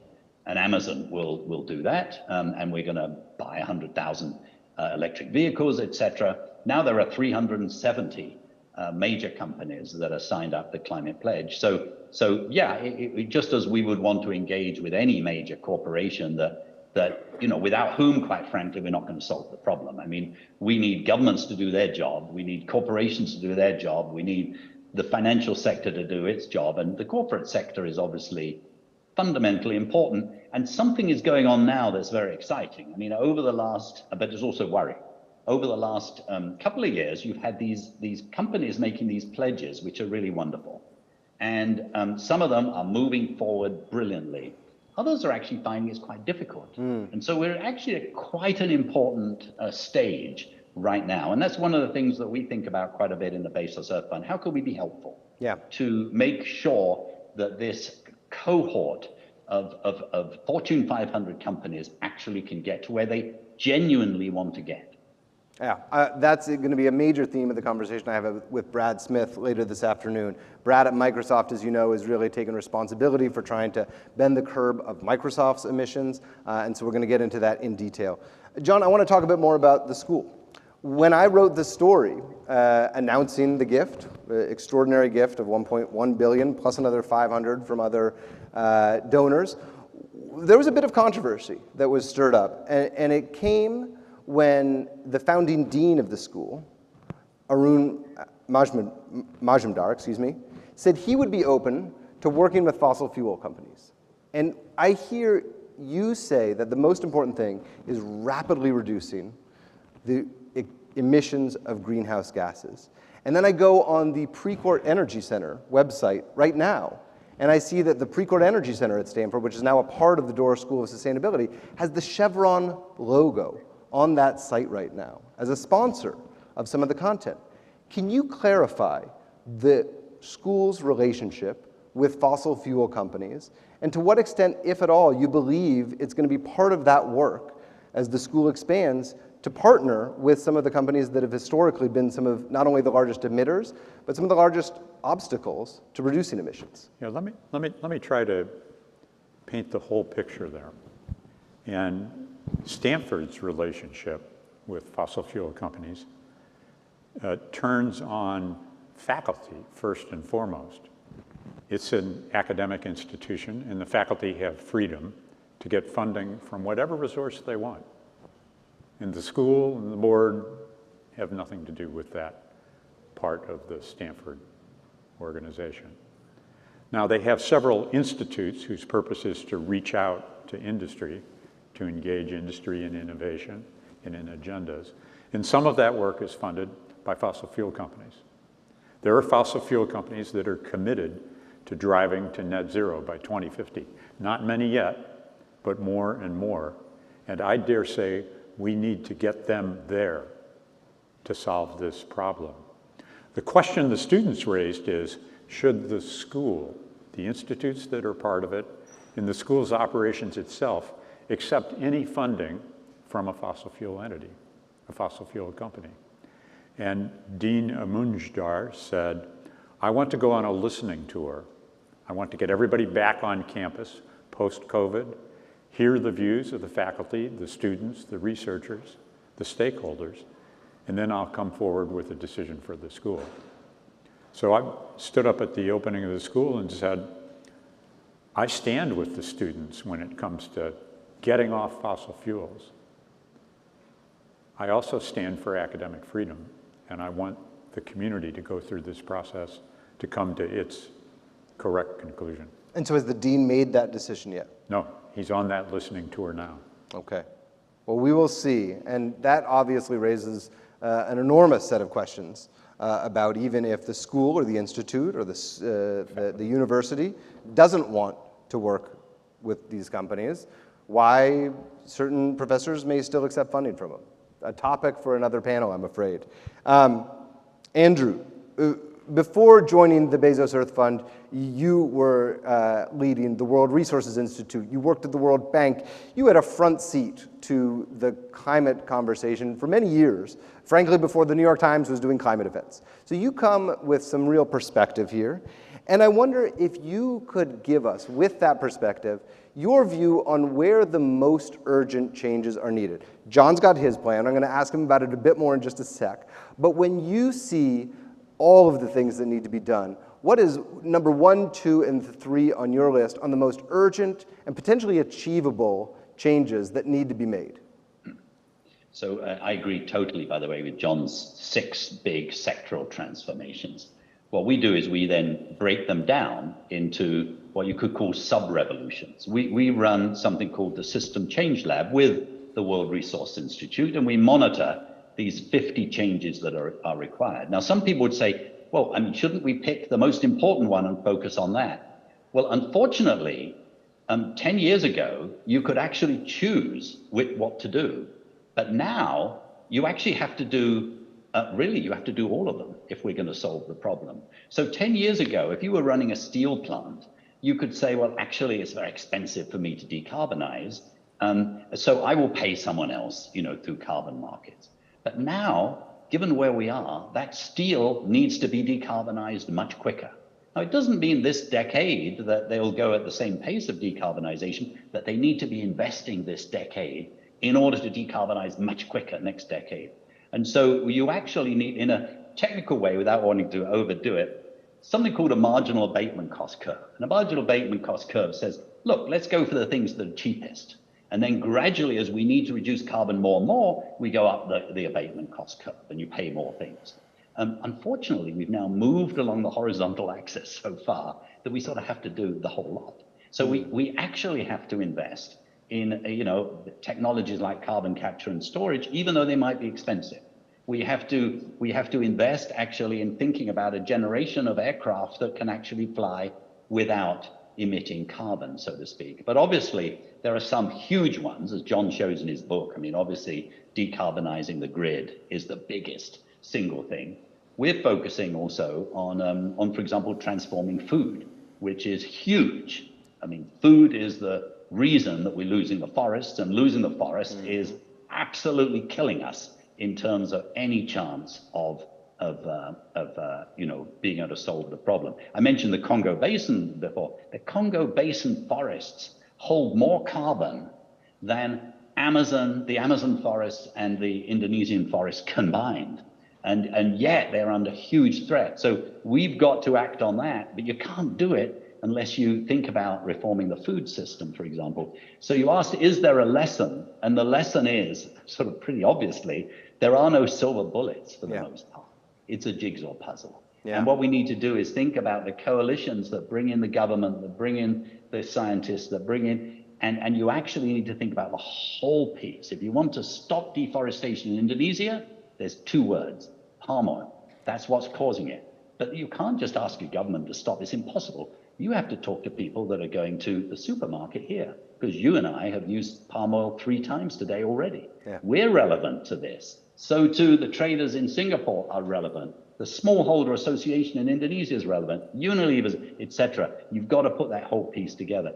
That's what makes it so exciting. And that's why we need sort of the combination of philanthropists, venture capitalists, governments who care, and we need to urge each other into a sort of, if you like, upward spiral, an ambition loop, we call it. It is an everything and type of moment. I want to remind you, for those of you in the room here, you have note cards. You can ask questions. The way to do that is to write your question and your name, pass it to the edge of the aisle. A producer will find you. And we have, I just learned, we have a pop-up Slack channel that has thousands and thousands of people commenting and following along. So fantastic. These few people in the room, we're delighted to have you here, but the audience is exponentially larger than that online right now. So what's the name of that Slack channel? I have no idea. They'll put it on the screen for you. John, back to you. And let's keep talking sort of brass tacks about this transition to a net zero economy, right? It's not just one thing. John's got the whole list there. And yet, I'm looking at the numbers every day. John, you're looking at the numbers in probably even more detail than I am, because you wrote the book and you're tracking these things one by one. I want you to give us your clear-eyed assessment about how much progress is really being made and how likely it is we are actually going to stay below 1.5 or 2 degrees Celsius of warming from the temperatures before the Industrial Revolution. Okay, let's agree on what we must do to get there. And okay, but you still have to answer if you think we're going to get there. I will do that. Okay. But let's talk about what there is. All right, quickly. Quickly. For the people in the room and in the viewing audience, you can get the plan at speedandscale.com. And the plan says we have to go from 59 gigatons to net zero by 2050 and halfway there by 2030. And there's actually pretty broad agreement on how we do that. We electrify transportation, we decarbonize the grid, the biggest source of emissions reduction. That means use wind and solar and safe nuclear instead of oil and gas to generate electricity and coal. We need to fix our food systems, which Andrew has been very eloquent about already. That's voluntarily reducing the amount of beef that we eat, moving to regenerative agriculture, reducing food waste. We need to protect nature. We've got to stop destroying the rainforests in the Congo, in the Amazon, and stop deep ocean trawling. We need to clean up industry, how we make cement and make steel. And after we do those 5 things, we will not have gotten to zero. We'll only reduce 49 gigatons per year of emissions. So we're going to have to remove remaining stubborn carbon through mechanical and natural means. Each of those is 5 gigatons. Planting more trees, or what's called direct air capture. Okay, I'm going to stop you there because Andrew said he agreed with your first 6, and those were the first 6. Next question, because we're running short on time, is how close are we? I mean, you just started to answer it. The truth is, on many of those measures, progress is moving enormously slower than it needs to be to meet some of the ambitious targets you yourself have set out. I told you that. I agree with that. And that truth is evident when you move from the goals, which are ambitious but relatively easy to state, to the details of the plan. 55 measurable, time-bound, quantitative key results in a system invented by Andy Grove of Intel. OKRs is the framework that we used. And so on some of these, we're in good shape. But for most of them, we're off course or even code red. We built the system so we can track our progress. We can do mid-course adjustments. And we can identify people who will exhibit the best practices and sign up for their own key results to achieve these results. I'm not here to tell you that this is the best plan, or even that it's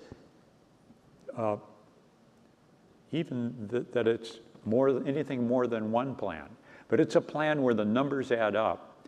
And this plan, if executed, will get us to 1.5 degrees centigrade warming by 2050. Yeah. And I regret, and you acknowledged, that we are not on track as a society, as a globe, to meet that plan. And here I want to go back, just briefly, because we're running so short on time. I want to go back to Andrew. And Andrew, again, with your perspective, as someone who worked deeply at the World Bank in developing economies, as someone who headed the World Resources Institute and knows the real firsthand effects of climate change and what that looks like, we are on a path now to blow past 1.5 degrees warming, to go past 2 degrees easily, and potentially higher. I don't want to end us on a dour note, but what does that look like, Andrew? What does that world look like that we're rapidly careening towards in the years ahead? And how are the problems we're already facing that are related to climate going to change and perhaps get worse as a result of all that? Well, it's going to be very grim if it gets worse. It's already grim. Hurricane Ian wasn't caused by climate change, but it certainly was strengthened by climate change. Look at the famine that's emerging in southern Madagascar. That is caused by climate change. We now have science that is able to assess a causality, and every year is getting worse. The good news is that we are waking up to that. And a really important point is that, you know, we have the naysayers that say, oh my goodness me, I mean, electric vehicles only account for 1 and then 2 and then 3% and then 4%. It'll take us forever before we electrify automobiles. What they're missing is the whole point of cost. Once you reach price parity, you don't do the increments anymore. It flips very quickly. And we're starting to see that. And that's, you know, that's just one example. And we're seeing it throughout the developing world, where it is now clear that renewable energy is cheaper. And what we're seeing now is a country like South Africa, a country like Indonesia, which is currently chairing the G20, is saying, look, we have a whole bunch of coal plants generating electricity. Would it be possible to, with some financial engineering, a little bit of subsidy, could we decommission them? And so South Africa is moving ahead, Indonesia moving ahead. The Minister of Finance there, Sri Mulyani, last week was sort of laying out a plan. They're hoping to go forward. So what's happening is we have got to stop thinking about the possibility that is purely incremental, and we've got to think of those hockey sticks which are caused by a change in calculus and a cost that goes below parity. So whilst we are absolutely failing, second derivative is in the right direction now, and there may be a hockey stick out there in each of these 50, and we are going to work our socks off to make it happen. Well, those hockey stick graphs are the things that venture capitalists dream of. Yeah. They are the things that I know John and his partners at Kleiner Perkins have been chasing, both in the consumer tech space and now in the climate space. And I know that the kind of thing that your beneficiary is enormously familiar with. So we thank you, Andrew, for being here with us today. Continue the good work. John, thank you very much for being here, for talking us through your speed and scale plan and the details of the school. One quick programming note, we are skipping coffee break because everything has been going so great, but it has also been going so long. And so I am now going to thank Andrew, who is off screen, thank John, and welcome back to the stage my colleague, Kara. Thanks, John.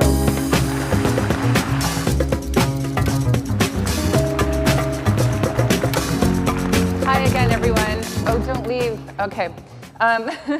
So thank you, David, John, and Andrew. They're going to do a furniture switch behind me. So our next session is called Going into Fear, but Don't Be Scared. So one of the reasons I'm here today was my realization in and I'm a climate reporter, by the way, with the New York Times, was my realization in 2019 that I was utterly consumed by climate heartbreak. I couldn't understand how everyone around me wasn't mourning what was happening to the planet, what was happening to vanishing species, what was happening to forests and oceans and to us all. I'd be that Debbie Downer at dinner parties going, don't enjoy this nice weather.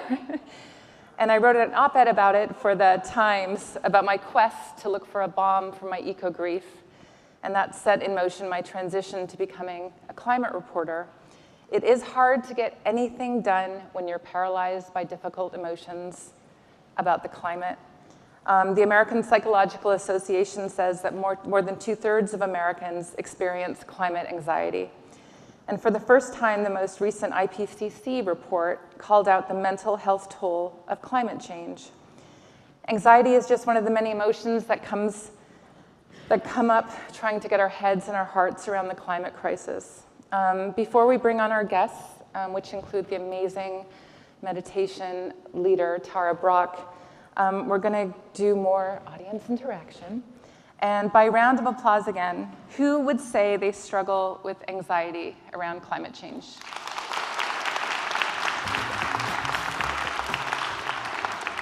Who would say that anxiety gets in the way of you doing climate work?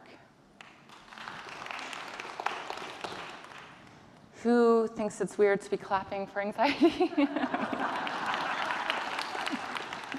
All right, I'm going to take a seat now. And I'll say before we do that, one of the upsides and the thing that's helped me is there's never been more people aware of this or working on this issue ever in the history. So among them, the two amazing young activists that are going to be coming up on the stage now, two young climate activists who have had to navigate this along with the perils of burnout at very tender ages. Leah Thomas is an intersectional environmental activist based down in Southern California who wrote the book Intersectionalist Environmentalist. And from the Bay Area, Hannah Estrada is an activist with the excellent the group that, this is the group Youth versus the Apocalypse, so, amazing name. So thank you both for being here. You're so welcome to this stage. And for the audience, we would love to hear you on your pieces of paper. Write down, any solace or where you find solace when dealing with emotions about the climate crisis. What are tools you would like to share? And you can write them down on your cards, and they will magically appear, or something will appear on my screen, and we'll hopefully get to chat about it. So Hannah first, I'm going to ask each of you what made you decide to go into climate work. And Hannah, let's start with you. Yeah. I actually fell into climate work accidentally. I learned about environmental racism and environmental classism when I was 14 through a program in Oakland. And from there, I started organizing with Youth versus Apocalypse against the proposed coal terminal in West Oakland. And it was working with Youth versus Apocalypse, which is a group that is connecting the climate crisis to environmental degradation in poor Black and brown communities, that I actually learned what climate change was through actually just doing climate work.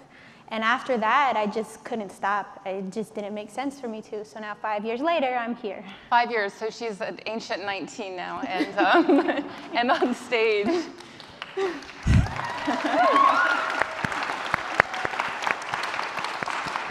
And Leah, what about you? How did you get involved in climate activism? So I grew up in St. Louis, Missouri, in Florissant, if anyone is familiar. Okay. So yeah, and I just really wanted to go to school in California, as many Missourians do. And I decided to study environmental science and policy, honestly not because I loved it, but because my mom said I needed to be a scientist, and it sounded like the funnest science, which it was not. But unfortunately, during that time, that's when back home the Ferguson uprisings happened. So that hit really close to home and kind of started the Black Lives Matter movement. And then I was in an all-white environmental science and policy class, and I really just started thinking about the right for everyone to breathe and every sense of that, terminology. So I decided to just dive into it and do everything I could in the environmental space, from being a park ranger intern to working on the communications team at Patagonia, doing GIS and environmental research and things like that, and really focusing on the intersections of climate and culture and identity. So, yeah. Excellent. So Hannah, I'm going to bounce back to you. And we chatted about this before. How often would you say you come up against sort of emotional pain around what you do? Yeah. And how do you cope? I would say that there are two main feelings for me that come up when I think about the climate crisis. And the first, you guys have probably heard of it, is climate anxiety, right? The big question mark that is, what is my future going to look like? And a more recent one that I've been able to identify, well, not more recent, but I finally have a word for it, which is, you mentioned it earlier, which is grief, which is that I go through a little bit of a grief process when I think about Black and brown and low-income communities who right now are dealing with climate disaster, who don't have room to be anxious about it because they're confronting it as we speak.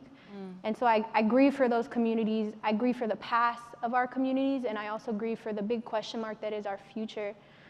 So I would say those are the two most constant emotions, and I think I feel them on a day-to-day basis. And how do you process them? How do you metabolize them?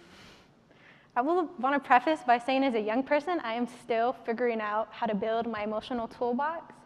Oh, I don't think you'd be alone in that. But I will say that the best thing that I've done, the only thing that has made a dent in this heavy emotional load that I'm sure all of us carry, is organizing, and is being with community when I'm organizing, and connecting and being able to hold space for each other and get those gems, because that's where those little drops of hope come from for me, is when you're seeing 20,000 young people that you were a part of getting them there, field trips and lunches and teachers who signed up to do it, and you helped organize all of that, seeing all of those different parts come together and knowing that you played your part and you did what you had to do, that is, for me, is the biggest thing. And then seeing also, when you're in organizing spaces, all the people that are just like you trying to carry their load as a community, as a local and a global community, it's the only thing I think that really keeps me going in this.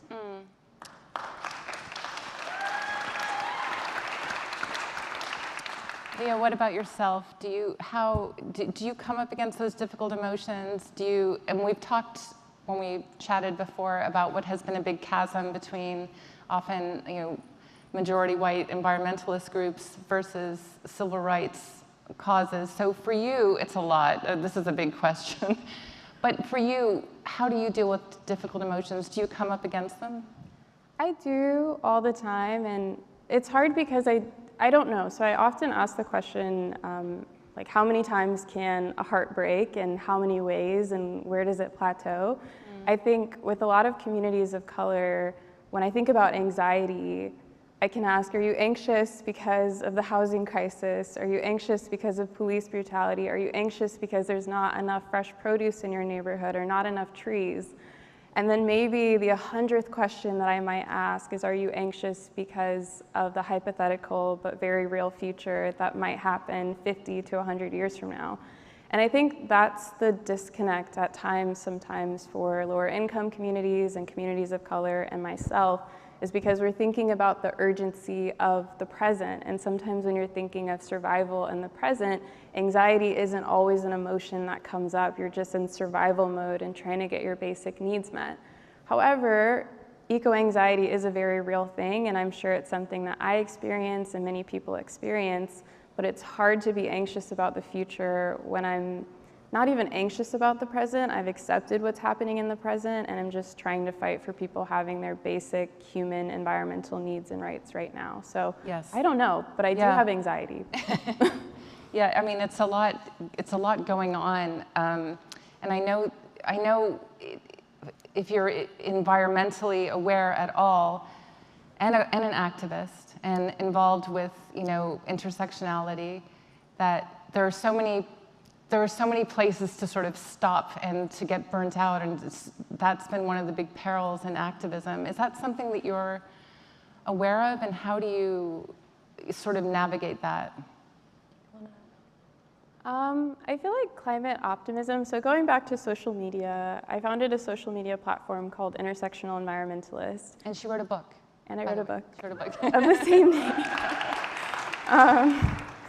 But so this is just social media engagement in the last year, and then going back to 2020. So in 2020, our content that was negative about environmental injustice and trauma and anti-racism had really high engagement, and it was being shared. But then come to 2022, it's the complete opposite. Our content that we talk about joy and hope and climate solutions, and it's not just about trauma, and we're highlighting Black and brown environmentalists or talking about really cool things like queer ecology. Those are the things that are being engaged with the most and shared the most on social media with our Gen Z and millennial audience. So I feel like we've been scared. It's been, 10 or 15 years since Al Gore's first documentary. they have successfully scared us, and I don't think the youth can take it anymore. So focusing on climate hope, solutions, all those beautiful stories, I feel like that's what people want, and that's what I want, and that's what gives me a lot of hope. Excellent. Yeah.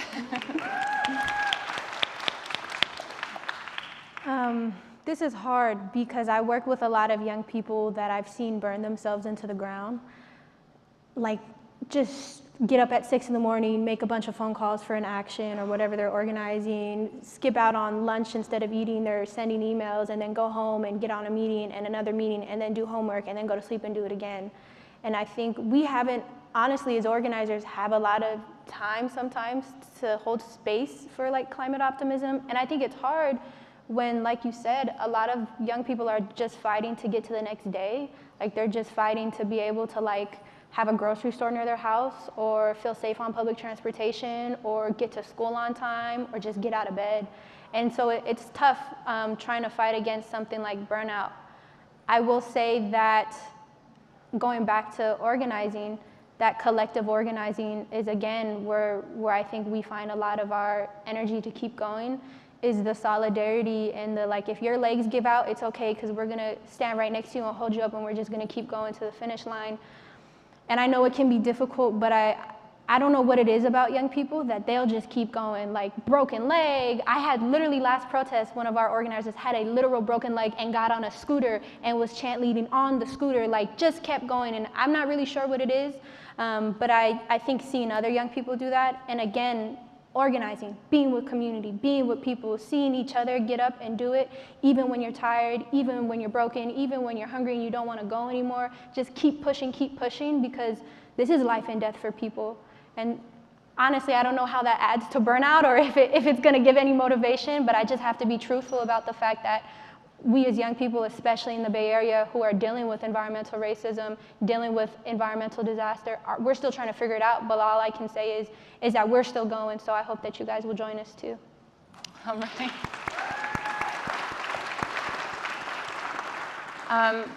We asked the audience, we're gonna go to the audience now. We asked you for the places you find solace in the midst of all of this, and Ayana to my left, I believe. Hi, I love what you just said. I have to say, please don't get burned out. Rest is restorative and rest is justice, because people of color have built this country and we do not get to rest. Working class people have been doing the organizing. So what you should do is get an accomplice, not an ally. This was a comment, and what I do is engage with folks like you. I teach undergraduates, I'm raising children, and I love to be in community, and that is what helps me to deal with the grief and being tapped into the collective wound of what is happening on the earth. The symptoms come through the individuals, but the culture is sick.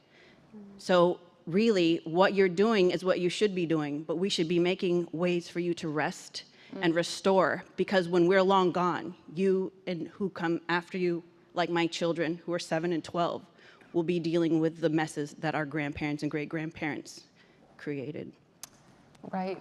Thank you, Ayana. And we're going to hear from Ayana later. She's an Octavia Butler scholar, so she is going to be on a panel, an amazing panel later today.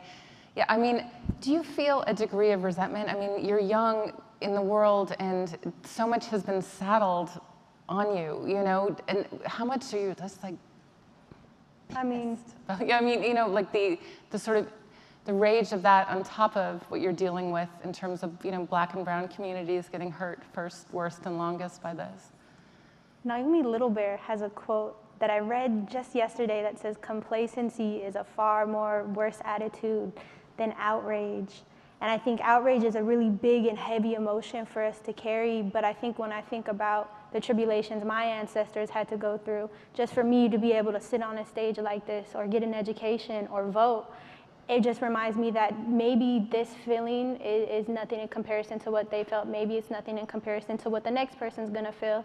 And yeah, I think resentment comes up sometimes, but I think when I'm out there and I'm organizing and I'm at stuff like this, I just kind of have to push it to the side, because it's really not about how I feel as a person sometimes, more as what message do I need to bring, what do I need to contribute, what do I need to hear, so that in the next circle I'm in, I can take that with me. So as a person, it's not really about me, it's about the content and what the issue at hand, which is climate justice.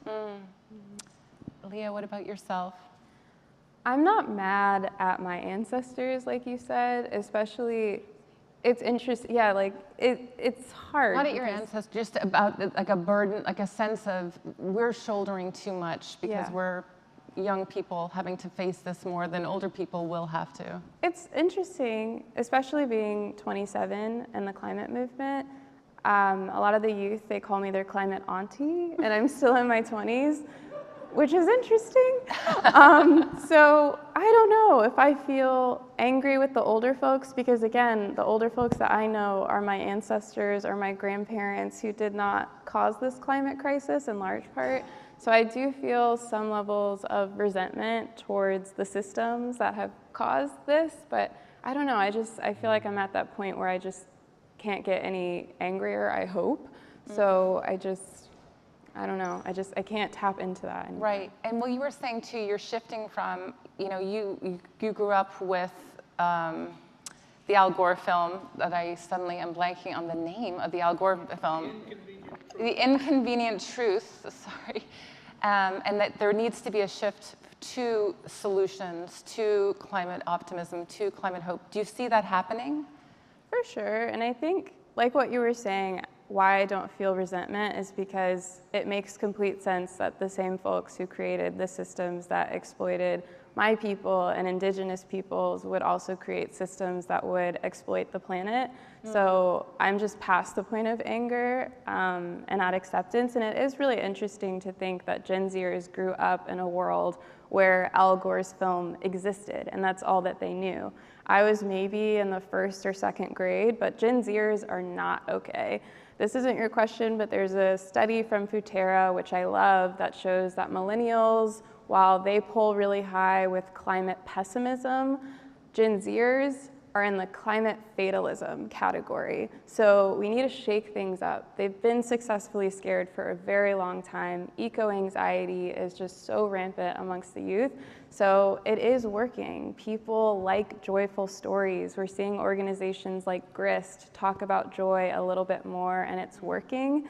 So I think we've gone all the way over here to fatalism, and maybe we can get a little bit closer to optimism or meet somewhere in the middle. Hear, hear. And Hannah, what about yourself? Do you see a shift, or is it something that, like, do you have to sort of pay attention to what you're paying attention to? Yeah, I would say I definitely have to shut off my phone sometimes, delete my social media apps, get rid of the news apps even sometimes, because seeing disaster after disaster, or like a blocked policy after blocked policy, it can be very disappointing. And I would say that there are times where I have to kind of remind myself of this beautiful collective in the climate movement that is going on, and look for those things, like look for the happy stories, to kind of remind myself like there is progress being made, even if it feels slow to me. So yeah, I do have to monitor what I watch a lot. Leah, I want to touch briefly on your book, or just tell us about your book and and the platform, the Intersectional Environmentalist. Tell us what that is, and maybe how emotional resilience fits in, if at all. Absolutely. So the Intersectional Environmentalist, How to Dismantle Systems of Oppression and Protect People and Planet, came out in March, and it's all about just studying Black feminist theory and intersectional theory, and examining, like you were talking about, who is experiencing the brunt of the climate crisis.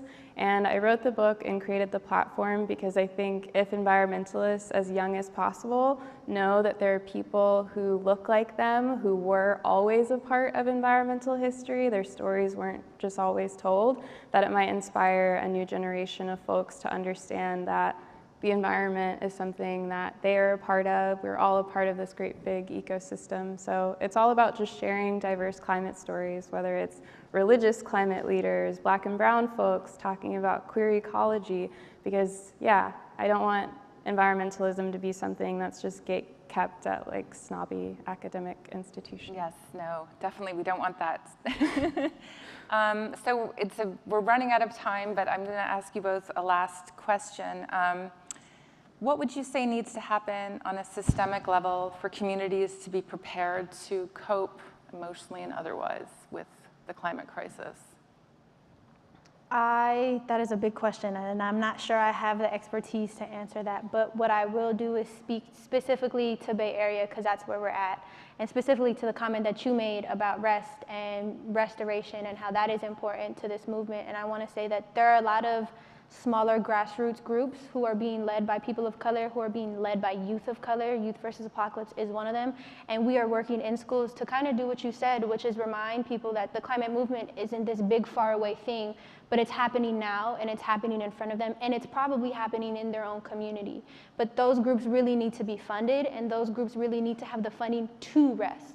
That's one of the issues that we see, is that we don't have capacity to do all the things we need to do in schools, to be there in all the ways we need to be there for young people. And so the only way that I can grasp what does preparing look like on a systemic level is getting those groups the funding they need, the resources that they need to do the great, amazing work that they do, whether that's fixing the food system in their neighborhood, or working in the schools that they're at, or working on restorative justice circles and bringing that into our communities. Whatever that is, it's all interconnected in the climate crisis. And so that's really the only answer I think I could give. Excellent answer.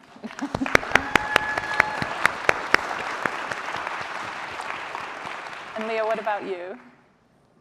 Completely agree. And also so the Solutions Project did a really great study that shows that unfortunately environmental justice organizations, like you were saying, that are led by people of color receive less than 2% of philanthropic funding in the environmental space. The majority of it is going to conservation-based organizations, which is, I want to save the whales, but I want to remind us that people of color, we are also a part of this great big ecosystem. So just echoing what you said, that we need funding. People of color, we are the bearers of our own solutions. We have the solutions, we have the passion, we have the activists, and we need funding to scale some of those solutions.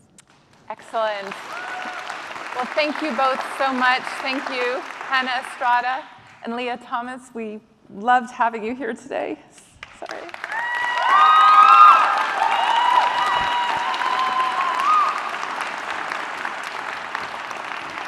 So now I would like to welcome to the stage, I think I'm standing up for this part. Okay. So obviously, we talked about emotional tools and needing them. And for me, I wish I could just say, now I have this tool that I can use forever. Every day I have to remind myself, okay, I have to do things to, where am I moving? Oh, Lord, okay. But one of the people who's really helped me deal with climate anxiety and grief has been our next guest, Tara Brock. Tara, welcome to the stage. Psychologist, author, and meditation teacher, whose podcast everyone should listen to because it's amazing. It's balm for the soul. So welcome to the stage. So glad you're here. It's a pleasure. And oh my gosh, a big bow to Hannah and Leah. What an amazing energy. Yes. So we just heard from Hannah and Leah about their challenges, like emotional, and dealing with like a lot of historic pain around the climate crisis. And we also know that people often burn out working on this, or get paralyzed, or just disconnected by the enormity of it all. So how natural is this? And then how can people cope with this? Well, it's completely natural to get numb and disconnected. I mean, I think most people, unless there's an immediacy with the contact of the suffering, most of us, it's a little bit abstract. And there's a few reasons. I mean, one of the big reasons is we're not primed to think of planetary change. We're primed to think of what's most immediate that's dangerous. Another is that we get habituated. We're getting used to climate disasters.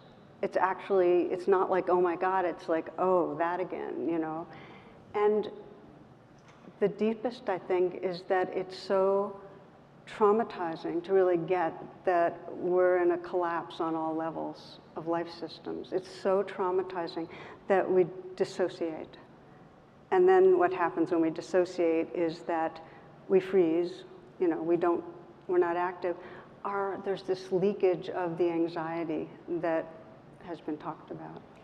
when you say leakage of the anxiety, it sounds like to me like you're armoring up and trying to sort of not think about it a little bit. And is that what you mean, like the leakage? Like what happens with the leakage of anxiety? What does that mean? It feels like this background that gets, anxiety is like gets fixated on whatever's right in front of us. So we might feel like we're anxious what's right around the corner about some presentation we have to do or a deadline. But there's this background of really feeling the fragility of our species and of all life systems. It's in the background. And what are the perils of being disconnected? Like why, it doesn't sound that, I mean, if it's really traumatizing, why should we deal with it? Yeah, and that's the question, which is, if we're disconnected, if we don't feel, we can't adapt and respond. And really, if you think of evolution, if you think of evolutionary history, the way all organisms adapt and respond is they are sensitive to changes in the environment that they need to then mitigate, change their own beings. And that's why we're so slow in responding. And that's why we listen to these two. It's because so many who are in power, have money, make the decisions, are not the ones that are actually directly feeling the suffering. And are there deeper roots of suffering? Like we spoke before, like the disconnection from the natural world and efforts to dominate, which you see as fear-driven, right? Can you tell us about that? Why that's fear-driven? Yeah, well, it's our earliest conditioning, of fear to sense I'm separate, the world's out there, objectify the world, objectify others, see an enemy, look for difference, and then defend or attack. I mean, that's our primal conditioning.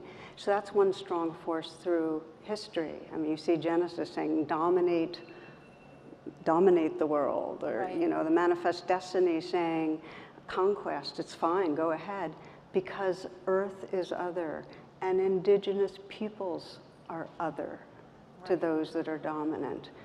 And that othering has caused the suffering on this planet, and it keeps going today. And simultaneously, what makes us, our true accomplishments have come out of collaboration, out of perceiving a sense of belonging, out of being able to network, out of being able to really sense, oh, we have the same experience, and care, and widen the circles of caring.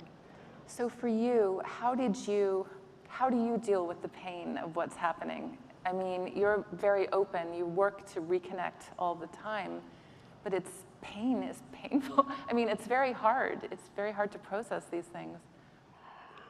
So I just took a breath, because that's part of it. It's that sacred art of pausing, that in some way we sense, oh, this moment I need to be in touch more. So that's one piece. But I think for me, what has been most important is intentionally leaning into where there is suffering. Like I force myself to pay attention to things I might not pay attention to. And so, for example, I have friends in Puerto Rico that are part of a training program I'm doing. Puerto Rico got creamed, and then it got creamed again. They never got back their power. Houses gone, drinking water not available, to really talk to them and find out the details. So I could sense, oh, what's it like being you? We're going to ask you to speak a little. Speak louder. I'm sorry. I warn them that I have a soft voice. It's that meditation voice,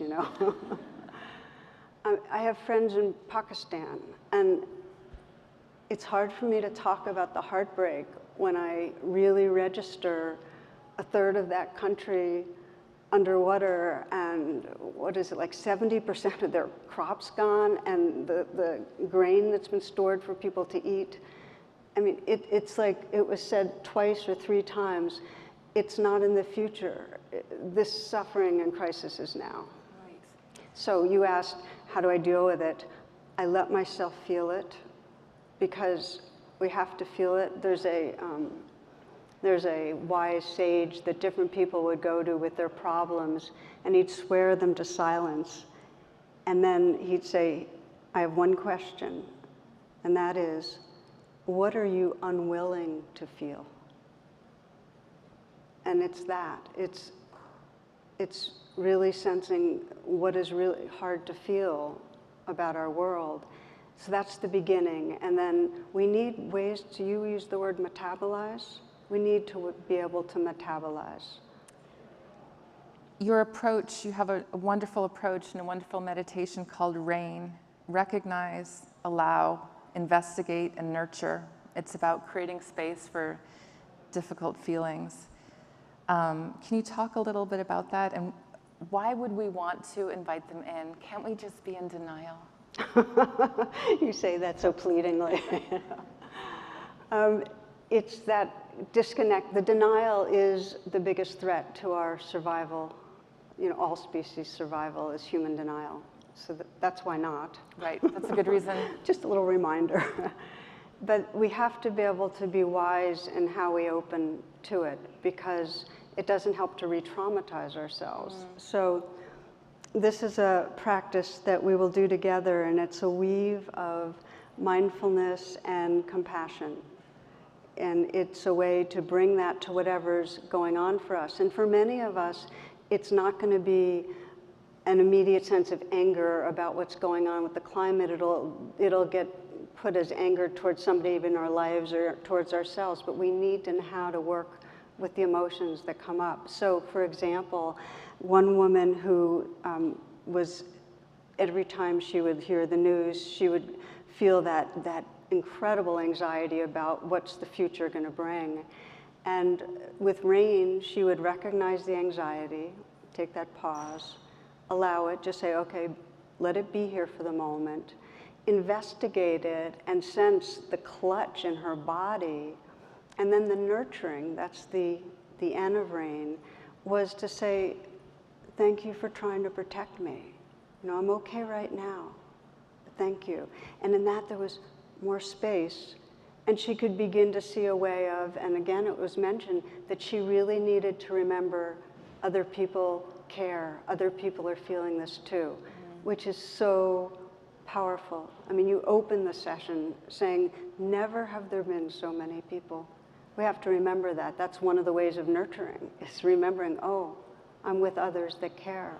And then for another guy who was working for the EPA during the Trump administration, and he ended up leaving, but he was so filled with anger at all the ways that climate science wasn't being paid attention to, and all the blocks to any effort to help, that he had to work with his anger with RAIN.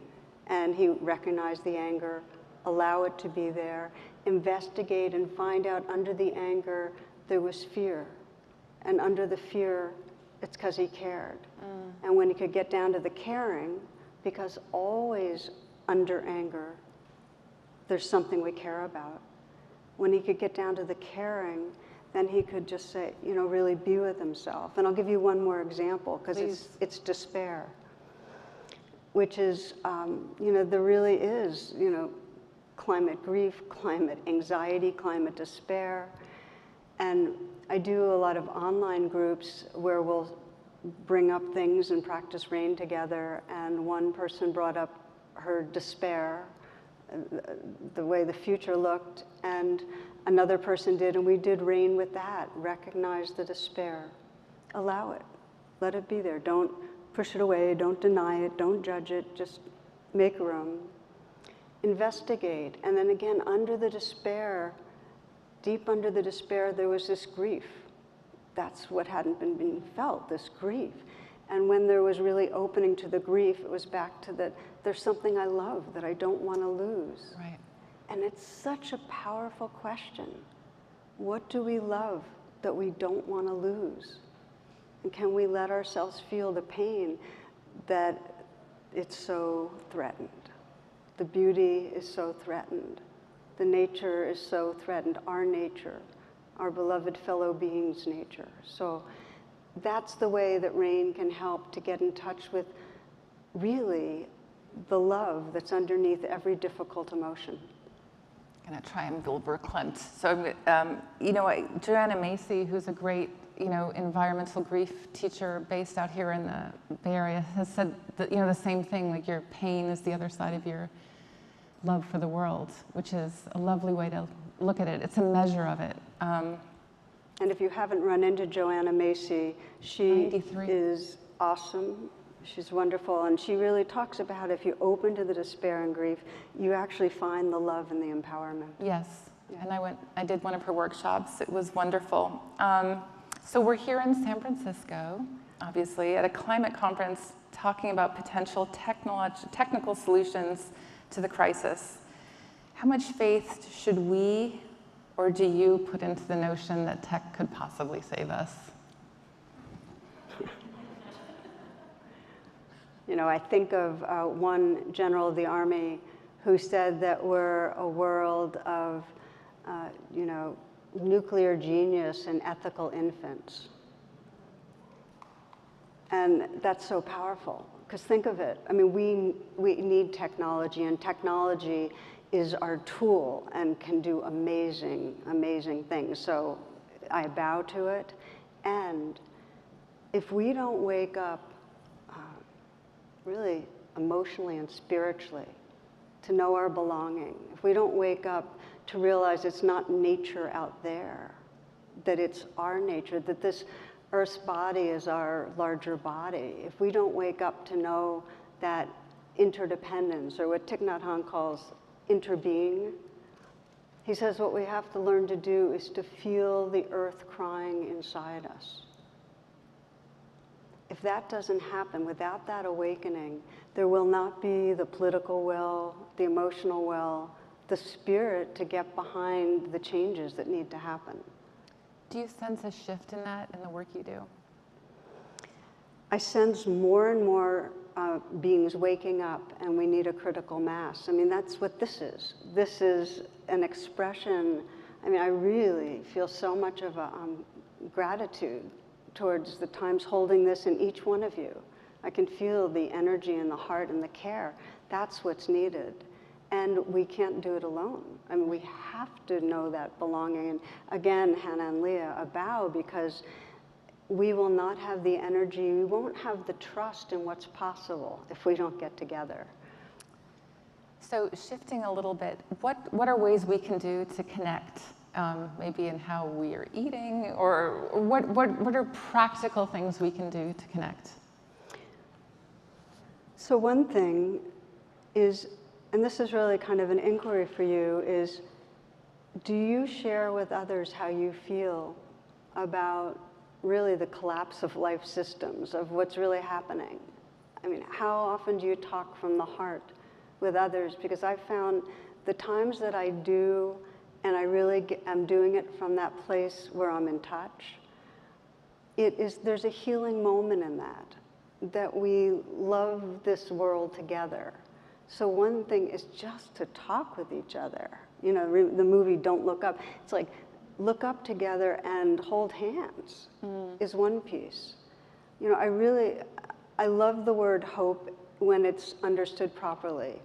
I am not into the kind of optimism that hitches what's going to happen to certain outcomes. Hopium. Hopium, yeah. Thank you, hopium. And hopium is, what happens with hopium is that we then don't think we need to do anything. We forget that we're part of this evolving world that needs to participate.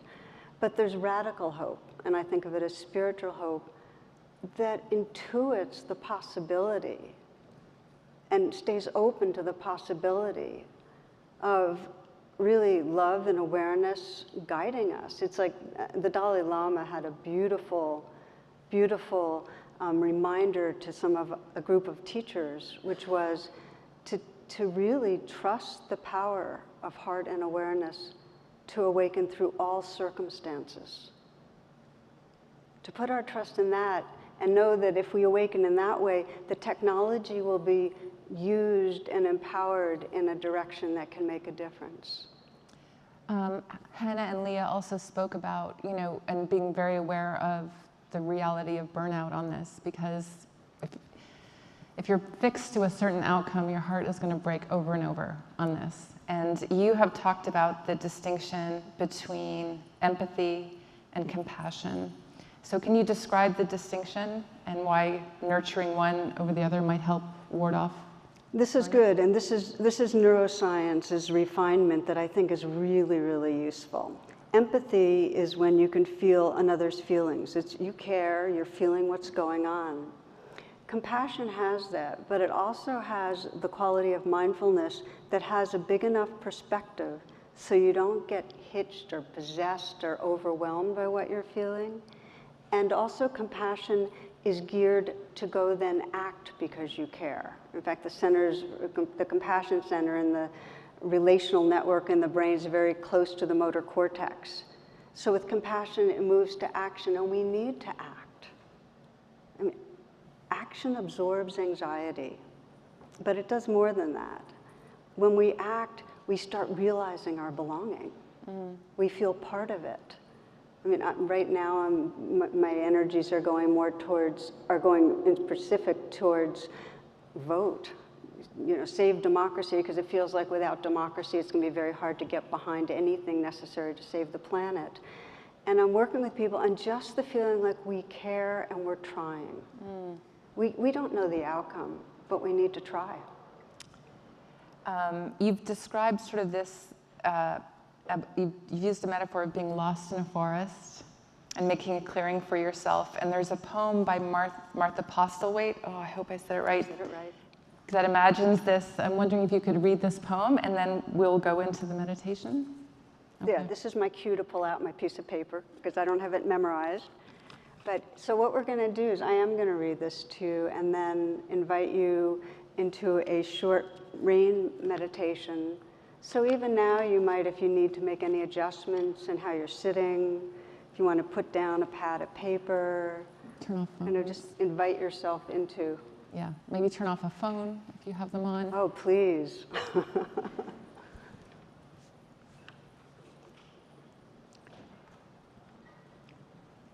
So this poem by Martha Postlewaite speaks to the necessity that if we're to metabolize, if we're to process the enormity of what's here, we need to be able to pause. We need to create some space. We need to bring our attention inward and tend to our inner life. She writes this, she says, do not try to save the whole world or do anything grandiose. Instead, create a clearing in the dense forest of your life and wait there patiently until the song that is yours to sing falls into your open-cupped hands and you recognize and greet it. Only then will you know how to give yourself to the world so worthy of rescue. Don't try to save the whole world or do anything grandiose. Instead, create a clearing in the dense forest of your life. Create a clearing in the dense forest of your life.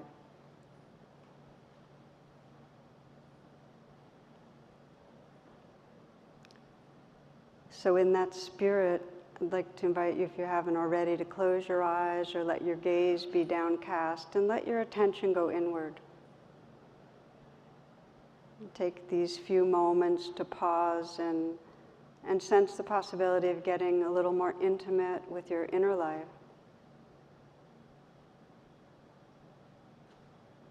You might feel the breath and take a few long, deep breaths.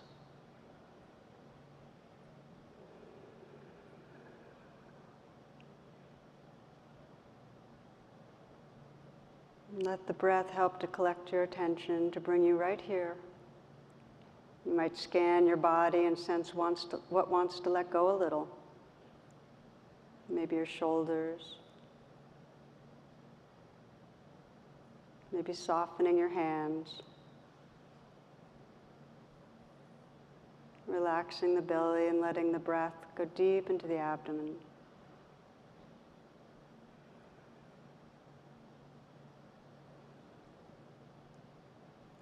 With the practice of rain, we bring our attention to places where we might feel stuck, reactive.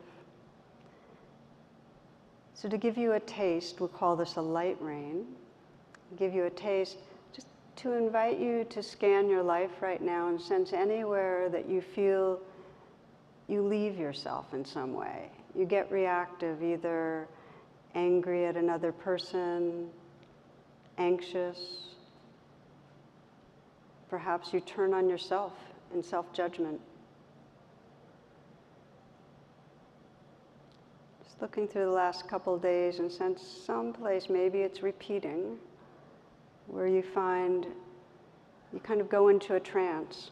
You get smaller, get tighter.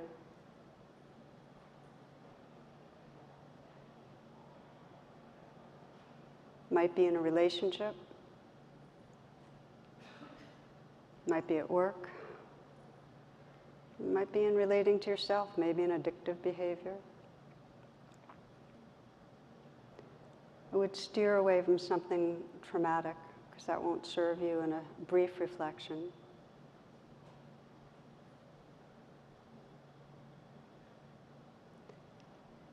When you've arrived on something, go right to a situation, a very real situation that exemplifies it.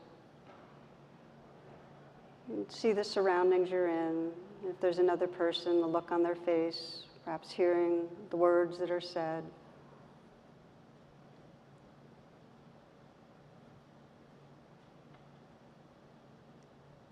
As if you're watching a movie, go right to the part of the movie, the frame where you get triggered, where you get reactive, most angry or fearful, defensive, down on yourself, whatever it is. Freezing the frame there.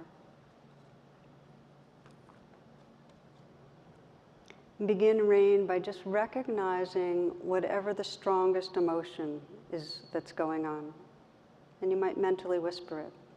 And there may be more than one, maybe two. Might be anger, frustration, fear, anxiety, sorrow, shame. It's mentally whispering what you're aware of.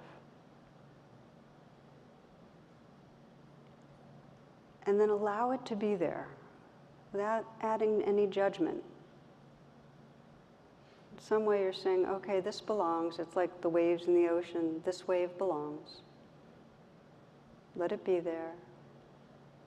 And you might start investigating by just sensing, well, what am I believing right now?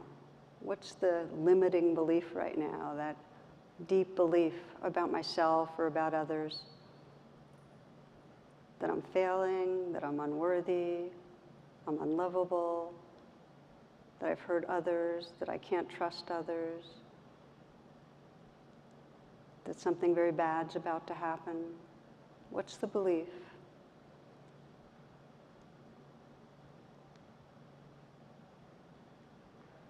And whether or not you immediately hop on a belief, and it does, either way is fine, feel in your body where the feeling is the strongest. The throat, the chest, the belly.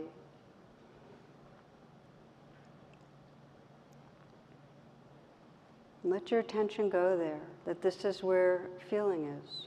Maybe this is what you've been unwilling to feel. But part of creating a clearing is to feel what's here. And as a way of supporting that, you might put your hand gently on your heart. If you've never done it before, just explore that you can have the touch be tender. So you're actually communicating a tender presence with what's here. Feeling where there's vulnerability.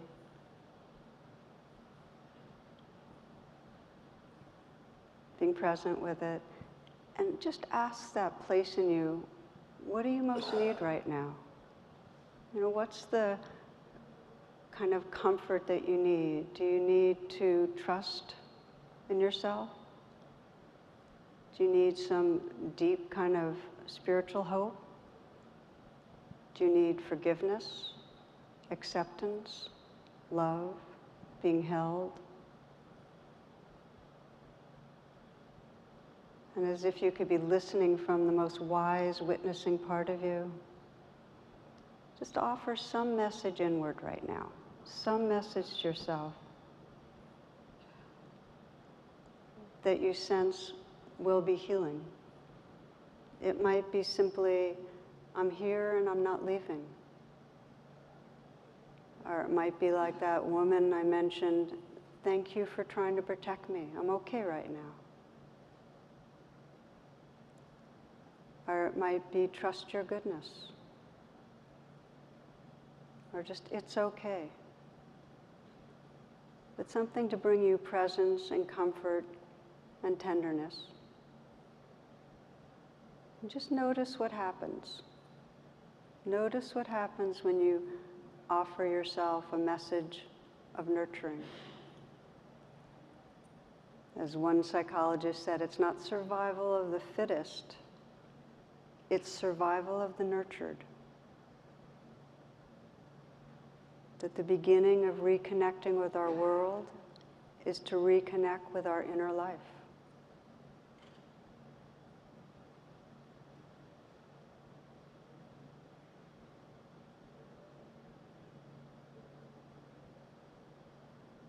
Feeling, breathing, sensing a larger sense of your being. Notice the shift from when you started, whether you were feeling the anger or the fear or the grief or the guilt, to a little more presence and spaciousness. And then as you sense your world, there's a really beautiful inquiry about how we then move forward. And it is, what would love have me do today? So you might reframe that in any language that works for you. What does your deepest heart want for these next minutes, next days, next months? What would love have you do?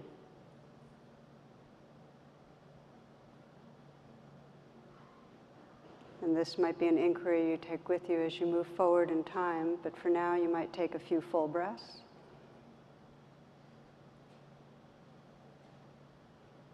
And as you're ready, if your eyes are closed, open your eyes, come back. And thank you for being willing to explore rain. Yeah, thank you. Thank you, Tara. Thank you, everybody. Thank you. All right, we're going to shimmy off the stage now, and David's going to come up. Thanks so much, Tara.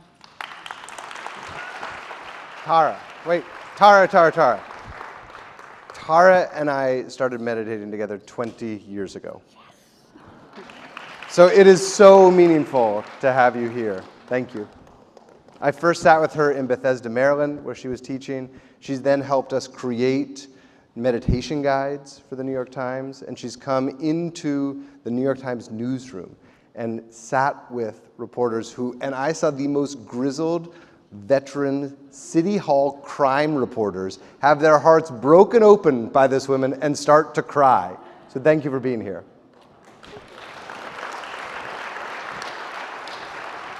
Okay, first a message to our friends online. Please stick with us. There's a 1-hour break, but we want you back an hour from now. I'll be interviewing Microsoft Vice Chair Brad Smith, and we'll also have additional further panel discussions after that. Thank you. We'll see you soon. And to everyone in the room, you should all be signed up for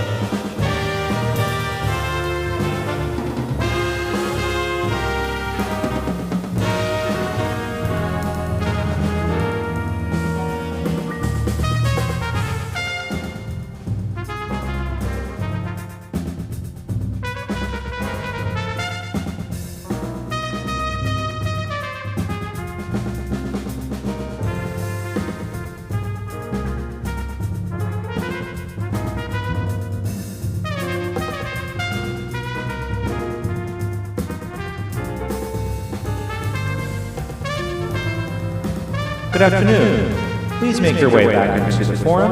Our session will begin shortly.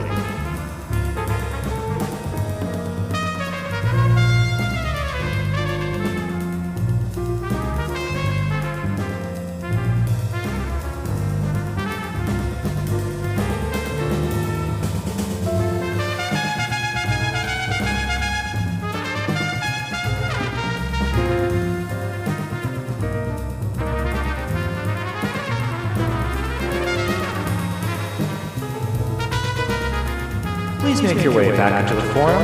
Our session will resume shortly. Thank you.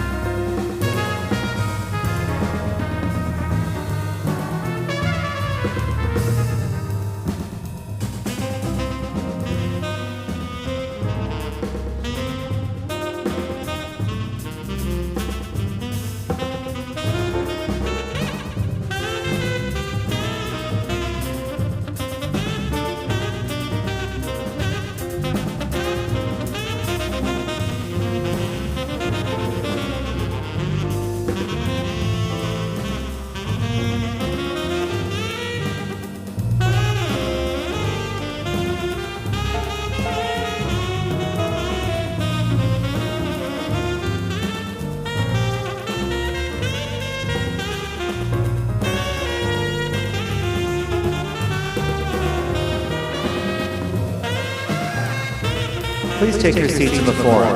Our program is about to resume. Thank you.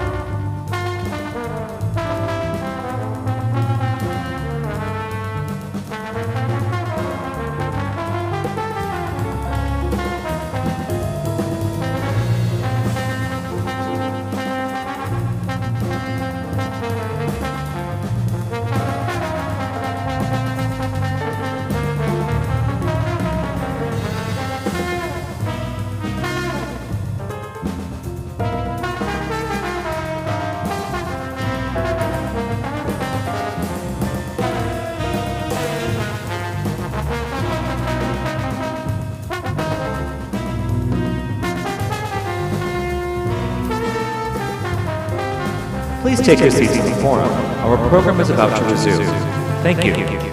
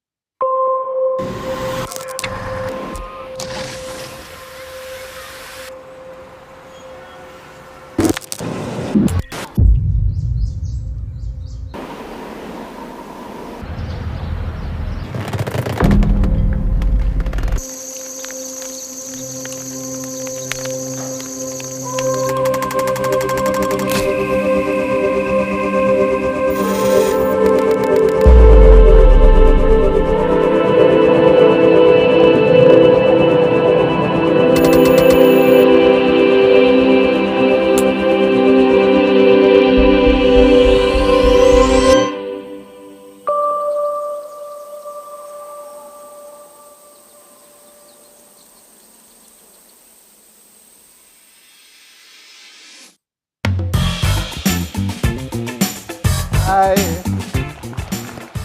All right, we're still here. Thank you so much. Well, welcome back, everyone, and welcome back to our guests online. I hope for those of you here in San Francisco, you got some insightful work done at the workshops, which looked tremendous and added a lot of energy to the building. That was fun. We've got just a couple more sessions for you before it's cocktail hour and a final performance from the Trilogy project coming up. But before that, I'm excited to be able to host our next panel. Before I bring up my guest, I want to get all the energy moving in this room again with some of our clapping exercises, with our very high-tech thing. So get ready to clap. I've just got 3 questions for you quickly. Clap your hands if you work at the technology company or in the tech industry. Okay, not surprising where we are. Now clap your hands for me if you think that tech companies are part of the solution when it comes to addressing climate change. All right, optimistic. I like it. Clap your hands now for me if you think tech companies are part of the problem that is making climate change worse. I want to do that one more time. Solution? Problem. Okay, Brad, you're going to have some things to answer for. Well, it's not just climate change, of course. These days, big companies are under more pressure than ever before to tackle issues on the social and political fronts. They're in the middle of the culture wars. And how brands engage and how CEOs show up on everything from gun rights to reproductive rights to voting rights is as much a part of the story as the markets these days. And it's something I've been covering very closely for many years now at the time. We're going to go into all of this and more with one of the senior leaders at one of the biggest tech companies in the world right now. So I'm thrilled to welcome to the stage Brad Smith, Vice Chair and President of Microsoft.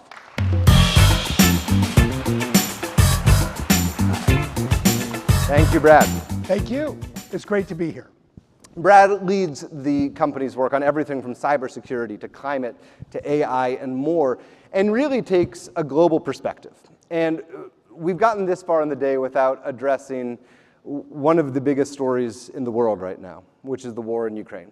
Now, that is a war that has energy at the very heart of the conflict and is having enormously disruptive effects to the energy markets around the globe, and by extension, the climate story. And so, Brad, I wonder if you could start by helping us understand, from your perspective, where you sit, and you're able to see some of these issues from a lot of different vantage points.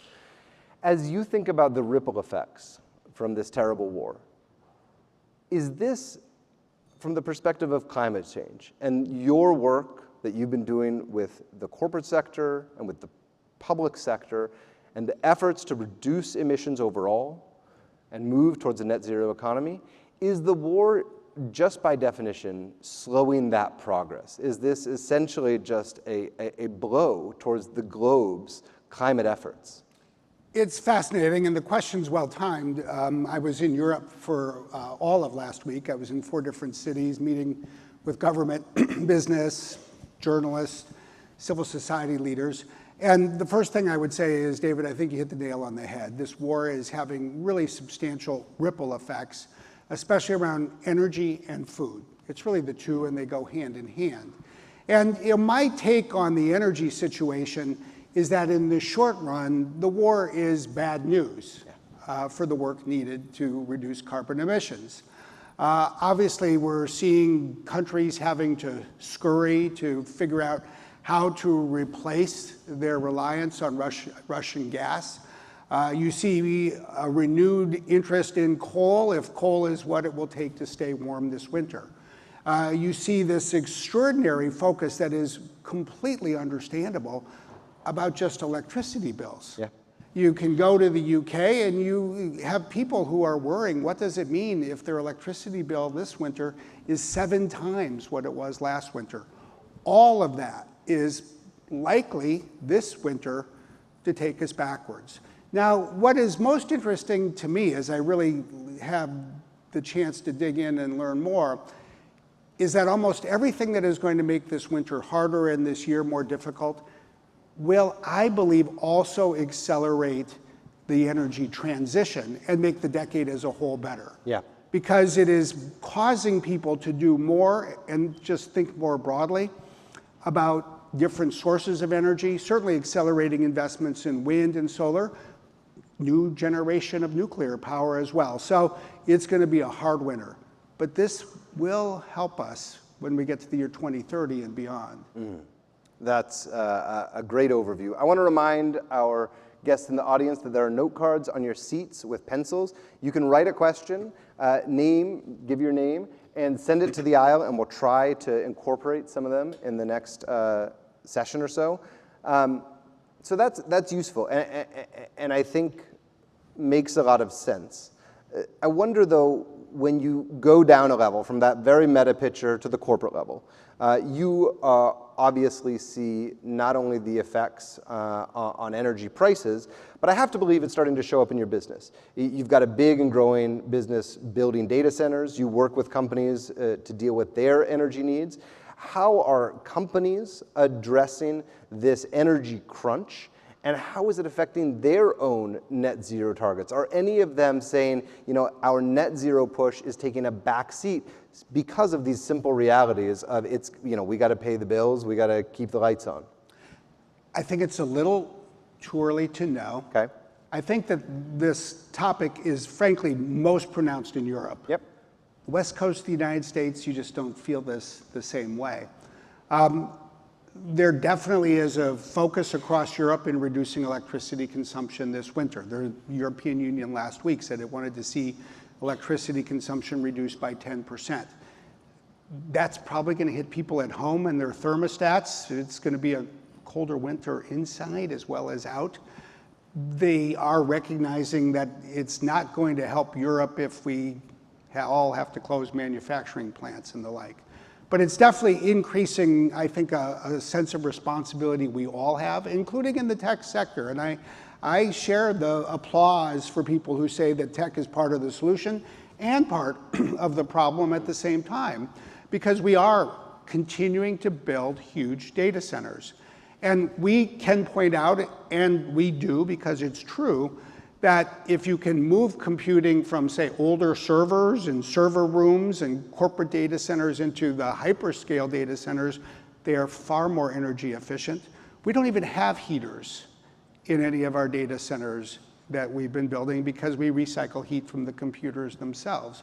But, there's a big but, we have a tremendous responsibility to drive our own energy efficiency, and most importantly, I think, to keep investing both to bring on more renewable energy for ourselves and to support the grid, and even more than this, I view our fundamental role, our most fundamental role, certainly at a company like Microsoft, is to really help the world innovate its way out of this climate crisis. Good.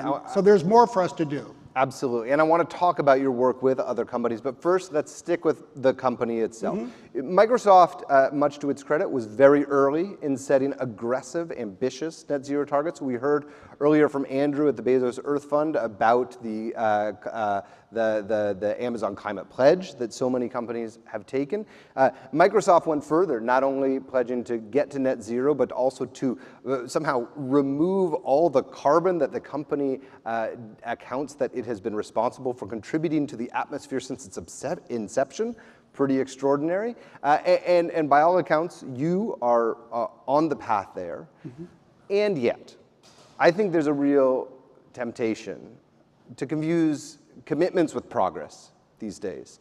And the reality is that many companies may say that they're on the path, but are still lagging far behind what is going to be needed to actually achieve true net zero by 2050 or even 40. So can you give us a clear-eyed assessment of just how far along companies are in getting to net zero, which of course is not even close to the same thing as getting an economy that is net zero? What are the obstacles and what it will take for them to get closer? Well, the first thing I'll say is, so far, by our count, 3,470 companies in the world, accounting for almost 80% of global GDP, have made a climate pledge. And that's good. I mean, you have to start with good intentions. But I see a lot of similarity between this issue and the world's work, the tech sector's not so successful work, to build a more diverse and inclusive industry. And one of my lessons from that experience has always been, if you have good intentions but not accurate or transparent measurement, you are most likely to deceive yourself into thinking you are making progress even when you are not. Yeah. It's like, so what does that mean? The first thing it means is we need standardized, accurate, global measurement systems for carbon emissions. Carbon accounting. I love to romance carbon accounting because without carbon accounting, we will never build a net zero world. The next thing I think you should really ask every company to do is to first just start with itself. Hold itself to a high bar for transparency, connect progress to the compensation of senior leaders. That's the way it is at Microsoft.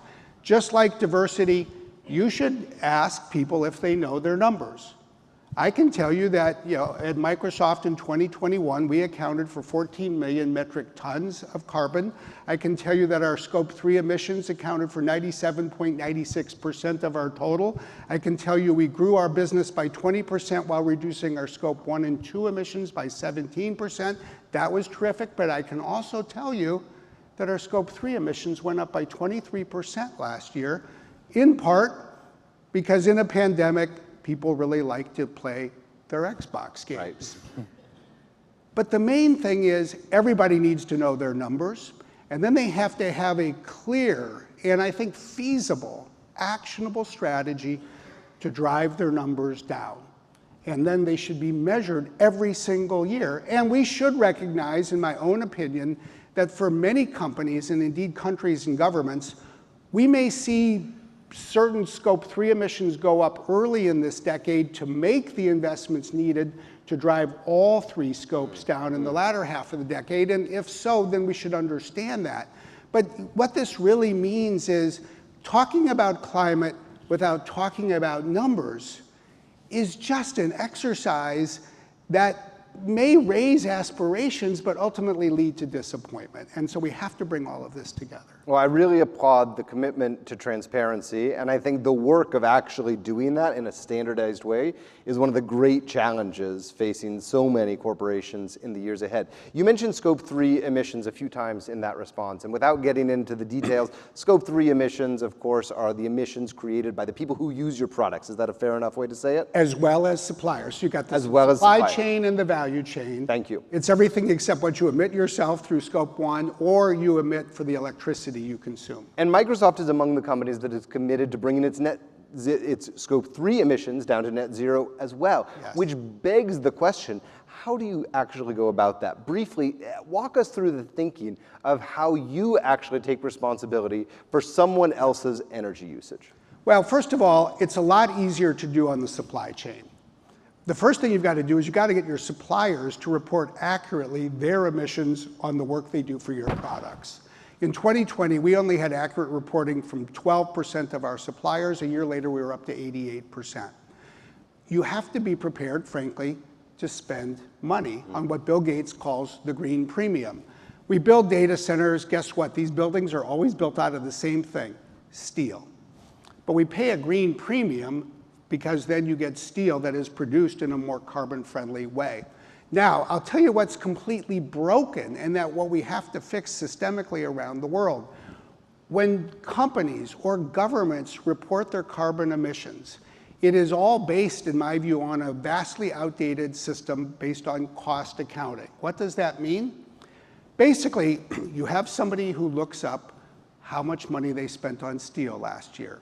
They then look up a table that is a standardized table that says, on average, how much carbon is emitted for every dollar you spend on steel. That's the way it works today. It's not connected to direct sources of emissions. So what happens when you pay more money to buy greener steel? That system of accounting says your emissions are going up rather than down. What this really shows, when you just cut through it all, is we have to rewire the entire economy to drive the innovations that are needed to incentivize companies and governments and NGOs to make the purchases that are needed and then stimulate innovation. But it's enormously complex, and that's why I think the first half of this decade is fundamentally about simplifying, standardizing, and incentivizing the innovation that's needed. Yeah. The focus that I hear just crystal clear is yours on driving down emissions. And I mean, it's a through line in just about every response. And Microsoft continues to work with fossil fuel companies. It's a conversation I had with John Doerr earlier today on this stage, and I want you to talk to us about how you think about it. A couple years ago, when the company signed a big new partnership with Chevron, there was real outcry from employees, and yet earlier this year, the company, one of your associates, doubled down on the company's commitment to continuing work with the fossil fuel companies. Square that circle for us. If the focus at the company is so intently on driving down emissions, why continue to help oil and gas companies produce more? Well, the first thing I would say is, look, we are drawing some lines. We came out with energy principles in March. Fundamentally, we said our goal is to work with the energy sector to drive the energy transition that's needed. There are many things we will do. There are some things we will not do. You do have to put in guardrails and know when you have a line you don't want to cross. So we said that when it comes to work using our technical resources, our engineering resources on things like exploration and extraction, where people would say there's already enough oil that has been discovered in the world, we won't do that unless the company that we're working with has made a net zero pledge that we believe is credible. The one thing I will say, though, and this is just my own personal perspective, it's right for people to focus on what we have to stop doing. We have to stop using gas. We especially have to stop using coal. That's probably the first thing we really have to stop. The key to stop doing these things is to start doing the things that will replace them. One of the things we all have to keep in mind, in my view, is every study that has been produced shows that between now and 2050, the world needs to triple its production of electricity. And that includes bringing electricity to the 770 million people in this world. Think about that. Twice the population of the United States who woke up today without electricity, because there is never a day that they wake up with electricity. So then you look at something like coal. There's 381 coal-fired power plants in the United States. There's two ways to look at those. One is to say, that's 381 plants we need to shut down. The other way to look at it is to say that there's at least 2/3 of those plants that we can convert. So instead of burning coal, they can run small modular reactors, SMRs, or fourth-generation nuclear reactors. You can cut 30% out of the cost of building a nuclear reactor. If we go to these plants, they're connected to the grid. They have water cooling capacity already. And you know what else they have? Every one of them has 1,200 people who make their living, typically in a rural community. Well-trained people. They know how to run an electricity plant. If we retrain them to run a nuclear plant, we shut down a coal plant, we replace it with cleaner energy, we save jobs, we expand electricity production. So if you want to stop one thing, start something better. I just got to follow up. Sure. Yes, and I don't have time for clapping. That's okay. Put your policy hat on and be pragmatic here. I mean, converting 200 coal plants in the United States to modular nuclear reactors sounds like a great story. Given your understanding of the regulatory environment, the realities of NIMBYism in this country, how feasible is that in your expectations? It's completely feasible for two reasons, at least two things that I have seen. One, the misnamed Inflation Reduction Act should have been more aptly named the Carbon Reduction Act. 84% of the spending in that law that Congress passed is focused on climate. And a big chunk of it is going to the loan office in the Department of Energy, including $250 billion of loan guarantees that can go to coal-powered plants. So the money will be there. Now you get to the point that you just captured, I think, so well. Yes, but is the know-how there? No.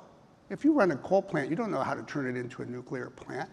Do we have the permitting processes? Do we have the permitting speed we will need in this country to accelerate this transition? No. So how do we do that?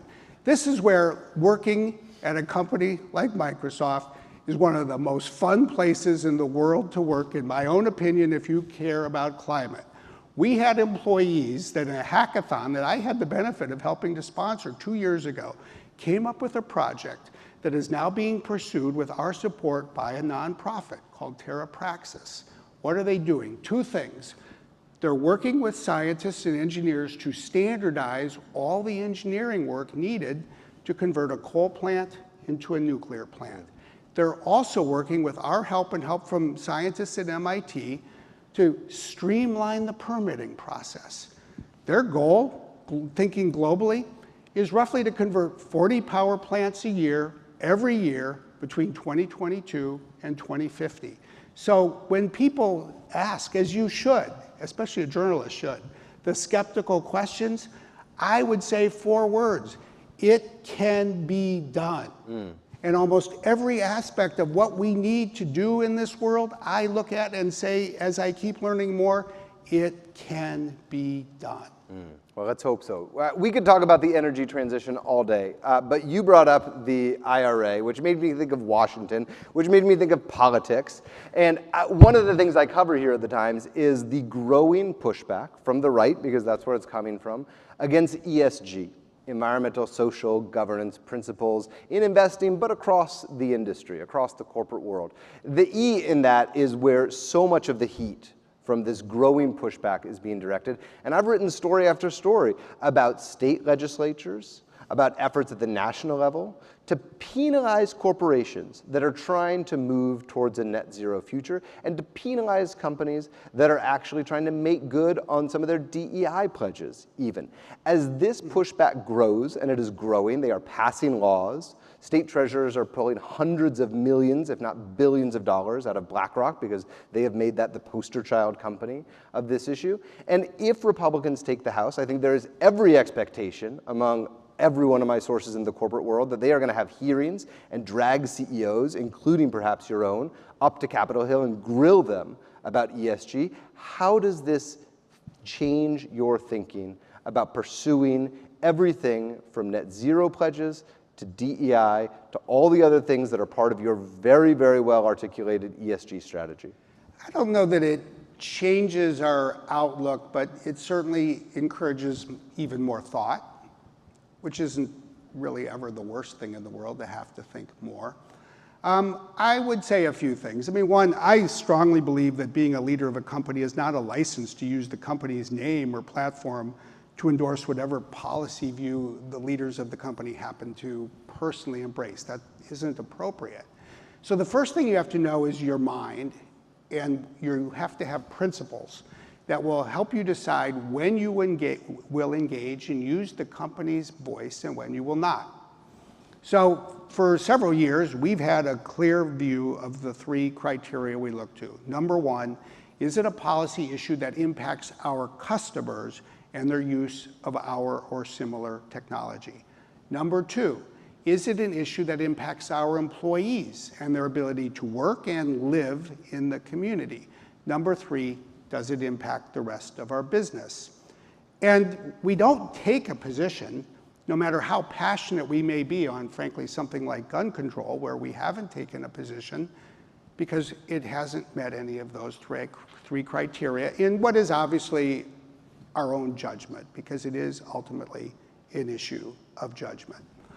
But we will stand up and use our voice on something like the Inflation Reduction Act and the climate-related provisions there, because we did feel that it affected all of those things, including, frankly, our own ability to get the renewable energy needed for our data centers. And then I'll just say 2 other things. One, I do think you have to have the power of persistence and conviction and courage, because there will be arrows that come the other way back at you. But second, I believe in dialogue. I mean, I sit down all the time with people who are on the other side of an issue, the other side of the aisle, people who have different views about companies. And if there's one thing I will say time and time again, that when people are concerned about the views of companies because they see it as political views undermining shareholder interests, I say let's step back and look more broadly. And I will argue that if you take a principled approach, you apply this criteria, you will serve your shareholders well. And I always then say, Exhibit A, the share price of Microsoft Corporation. When Satya Nadella became CEO in 2014, as some of you knew, it felt like a fixed price stock instrument. It was always $25, regardless of how much the company was growing. And we did put this customer needs first, and we did put employee needs first. And guess what? We saw a tenfold increase in our share price. I do believe if you take care of these others, if you think about the communities where you work, your shareholders will be among the greatest beneficiaries. That may be true, but I'm not going to let you end the panel with an advertisement for Microsoft stock. So I have one more question, even though we're going over time. Microsoft has a long and tortured relationship with regulators. And this is a moment where many people say regulation is needed, where the private sector itself does not have the capacity or the incentive structures to really make the fundamental changes needed. Very briefly, what are the 1 or 2 or 3 areas you think regulators at the federal or state level have the power to make meaningful regulations that would accelerate the transition to net zero? Well, we put out 2 papers 3 weeks ago in this space. One is on energy policy, electricity policy. The other is on carbon policy. I think we're going to need a third one around waste, especially waste for something like digital devices. But fundamentally, when it comes to carbon policy, we believe there needs to be local, state, national, global policy around measurement, around reduction, and around removal to drive all of the things needed to get to a net zero world. When it comes to electricity policy, we need 3 things. We need policies that are going to bring more renewable sources of energy online. We need policies that are going to modernize the electrical grid. And we need policies that are going to advance equitable justice, not just for underprivileged communities in this country where the issues are severe, but for the global South as well. So we are proponents of what I would almost call an activist policy agenda in those spaces. They will serve the world well. Well, you heard it here first. Microsoft is now pro-regulation, and we're glad that Brad joined us on stage. Thank you very much. Thank you. Brad.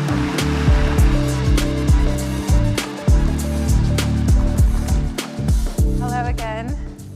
Thank you, David and Brad. So the title of the next bit is, Can Art Save Us? And my own knee-jerk response was no. But then I thought about what activates us and what things have activated me. I've mentioned before Richard Powers' novel, The Overstory, which it was a major reason I became a climate writer. President Obama said it changed the way he looked at the world.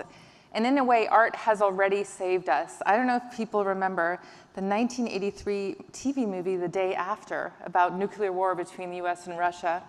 Ronald Reagan wrote in his diary that he saw it, he was greatly depressed by it. He wanted to do all we can to have a deterrent and to see to it that there is never nuclear war. So narratives, stories, obviously, they pack a punch. And so to start this next session, I'm going to ask you to clap again if you'd like, about creative works that might have impacted the way you see climate. Clap your hands if any of these things are true for you. If there's been, so the first question is, has there been a work of art, book, film, poem that has changed how you thought about climate?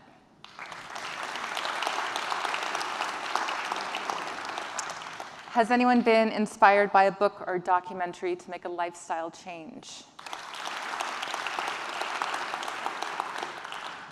Does anyone, for anyone, is this true? Fiction plays no role in your real world actions. So one person. Okay. All right. Okay, so we're all set up here. So you should all have the note cards again. Write down any queries, or actually for this one, write down any titles of any artworks, books, films, poems that have spurred you into action, or just made you look at things a bit differently. and just pass the cards to the roving producers. And we also asked readers of the New York Times California Today newsletter in advance of this event. Here are just a couple of things that readers sent in. Kathleen from Nevada City, California said she was impacted by Don't Look Up, which is, of course, the film by Adam McKay that came out last year. Was it last year? What is time anymore in this post-pandemic world? And Linda from Santa Rosa, California said Disney's Fantasia really impacted her, specifically the segment based on Stravinsky's Rite of Spring, which illustrates the rise of life on Earth. So this is what we're going to explore with our next guests, the role of imagination in how we approach problems as intractable and overwhelming as the climate crisis. So I'm going to bring up three people who they've really looked at this through different kinds of imaginative storytelling. First, we have Luis Ahoyas, the documentary filmmaker. He won an Oscar for his film, The Cove, and you might have seen some of his more recent films, Racing Extinction and The Game Changers, which turned a lot of people onto a plant-based diet. He's also the executive director of the Oceanic Preservation Society. Ayanna Jameson, an expert on someone who was writing climate stories before any of the big sci-fi names we hear about today. She's an Octavia Butler scholar, and she's founder of the Octavia Butler Legacy Network and teaches ethnic studies at California State University, Polytech, Pomona. And Catherine Wilkinson is the co-editor of All We Can Save. It's a collection of essays, art, and poetry focused on solutions to the climate crisis. She was also the lead writer of the best-selling book, Drawdown. Serious business up here on stage. So, Catherine, we're going to start with you. All We Can Save intersperses essays with poems by people like Ada Limon, Joy Harjo, more than a dozen others. So when you set out to put together this book, were you immediately like, poetry, we must have poetry? And how did poetry end up in the volume? So it turns out it is very hard to sell a climate anthology. Publishers will say nobody buys climate books, nobody buys anthologies. I think if we had said we would also like to put poetry in this climate anthology, it never would have found a home. But in all seriousness, we just didn't think about it when we pitched this book, my co-editor, Ayanna Elizabeth Johnson, and I. But as we were bringing it to life and collecting 40 essays by women leading on climate in all different ways, I just had a moment where I was like, this book is not going to be complete if it doesn't have poetry. Because so much of this book is about a different way of coming to this topic with our whole selves, not just our heads, but also our hearts. And it was about creating a kaleidoscopic perspective, right? Not a single lens for understanding, as the subtitle says, truth, courage, and solutions for the climate crisis, but a book that kind of continues to turn the kaleidoscope. And the poems play such a critical role in helping us feel our feelings, creating these moments to sort of pause and breathe and process. And I actually think they have everything to do with what made this book kind of a surprise success. And you said that even when was it you or somebody who was reading the book, even for yourself, you said, some days I just can't take another essay, like, you needed a break. Was that something that you felt personally? It was a reader who shared, some days I just cannot do another essay. Like I cannot do another sort of prefrontal cortex take on the climate crisis. And on those days, I open this book and I read a poem. And I will say for myself, the things that I go back to the most often in this collection are the poems and also the beautiful sort of poem comics by Madeline Jubilee Saito. Well, let's hear a poem. Let's hear a poem, shall we? Yes. I think this is Ada Limon's Dead Stars. Yeah, in honor of our new poet laureate. Out here, there's a bowing even the trees are doing. Winter's icy hand at the back of all of us. Black bark, slick yellow leaves, a kind of stillness that feels so mute it's almost in another year. I am a hearth of spiders these days, a nest of trying. We point out the stars that make Orion as we take out the trash, the rolling containers, a song of suburban thunder. It's almost romantic as we adjust the waxy blue recycling bin until you say, man, we should really learn some new constellations. And it's true. We keep forgetting about Antlia, Centaurus, Draco, Lacerda, Hydra, Lyra, Lynx. But mostly, we're forgetting we're dead stars too. My mouth is full of dust, and I wish to reclaim the rising, to lean in the spotlight of streetlight with you toward what's larger within us, toward how we were born.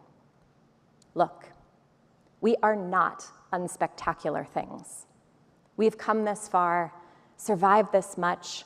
What would happen if we decided to survive more, to love harder? What if we stood up with our synapses and flesh and said no, no to the rising tides, stood for the many mute mouths of the sea, of the land? What would happen if we used our bodies to bargain for the safety of others, for Earth? If we declared a clean night, if we stopped being terrified, if we launched our demands into the sky, made ourselves so big, people could point to us with the arrows they make in their minds, rolling their trash bins out after all of this is over. Nice, thank you, that was beautiful. Thank you, and Louis, jumping to you. Your art, and your heart is in the realm of nonfiction, but your films have had a really big influence on people's actions. So can you talk a little bit about how you transitioned, the impact your Oscar-winning film, The Cove, had, and then why you changed the way you were telling stories and ended up doing a film like The Game Changers, which was a game changer? Yeah, I mean, I'd say 15 years ago when we started working on The Cove, the narrative was just try to create awareness. That was it. That was enough. You know, and to have a point of view was frowned upon. So we made The Cove, and you know, the action was pretty obvious, I think, from it. But it was you know, they were killing 23. People haven't seen it. They were killing 23,000 dolphins and porpoises every year in Japan for human consumption. And the film was extremely effective at getting those numbers way down. I think last year or the year before it was 1,610. So it was down 93% because of the action that caused. But I'd say that 9 out of 10 people that have heard of it didn't see it because it has this feeling like, oh, I can't see that. And it's, you know, it's one of the most winning documentaries in film history. It's, you know, the first film in history to sweep all the film guilds, but people didn't see it. So it was really crushing, had impact. And then, you know, when you work 5 years on a film and people don't want to see it, it changed my attitude. And also I think the culture's attitude changed quite a bit too. So, you know, people wanted to know what kind of action can I take? Right. And with The Game Changers, it was like so clear to me, you know, it's not just about eating dolphins, it's about eating animals. You know, if there's one thing, you know, we heard about today that everybody can do is change what's on your plate to a more plant-based diet. I mean, just want to jump in for, have people seen The Game Changers, this film on Netflix? So it's a film, it is so well done. It's about all the ways that, it's about plant-based athletes and how they kick ass because they're plant-based. And one of the people Louis interviews is the world's strongest man, and he has, I mean, the quote is in the trailer. He said, people say to me, you're strong as an ox. How can you just eat plants? And he says, what does an ox eat? You know, and so I knew something was happening because all these people were coming back from Sundance where it aired, and they were all of a sudden saying, I'm vegan, I'm plant-based. I was like, you just came from Sundance, and it was all, the film is all about that, how being plant-based impacts you, like, you know, how it's good for your teeth, your digestion, your health, your this, your male performative skill, like all of this stuff was all covered in the film, and it had this huge impact, and it was it probably saved more animals than any one piece of art ever, but we didn't talk about the cruelty that's being done to animals by eating them. It just talks about it purely from a selfish point of view. It's better for your personal health. Right. And we talk about the climate issues too, but the narrative was, the formula that we stumbled onto, and it was really a scientific method, because there's a group called the Vegan Mafia who, said, well, hey, we're spending hundreds of millions of dollars on these issues. And is there really a group called the? What's that? There's really, what do you? Well, informally, it's not like they have their badges or anything, or little hoodies with, They would be based out here, though, if anywhere, right? a lot of them are on the East Coast. Oh. But they had a white paper, and in the white paper they said, well, it was stuck in, vegetarianism, veganism was stuck in low single digits. And they said, okay, we're dumping all this money. It's not a matter of another ad, another anything. What's the problem? Men were the obstacle. Men were marketed to very heavily that to be strong, have endurance and virility, they were told by advertising that you had to have animal products. Right. And so they issued another white paper that said, well, then the findings came back and said, well, men will listen to athletes. And so we had, one of the world's strongest guys, Patrick Baboumian, carried more weight than anybody in history. Scott Jurek, who ran the Appalachian Trail, most people take 6 months to walk it. He ran it in I can't remember, 44 days, and we did this. You have to see it. We basically test collegiate athletes' virility with this test we took. It's called a Rigiscan test. And anyway, the upshot is that men had a 10.4% larger erection with a plant-based diet, and a 350% longer duration erection on a plant-based diet after one meal. We went there. Yeah, well, here's the cool part. But the first 30 days that film was on Netflix, plant-based diet shot up, searches for plant-based diet shot up 350% worldwide. It had a huge effect, and it just keeps on going. Ethan Brown, who, I had met before, but he forgot it, but I introduced myself to him. He gave me the biggest hug because his business went way up after that film. Yeah, amazing. Yep, changing narratives, powerful. Ayanna, I wanted to ask, the amazing narration of Octavia Butler. So for people who aren't familiar with her, can you give an overview of who she is and why her work is so relevant to climate change? Sure. So Octavia Butler was born June 22nd, 1947, in what she calls Jim Crow, California. And today we heard about the MacArthur grants. She was a MacArthur grantee in the 1990s. She's the first science fiction writer to have that award. And she began publishing in the 1970s. Ironically, when you were talking about the quote from Ronald Reagan, she actually was writing in response to talking about climate change very early and doing research very early because of something Reagan said, which was that we could have a winnable nuclear war. So basically, she would read the news and do research and then dialogue with those policies that were going to get us into trouble. And so she wrote 15 books that she published, essays she would write for the UN on climate change.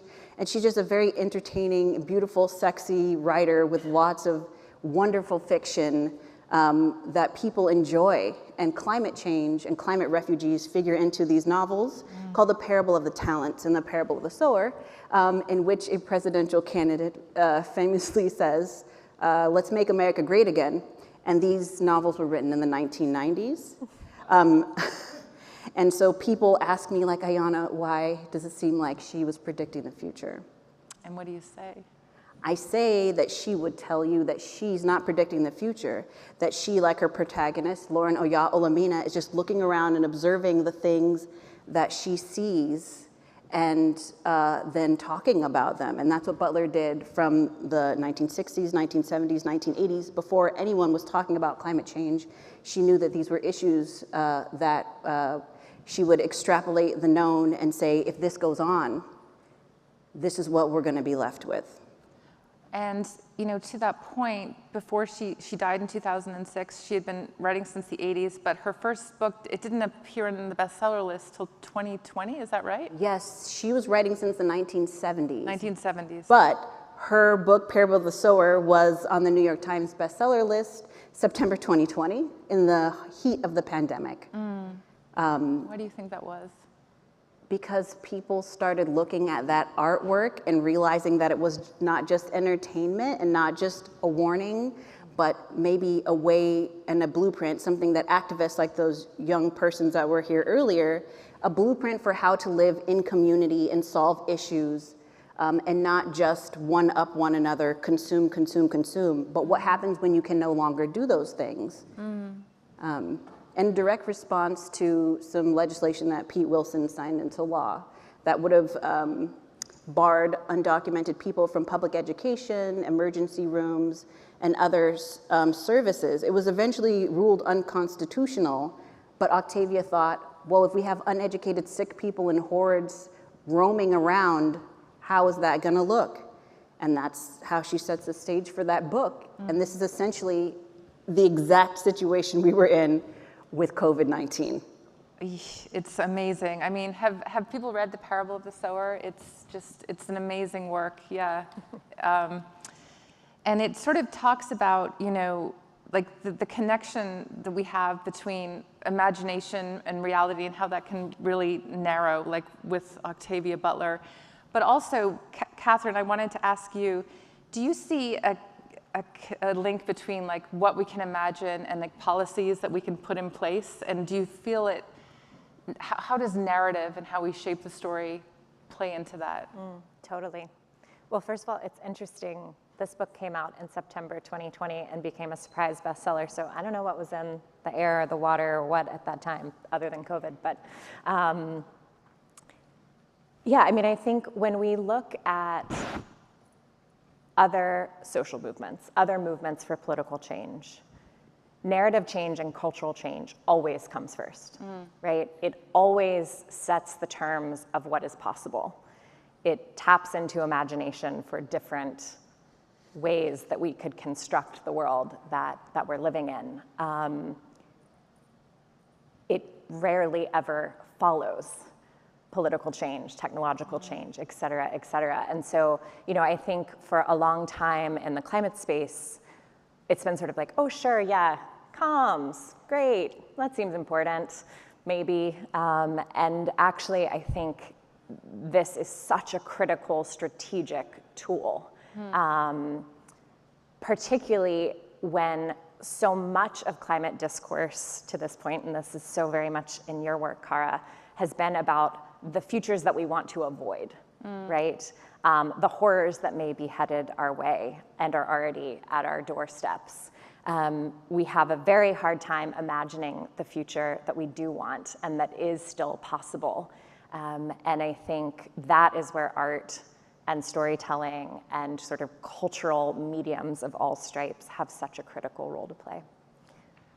I absolutely agree. I just want to read a couple of responses from the audience about things that have resonated with them. One, of course, was Ministry for the Future by Kim Stanley Robinson. I've only read it, I was only halfway through it, and I thought they're not going to let me into San Francisco because I figured everyone here had read it.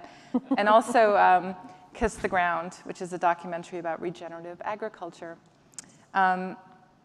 Louis, you've found a lot of connection between moving people viscerally with the image, but not just on the screen, on projections. Can you tell me a little bit about that work and how that's yielded policy change? And then we'll cue it up in a second after you answer.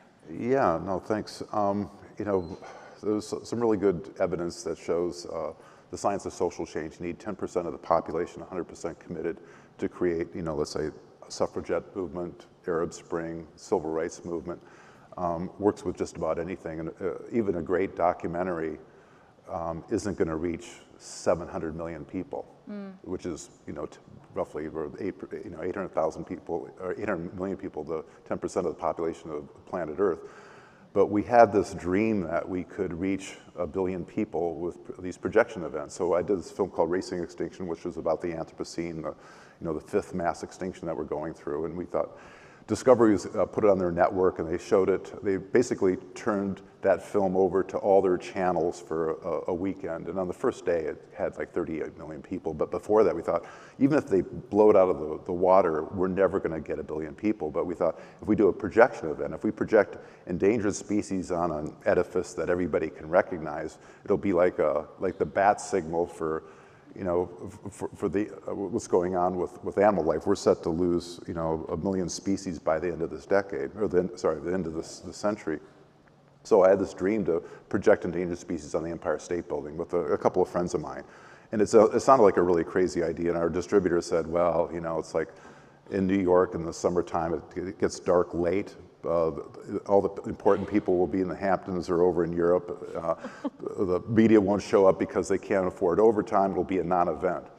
Well, we did it anyway, and we had 939 million media views within 5 days. We had, you know, people were lined up down Fifth Avenue like it was the Easter parade. You know, we thought we could, you know, we had almost 1 billion people, and we thought we couldn't do any better than we did. And then the Pope called. And the Pope, this is right before COP21, why world leaders were at, remember, he was named after St. Francis of Assisi. And he wanted to project endangered species on the Vatican during COP21. And then we had 4.4 billion media views. So I guess we could roll the clip. Yes, let's roll the clip. I'm not sure what we're going to see. Yeah, hopefully some of that. We're going to see a short video of something related to what you said, hopefully. Let's take a look. Can we roll the clip of the, it's going to happen, okay.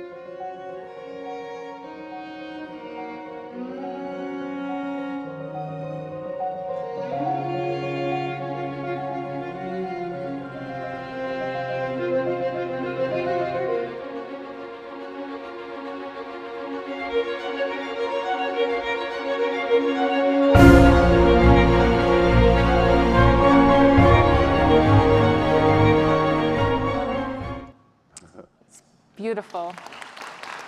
But, thanks. So now we're working with the United Nations to do a projection on the east side of the Secretariat building. And what we found by doing these projections, it's not just the projection, it's what you're projecting it on. When you project species on the Empire State Building, it says, hey, this is important as the commerce. And so that building, the UN represents the one building in the world where people come together, world leaders come together to define what's going to be happening, you know, within the next year. So next year during the climate, or when world leaders meet for the General Assembly, we want to project on the east side of the building with the New York skyline in the background. And then we had, I think, 250,000 people watching that projection event that you just saw. And then even like if COVID's still a problem a year from now, you can get easily several 100,000 people on Gantry State Park in Queens looking at that event. So we're just raising up financing right now to do that. And I think easily, we know we can get people's attention, and now we can do sound, so you can actually listen through your iPhone and see, let's say, Greta, you know, on the building, or, you know, the size of Godzilla, and you can see, you know, basically climate activists like we're doing it like here right now, but, you know, I think we could reach easily billions of people and create the action that we're all talking about here. And it's beautiful to see them, it's very moving, but what impact does it have on policy? Well, I mean, when we did those last projection events, we also projected on buildings all up and down the west coast of the United States. And so unfortunately, the same election that got us Donald Trump, we also worked to get endangered species protected in all 4 western states, because at that time there was loopholes that allowed endangered species to be trafficked on the west coast of America. So we closed up all those loopholes by doing projections on edifices like in Portland and in California and Washington State and Hawaii. And then we got signatures, you know, like people get riled up and they go out and get enough signatures to get on a referendum to get on the ballot. So we're saving, you know, depending on the state, 10 to 12 of the most endangered species that were being trafficked to America closed up because of that one film. Amazing. Amazing. I'm going to shift again to Octavia Butler, who was so prescient 30 or 40 years ago. The parable of the sower, did you find it like a little depressing? Like how, when you interact with it, do you find hope in her work, even though she's presenting a very bleak story about what is now the time? She wrote about 2023, wasn't it? 2024 is when the book starts. Right. And we are a little bit ahead of that in our timeline. But for me, I don't find that her work is depressing. I find it hopeful. I actually have children who are the same age as the protagonist in this book. In this book, they were having school in their living rooms. Lauren Olamina was born in 2009. My child was born in 2010. So for me, not to say that everyone must have children, but for me, I think about raising Olamina and the potential that they have and how I can facilitate a sense of hope and wonder in them. I have a child who wants to be a farmer. I don't know why, but this is in his soul, right? That he wants to be a farmer. That's one of the things he wants to be.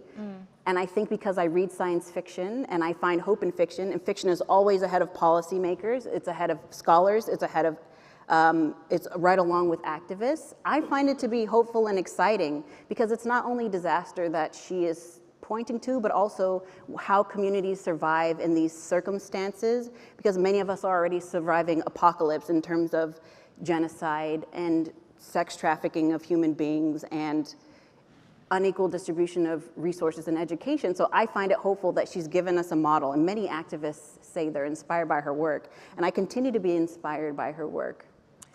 So can you talk about some of the themes in her stories that allow people to imagine possibilities and paradigms that they wouldn't have been able to otherwise? And you also mentioned queer ecology, if you could tie that in. Sure, and folks have been referring to queer ecology throughout the day, but basically I'll start with queer ecology in that my understanding of it as an ethnic studies professor and science fiction nerd is that some of the ways that we have prescribed that nature behaves is actually not the way it really behaves when we observe it outside of the patriarchal paradigm in which nature is being projected onto by those virile men who are encouraged to eat meat, right? So queer ecology says, like, what are the things that are already happening in nature that are non-hierarchical or not binary or not along an either or, and looks at those things as phenomena in and of themselves. And then in terms of her work, there's themes, yes, climate change, but also something called hyperempathy syndrome, which is basically in our timeline, clinicians have found that it's an overactive limbic system in which when you see someone else hurting or experience pleasure or pain, those same centers in your brain are being fired. But in the novel, what Butler calls it is a biological conscience. And that's basically what we need in order to think about climate change. It's not just envisioning the world that you want to see, right? But also accepting what are some of the things that you're willing to give up in order to make space in your life, in order to manifest the love of other folks and the planet as equal, not as something you dominate, conquer, and manipulate. And I find that to be extremely encouraging. You know, it's like the practicality and real life Star Trek work, not just like, oh, racism went away, oh, we don't need money anymore. But no, how do we farm? How do we sustain ourselves? How do we write, there's poetry in Parable of the Sower. How do we keep those traditions alive that have been ignored? And that's why I love her work. I mean, yes, there's so much resilience in her books as well. Like, there's a real ferocity, like a real will to live, as well as, you know, like the scary stuff, but we can handle it all. We can handle the scary stuff as well. Catherine, I wanted to ask you, you know, when you brought the book out and there were essays and then the poetry that you interspersed within it, did you see that that helped people, move people into action, or was it more a balm that they were able to sort of have space around, like Tara Brach spoke of earlier today? Yeah. To me, if we don't feel our feelings about the climate crisis, we get paralyzed, right? In anxiety, grief, shame, like there's a whole set of emotions that have been referenced throughout the day. But when we are willing to feel our feelings, they can become this incredible source of fuel, of motivation, deep sources of knowledge, actually, right? And I think poetry helps to take us there. I mean, it helps to take us there across so many dimensions of the human experience. And the same is true for our relationship to this earth that we call home. And I think it brings us into a sense of, who we actually are, right? Which is that we are hardwired for reciprocal relationship with one another and for the living systems of this planet, and the non or beyond human world. And so I think there's like a movement, sort of an emotional movement that poetry helps to facilitate that almost necessarily precedes helpful, effective movement in the outer world, if you will. And I think, when I think about my own journey in climate work, which started with student activism when I was in high school, I saw my first clear cut in a national forest at the same time that I started reading Mary Oliver's poetry, at the same time that I became vegetarian. Like, it was sort of this constellation of, a deeper analysis of what was happening around me, a deeper tapping into what I was feeling about all of it, and then, beginning to find my little footholds of action, and often having that happen in community. And maybe that's just one thing to add about this book, is that we really wanted it not just to be a reflection of the community that is rising to meet this moment, but also a way to seed and grow it. So when the book was coming out, I designed a set of resources called All We Can Save Circles, which is sort of a, it's a book club sort of riff, if you will, but it's a 10-session small group journey that goes through each section of this book, having space for deeper and more generous dialogue than we often have about this topic, and to build trust and relationship, and to do some of that emotional processing that then can lead to action. And that's what we have heard from people who have done the Circles experience, not only that they've built community that is sustaining and nourishing them over time, but that it is sparking all kinds of action. And for folks who've been in the work for a long time, they're finding, a kind of reinvigoration. And for people who are newer to the topic or just finding their place, feeling welcomed in and having, a sense that they belong. And that, to me, is at the heart of our prospects for whatever better world is possible, that the we in All We Can Save is absolutely vital. And if we're not attending to that with care and focus, we can have all the best tools and technologies and plans in the world, and we won't get there.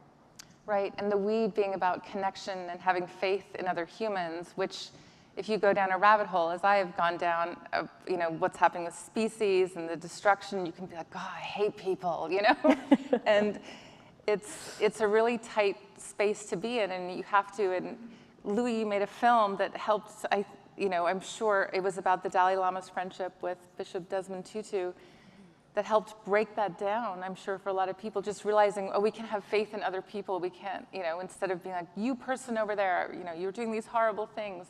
Right? Was that a balm for you to make that film? Yeah, no, it was a great anecdote to everything, because I was getting despair from humanity, and then I happened to be sitting next to the writer and publisher of this book who did a book on the Dalai Lama and Desmond Tutu, and he said, we filmed it.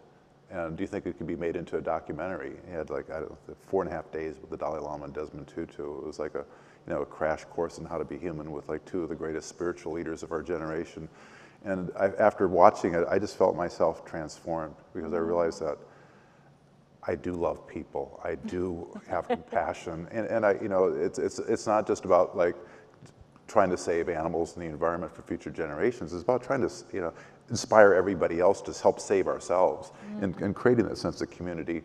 And those two, that film just really, and doing that film, the act of doing it and listening to their words was really transformational. It just changed my life. It was like chiropractic for the soul. Nice, nice, excellent.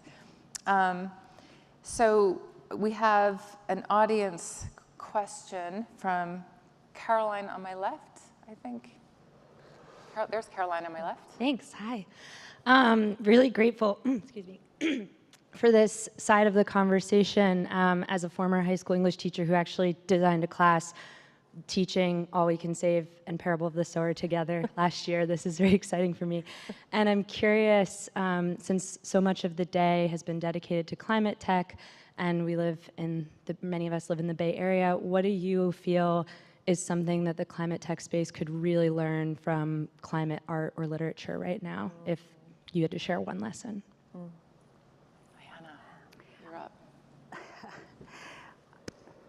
My parents may be watching, but I want to say that it's not only in science fiction and it's not only in works that are intentionally geared toward climate change, but also in other genres. Like the most compelling arguments about fixing climate change for me in the last couple of years have been in romance novels of all places.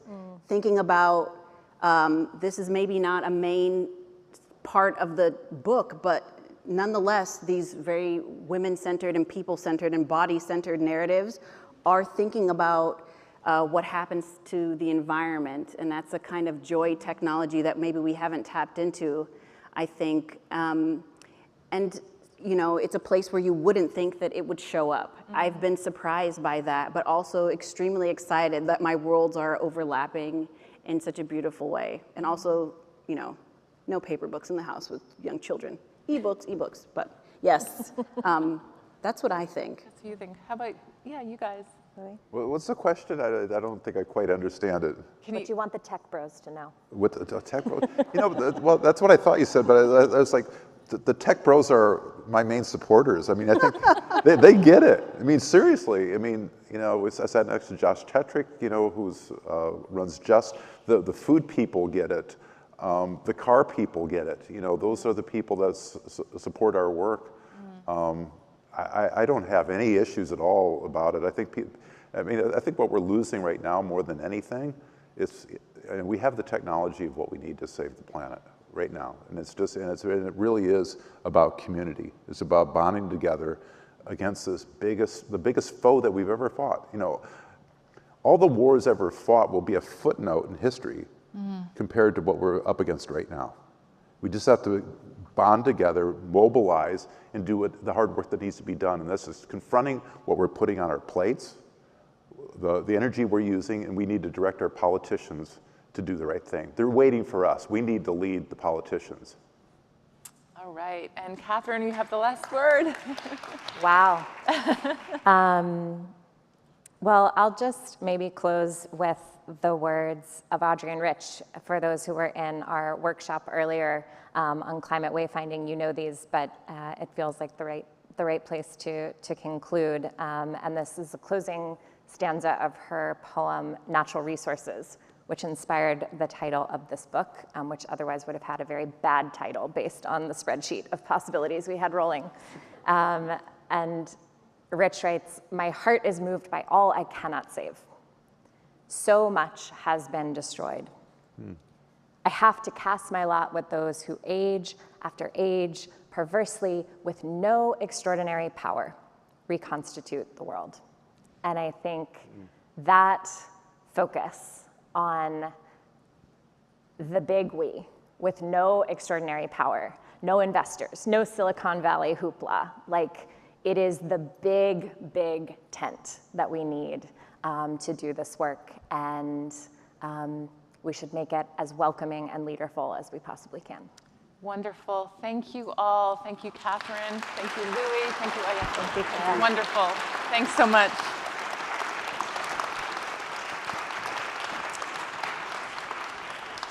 So one thing we haven't focused much on this session is music. We did this on purpose because we're going to do it right now. Throughout the day, you've been experiencing amazing performances from the Eunice and Soraya Nazarian Center for the Performing Arts at Cal State Northridge. It's the project, again, called Trilogy, inspired by the reporting of my New York Times colleague, John Branch, about the California trees that have been threatened by extreme wildfire. As John wrote in his piece, climate change means that these trees are in the fight of their lives.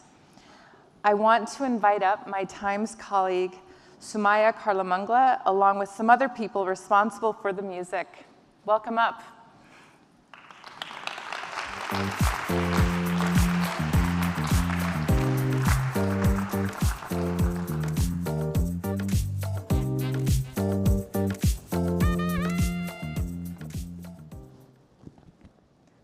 you, Cara. With me is Thor Steingraber, the Executive and Artistic Director of the Eunice and Soraya Nazarian Center for the Performing Arts in LA. Thor commissioned these music pieces, which will officially premiere in February next year. Also with us is Gabriella Smith, a composer and environmentalist. She wrote the music for the piece you will hear very soon. So Thor, let's start with you. So you read John's story in 2020, and something about it made you want to commission music. So I was wondering if you could tell us a little bit about what exactly inspired you. Sure. I think, first of all, John's piece was so special. First of all, we in Los Angeles and throughout California couldn't breathe for the whole month of August of 2020. And by the time his piece came out in December, the way he looked back just a couple months previous and illuminated that moment in a way that wasn't about fleeing from your house and grabbing the birth certificates and the photographs, but was really about the trees and what they meant and their value. And I was so moved by that piece. At the same time, we were doing something called Music Caravan. We had underwritten Etienne, who's the violinist today in those three pieces, who traveled around California in a VW bus that had been restored and played concerts in farms and vineyards and farmers markets during the middle of the pandemic. And so Etienne and I actually were on the phone, and I said, read this piece by John Branch. You've been spending your nights in the redwoods, and tell me what you think of this piece. And from that conversation came Trilogy. But I think the most important thing is in programming music, it's easy to program music that is not relevant, that is not timely, that is not necessarily addressing the issues of a day. But it's also so gratifying to do that, because otherwise those of us in the music field feel helpless. And in August of 2020, I was feeling helpless. And by the time I read John's article and decided to commission the piece, I felt like I just had something to do. And I think all of us need that something to do. Yeah. For those of us who live in LA, that summer, it was like you couldn't see the sky, and it was so hot. It was like I think we broke all the heat records. It was really an apocalyptic time when that story came out. And for those of you who don't know, that piece, John's piece, is broken up into 3 different parts, one for each of these most famous California trees that all have national parks named after them. And you actually wanted the music to reflect that same structure. And I wonder why you decided to choose 3 different composers as opposed to having just one sort of write the whole piece. Yeah, it was really important to us to have 3 different artistic voices to address each of the trees and really give those tree species their attention, and also to create a piece that would gain some interest and visibility like it is today. And so Etienne and I made a list of 10 composers we thought might be interested, and not every composer would be, right? And funny enough, our top 3 composers all said yes. And then the very tricky part was who was going to compose which tree. And we thought we might have to arm wrestle over that. But in fact, each of them chose 3 different tree species without any prompting whatsoever. So it really started to take on, it was an inevitability about that.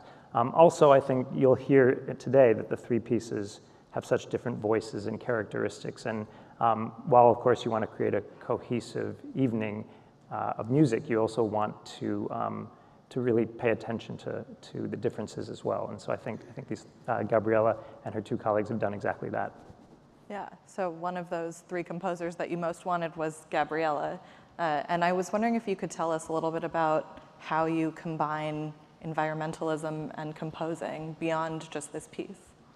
Yeah, well, I love that Cara started out this session by saying her first reaction to "Can art save us?" was no, because that was also my first reaction, and I think 10 years ago I would have given a very definitive no. But my thinking has evolved over time. Growing up here in the Bay Area, I was always very attracted to the natural world around us and spending time, as much time outdoors as possible. I spent 5 years volunteering on a songbird research project when I was a teenager in Point Reyes, and that was a very formative experience in my life. And I intended to study ecology or climate science after that, which would have been a natural progression of that and my love of math and science. But at the same time, I also fell in love with music. And it had a way of taking over my life, and I also discovered that I was better at that, frankly, than most other things in my life, so I became a musician. And for years, I really struggled with this idea of, why am I doing this? Because it feels so insignificant in comparison to the issue of climate change, which was what I intended to devote my life to. But recently, in the past 10 years, in the past 5 years, I've come to the realization that while, of course, we need climate scientists, we don't only need climate scientists, we need an entire cultural shift. And in order to do that, we need everyone in every field and every aspect of society to be devoting their lives to climate solutions and making them an integral part of our lives. And I think music can be a really powerful driving force for that. I think that's actually one of the things I've enjoyed most about this event, is that it really shows us that no matter who we are and what field we're in, there's a place for us in climate solutions, and we can all be part of this together. And that's really what I'm trying to do with music now, is, that's the place where I have influence, is in my field, in music. And so how can I be part of that with music and influence the world with music, which is the thing that I happen to be good at. And music is not only for entertainment, music is a tool, a very powerful tool for change and for societal transformation and for communal action. And which I think, especially now, is very important to be using every tool we have at our disposal. And music is one of those. It plays an important role as one of the, not the single most important one, of course, but one of all of these things that we need to be doing. And music, as was talked about a lot today already, it helps us feel the things we need to feel in order to do the work that we need to do, whether that's grieving the things we need to grieve or getting so excited about climate solutions that we want to get up and dance and get to work.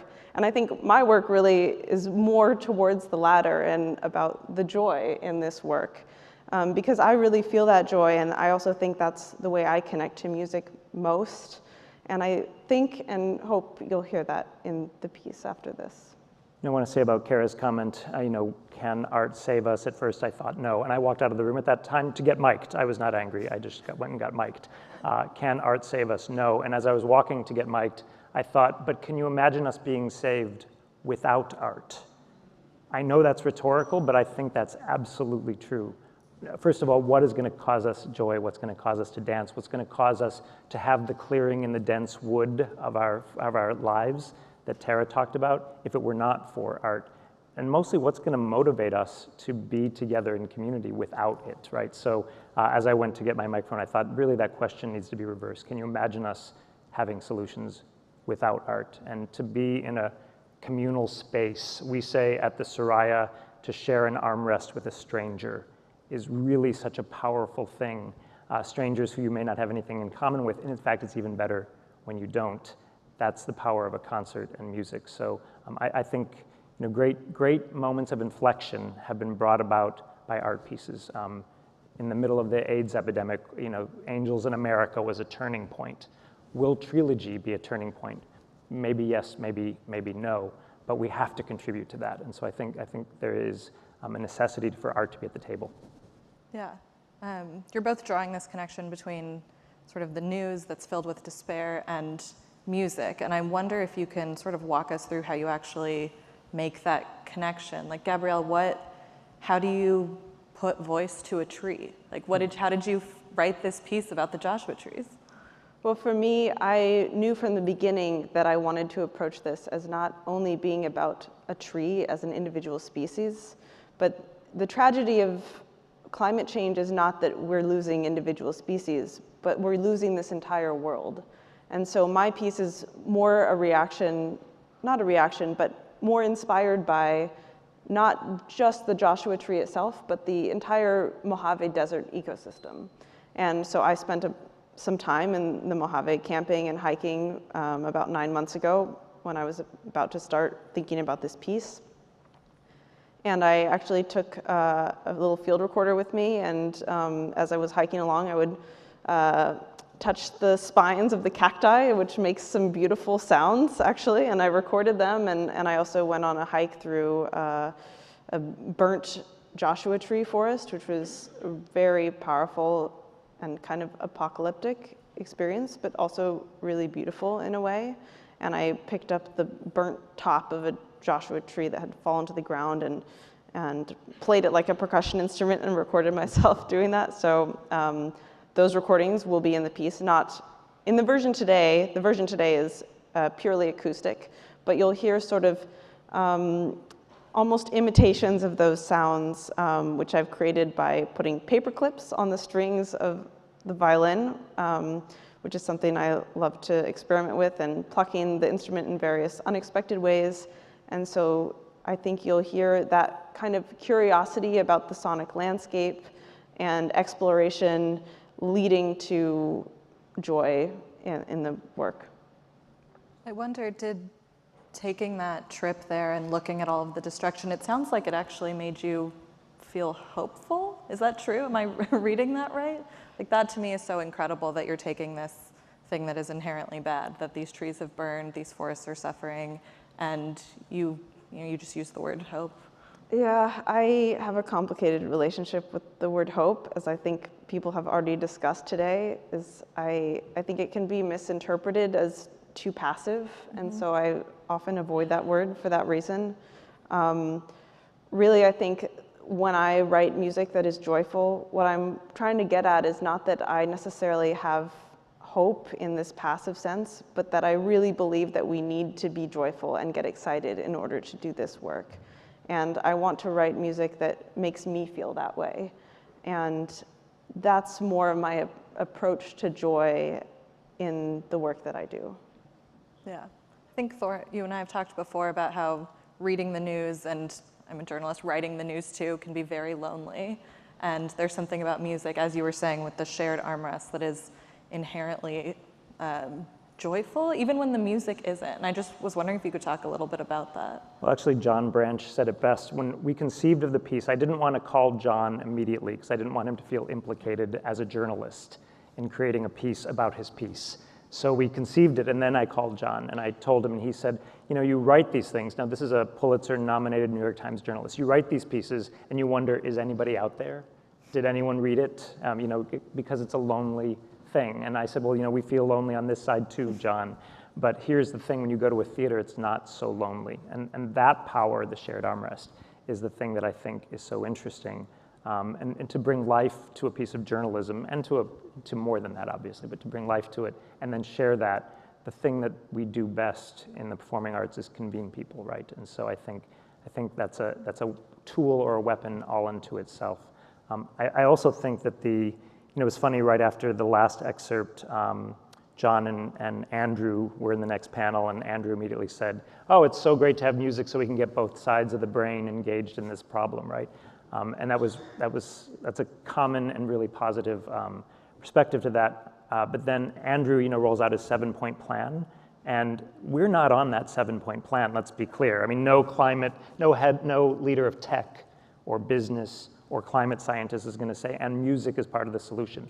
We know that. We know that we're a different part. We're sort of the backstage, if you will, to that solution. But certainly in all of that is the ability to step out of our isolation and be together and to be inspired that way.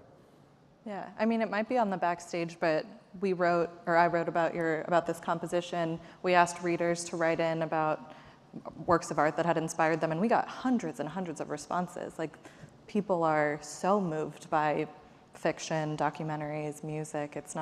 It feels like it's not an obvious piece, but it obviously is. Okay, so before we hear your piece, is there anything we should know about it? Anything you want us to know going in?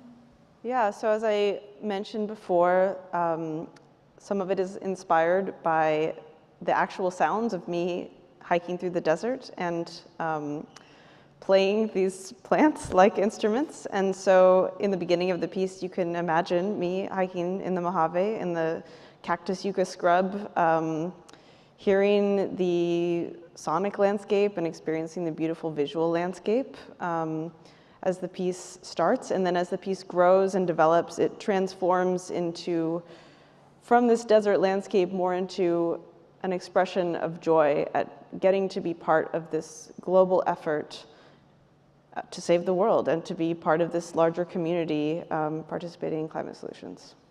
Well, I'm really excited to hear it. Before we bring the musicians back up, I want to thank you both and bring on our co-hosts, Cara Buckley and David Gellis, one last time.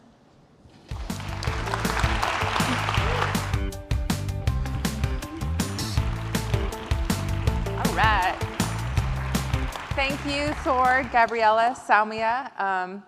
We are going to be hearing a final piece of music in just a moment. But before we do so, we want to share a few closing thoughts. Cara and I are tired, but we had an amazing day. So thank you for being here. It seems like a long time ago to me now, but we began with really invigorating discussions about electrical vehicles and carbon capture. And then I think many of you here were able to join us for a really extraordinary lunch from chefs Vincent and Louis at Cafe Olone. So thank you again to them.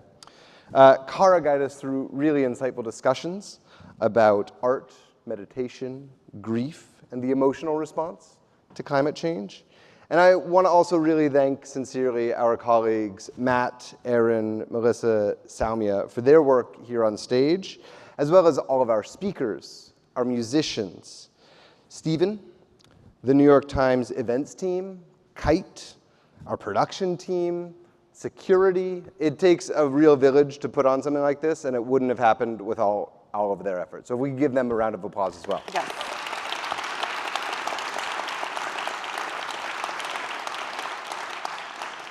And this is not the end of the conversation for us here at the New York Times Climate Team. You're going to be hearing a lot more for us soon. Yes, and if you don't already, please subscribe to the New York Times. Clap if you don't and feel my wrath. Subscriptions are the most important part of our business now, and it is what makes our journalism possible. The Climate Desk is growing, thank goodness, and you can find our work online and in the paper almost every day, as well as through the Climate Forward newsletter, which we hope you will subscribe to. And in terms of live journalism, you can catch up with us just a month from now, again, in person in Sharm el-Sheikh, Egypt, where we will be on the sidelines of the COP27 climate conference, and we will also be streaming online, of course. And now we are doing one last clapping exercise. Do you think we have it within us to avert the worst of climate change, if you have any energy?